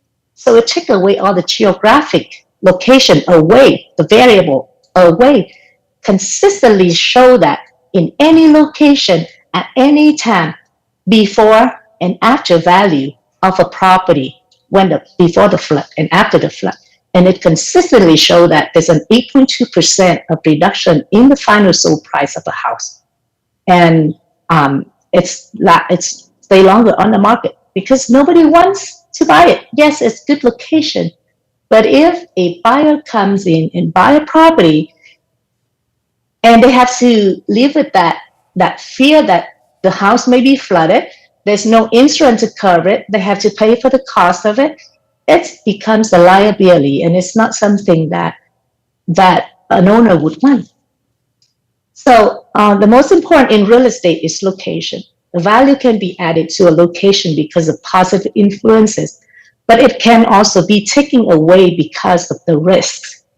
And because of the flood risk, the town has prohibited the development of the basement in flood susceptible areas, which lower the highest and best use of the subject land. I could have go and built a house with a nice basement for my kids, but I cannot do it with this one. So, and there's a setback from the river, which take away where I can put my house and a lot of other things. So it takes away the highest and best use of the subject land. So it now no longer a superior. So on the respondents' comment on page 15 of R1, the only time market value is affected is when the properties have limited redevelopment potential under land use bylaw. Is exactly that. So taking away the highest and best use of the land, put restriction, doesn't mean the flood won't happen. It just means when the flood happens, then it's less damage. So that I just want to bring that. Response to the respondent comment on the limitation of complainant use of CMHC study. So, so the study is about the impact of flooding on a residential. It's the impact of flooding on a residential. It takes away all the other variation. It takes away the location, whether it's the flood is in Canmore or Calgary or Florida. I have I don't know if you have friends, but I have friends that have properties on the beach and they sell it because hurricane and because of the rust from the ocean. So yes, it is a positive influence, but then there's a whole bunch of other risks which may not worth the headaches of having it. So, and remember, the study is on the flood. So to put it into Canmore, or specifically Canmore, or specifically for period of time, that it takes away the purpose of the study, which is flood, right? And this is not about valuation of a property, it's about the impact of the flood. And in our opinion, this study does exactly that. So the maps of the subject being directly in the provincial flood hazard, floodway, flood fringe, and directly over land were taken directly from the website. That means there are flood risk, and that means it affects development, and that means there are the highest and best use in the future development on that land is restricted. And then the complainant's concern. So this is the comment. The complainant's concern are based on general national data, not on a market behavior specific to the subject or the town of Canmore. As I mentioned earlier, the research studied the impacts of flood on residential properties. It's not to determine the property market value. So the market value are indicated by the sale price. And the sale price we're taking into this consideration of the study to get that result, to get the finding. So, so the sale prices and are negatively affected by the flood as per the study. Next, this is our response to the CD sales comparables. So comp one has 1,900 square foot of floor area. It is much smaller than that of the subject. As stated above, the larger the property, the lower the price per square foot. And this is way, like, I mean, we're not talking a couple hundred square foot difference. We're talking 1,000 square foot difference. And it has extensive renovation. So clearly it's not comparable. without major adjustment, which will skew the results. So in our opinion, it's not comparable. Comp 2 and Comp 3, the average floor area is 2,331 square foot. Median is 2,444 square foot. So again, larger home have lesser value per square foot than the smaller home. And if you look at the median of those two the Comp 2 and Comp 3, it's about 940 per square foot average, because there's only two sales we're looking at here. So average is 940 per square foot. But the subject is assessed at 950.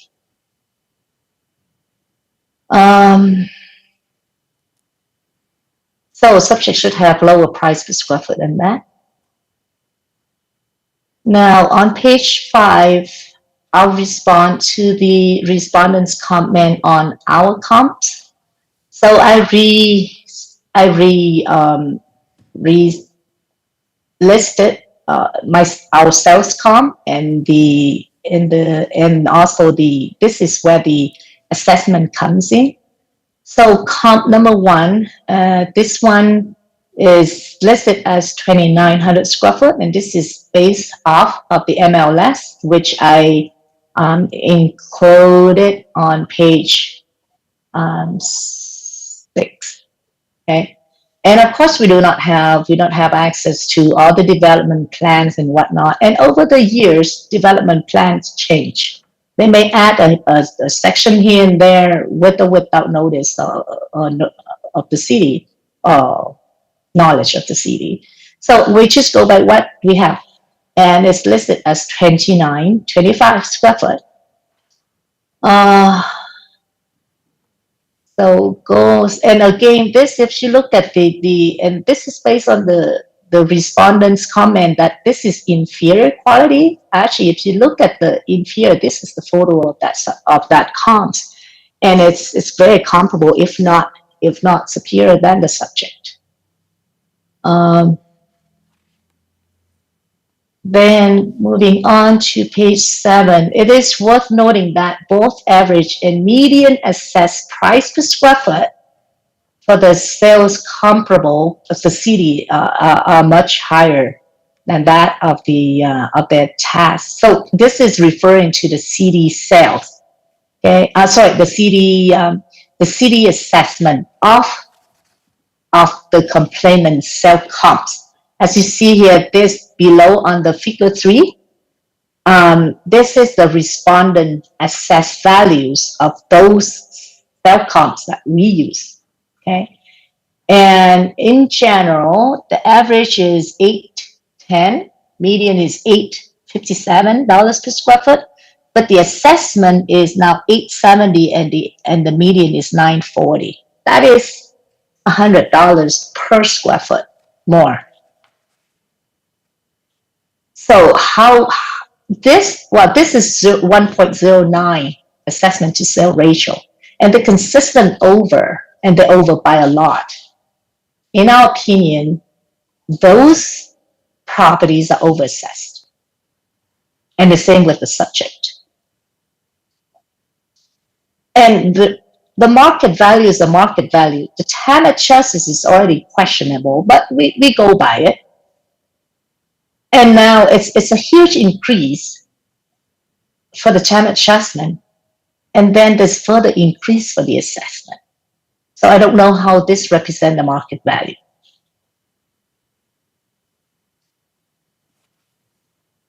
So in, just to wrap up this documentation, it is proven that flood negatively affects the residential. The subject is directly in flood over land zone.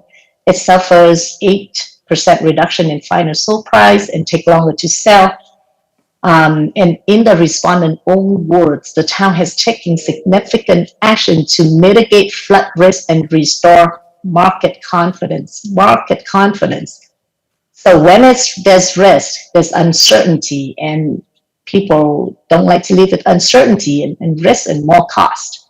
So So the Cooler Creek Flood Mitigation Project and the policy changes were taking in, were implemented to minimize the impact, but it doesn't stop it from happening. It just reduce the damage control, minimize the damage. It doesn't stop the flood. It's nature, and when Mother Nature calls, we answer.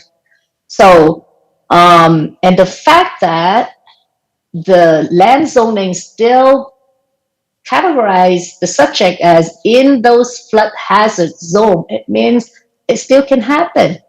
Whether it's tomorrow or next year or 10 years down the road, the flood risks are still there.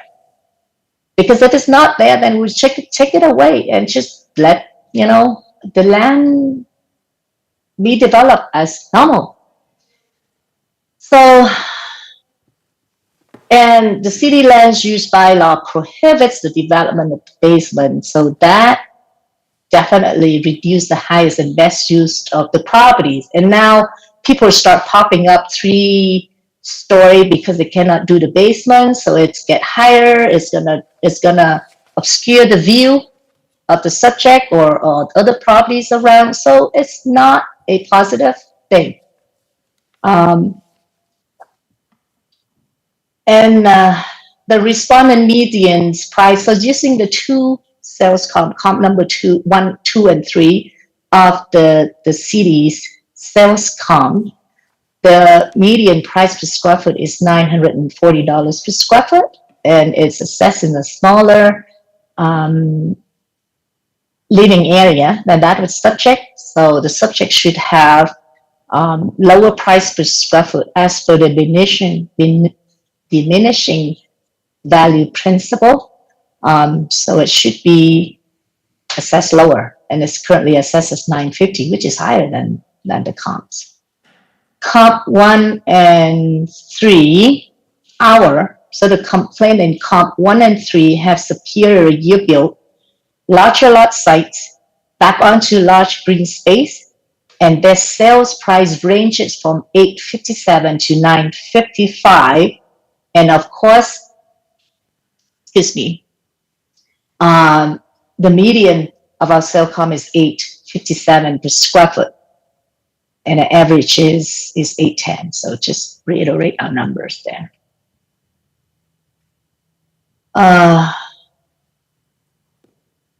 So both the average and median assessed price per square foot for the sale comps are higher than the Tamachas's price per square foot, and this is sorry, I'm kind of jumping all over.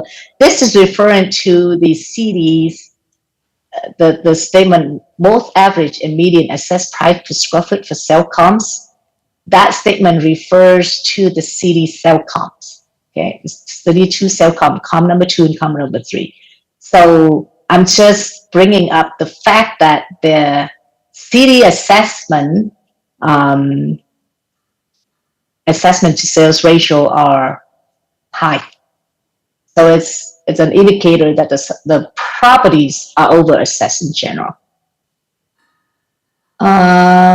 So taking into consideration of flood risk, diminishing value, the ranges of sale prices, we request the subject to be assessed at, so the 840 in the earlier document was a typo, 850 is more like it. But the value that request is the same in both documents, in both C1 and C2, which is $2,451,000. And I think, let me see what else is there. So at the end of the document there, there's those at the end of the C3 document are the insurance certificates from the owner, and it's to show that the insurance refused to cover flood because they know they don't want to take that risk. So as a buyer, they come in, they look at it. I don't know if anyone want to buy a house and knowing that they're not going to be covered under the insurance. Look what happened in Los Angeles.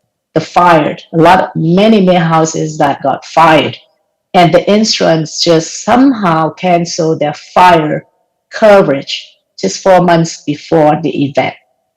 And people left with no homes and nothing.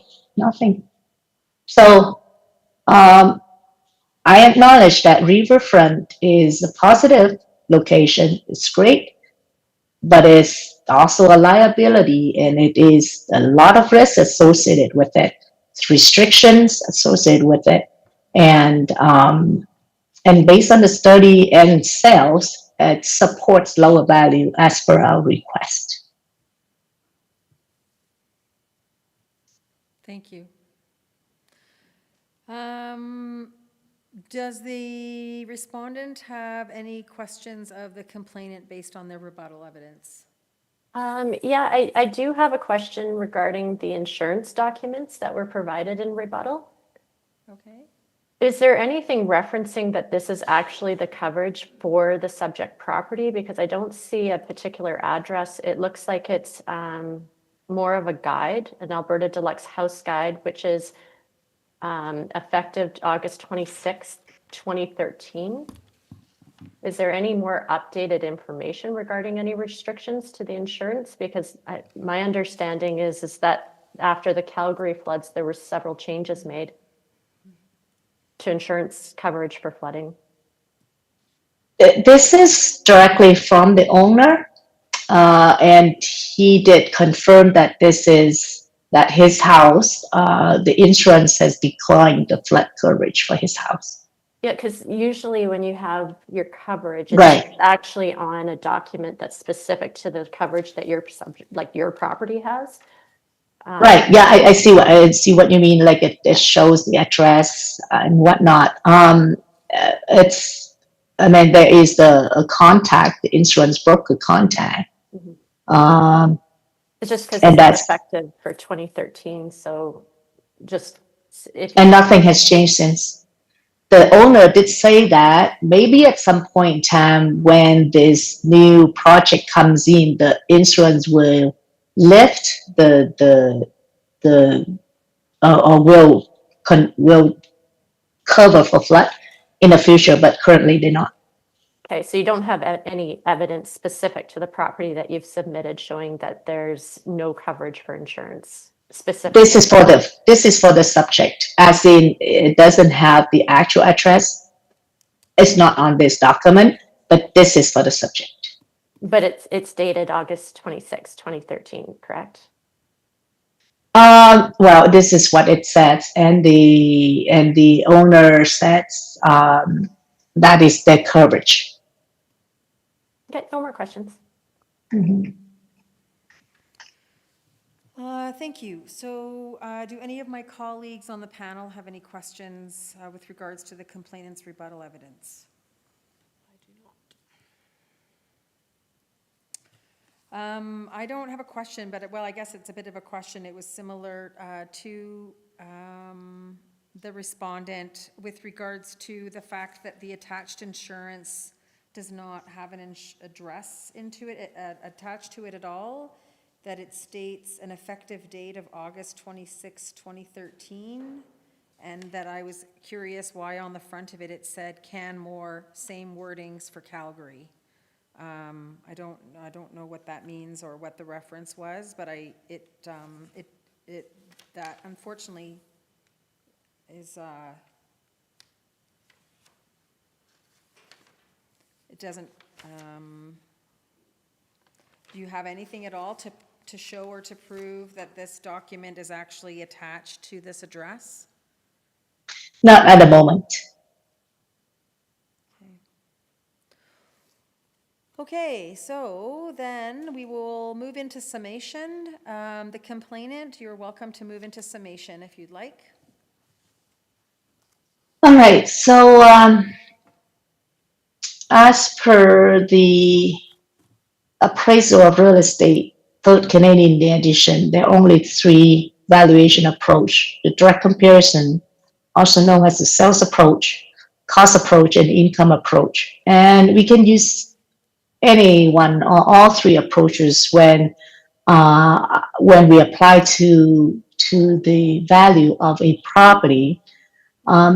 What it means that when you use multiple approaches, it's just kind of help backing up the range of value. It doesn't say this approach is better than the other approach, although one might be more applicable, like for income producing property, it makes sense to use income approach. But if it's new construction and there's no tenants yet, then the cost may be a better approach. So we can use any of these three approaches to kind of get a range of value, and then that range of value is where the value of the property should be. So I find that to use the hybrid cost approaches is it's like a trust me approach, and it's more like chasing the value than actually looking at the market value. Like for instance, if we want to find out how much a citrus fruit, how much vitamin a citrus fruit had, you look at maybe a lemon, you look at lime, and you look at orange. They all have certain concentration of citrus. And then you can say, okay, if it's a lime or lemon, then it's roughly, has this amount of vitamin. But we don't mix a lemon with an orange to get the amount of vitamin C. I'm just using that as analogy. So sometimes we do use cost in conjunction with sales is when, let's say, the subject or the cell comps have additional improvements, like it may have an outdoor pool, or it has a fully developed basement, whereas the subject doesn't have the basement. Those can be quantified and it can be costed and added into the market sales. Okay, so the value says using sales, and then we can add certain costs to the values. Even so, when you use cost, we're looking at the principle of contribution. So if you say to develop the basement and it costs 100,000, it doesn't mean you're gonna get 100,000 out of the value for it. So that is where the contribution principle of contribution comes in. So for me to find the mix of cost and direct sale comparison approach is questionable. You can use both, but they're two separate things. And you can use one to kind of back up the other and look at it, but to kind of use them the same, it's just not in the book. And the reconciliation occurs with each of the approach. So 3 approaches, and then the reconciliation occurs at the end of evaluation. So so I find that the hybrid approach that the town of Canmore is using doesn't go by the book. And we have sales. So we could use that, the direct comparison approach. So the next point is the interest rate, the diminishing value is used to show larger home or land have lower price per square foot. And I do not agree with the respondents' comment about the threshold of utility. The lower the price per square foot, a lot of it is due to saving costs, because some of the costs, let's say the cost of building a larger house and a smaller house, a lot of costs it's the same, whether it's a larger home or smaller home, like the soft cost, fees, drawing and stuff like that. They're mostly the same. So that is where this cost saving comes in. Labor also may be cheaper for a larger home because, let's say they have to make the trip to the site. They make the same trip to the site, whether it's a big home or small home. And also for construction, larger home typically get cheaper material cost because of bulk buying. So that is, I think, where the diminishing value comes in when it comes to construction or to improvement. So the city is, or the town of Canmore is regulated to have the damages is the assessment to sell ratio within 0.95 and 1.05, and we see that they are outside based on the assessment, and the damages sale price is 1.09, which is outside of regulated range. And to me, in our opinion, that is indication that the properties are overassessed. So the city's sales, two sales comps, they both have smaller living area, and they assess lower than the subject. And the city considers some of our sales as inferior quality, but no evidence to show that. Whereas in our rebuttal, we do have photos of those to show that they are comparable, if not more, if not superior than the subject. Our sales were selected based on most comparable gross area and characteristic, not based on any particular unit of comparison. So we look at a number of characteristics, and we do take into consideration of the negative, positive influences, as well as the risks associated with it.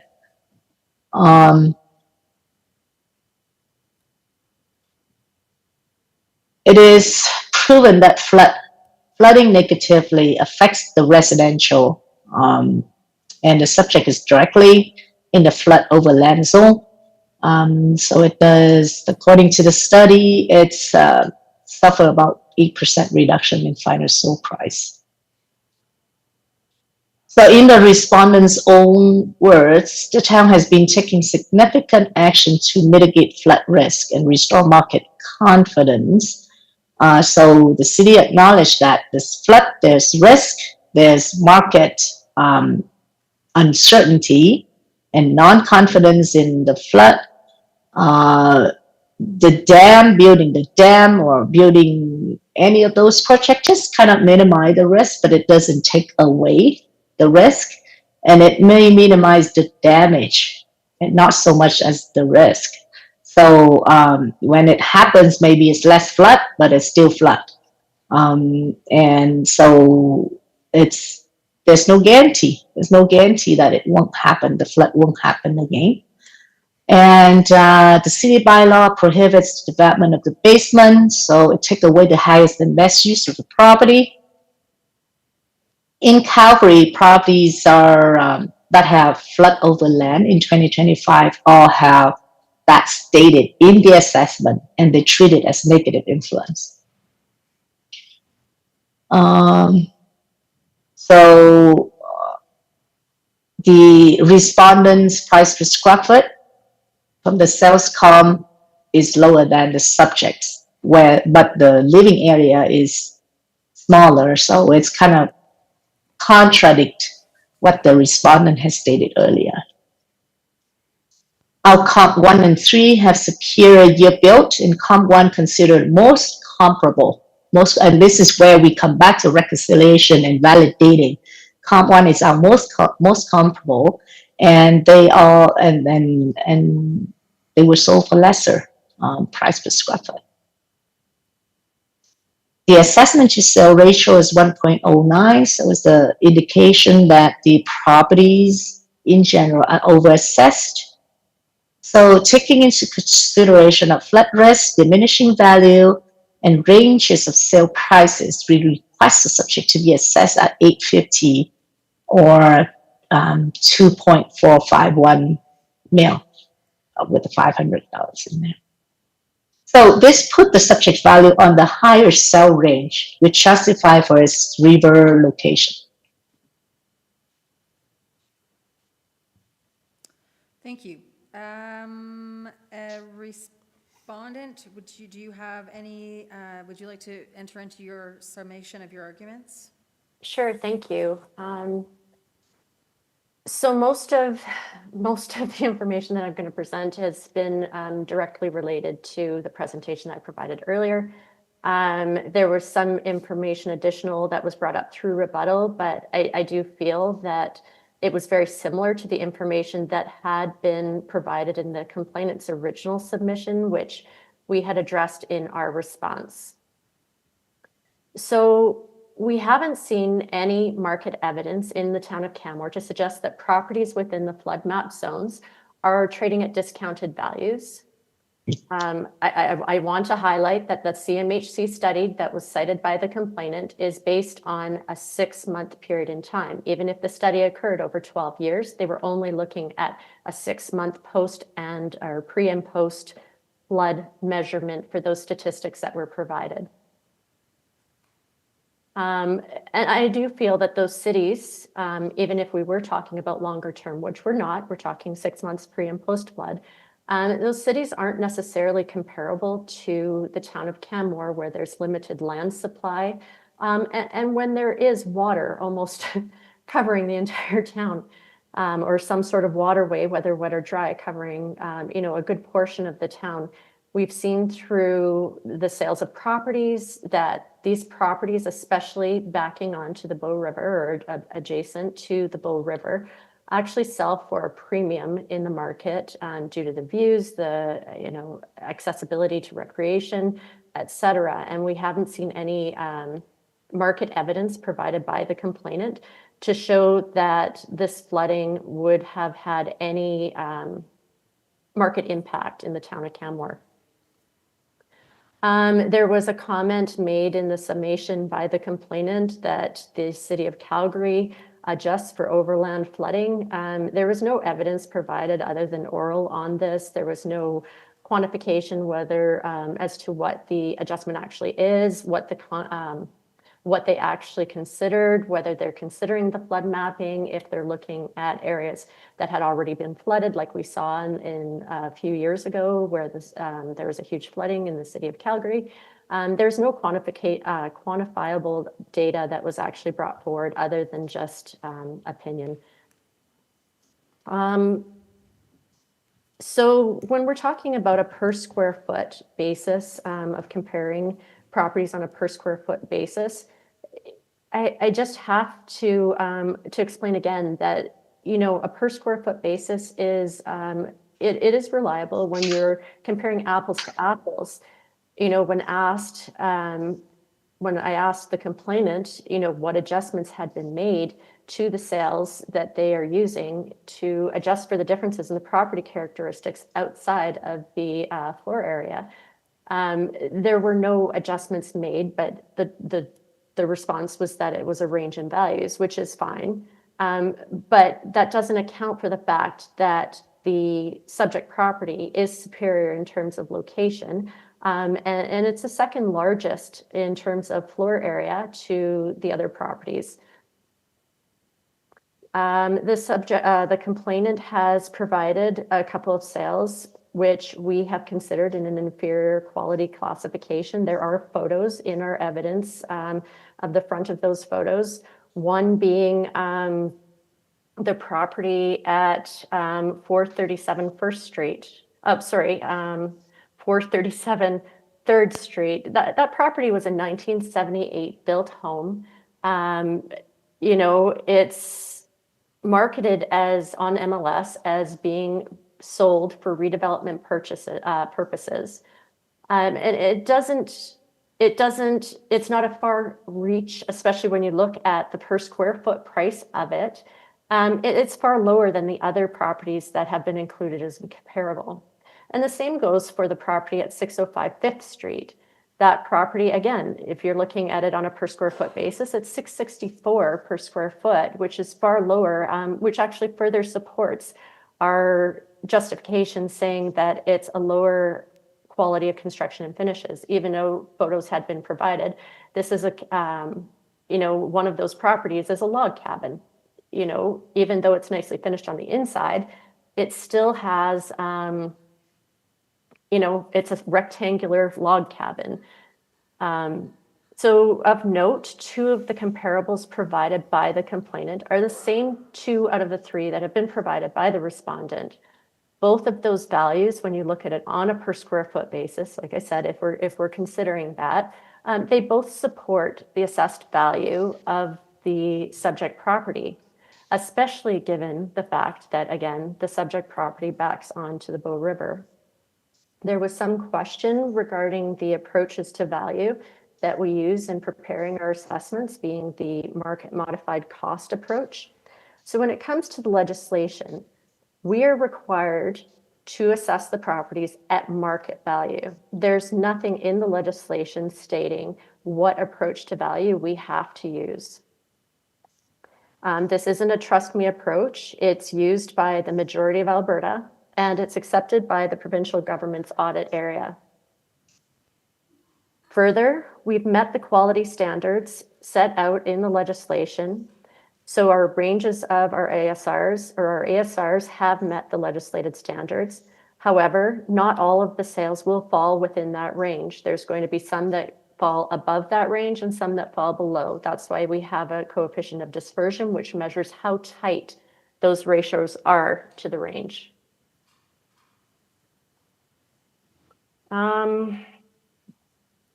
And then I just really want to reinforce that in the preparation of the assessment for the subject property, we have consistently applied the same valuation model to all of the similar properties within the town of Canmore.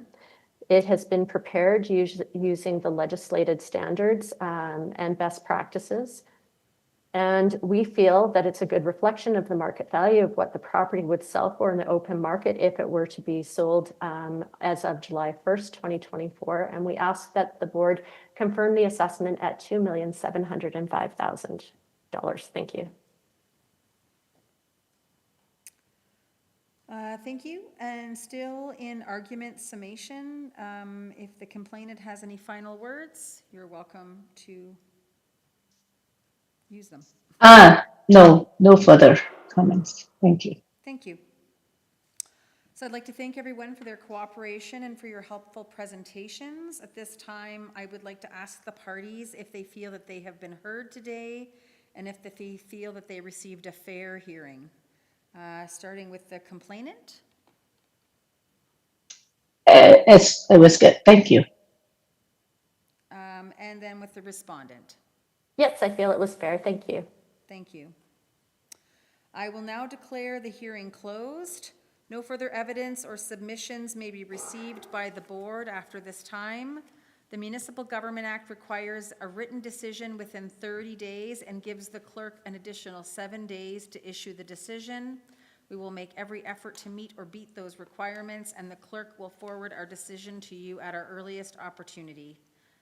And we are going to log off for the day. Thank you so much, and we will see maybe some of you tomorrow. Talk to you later.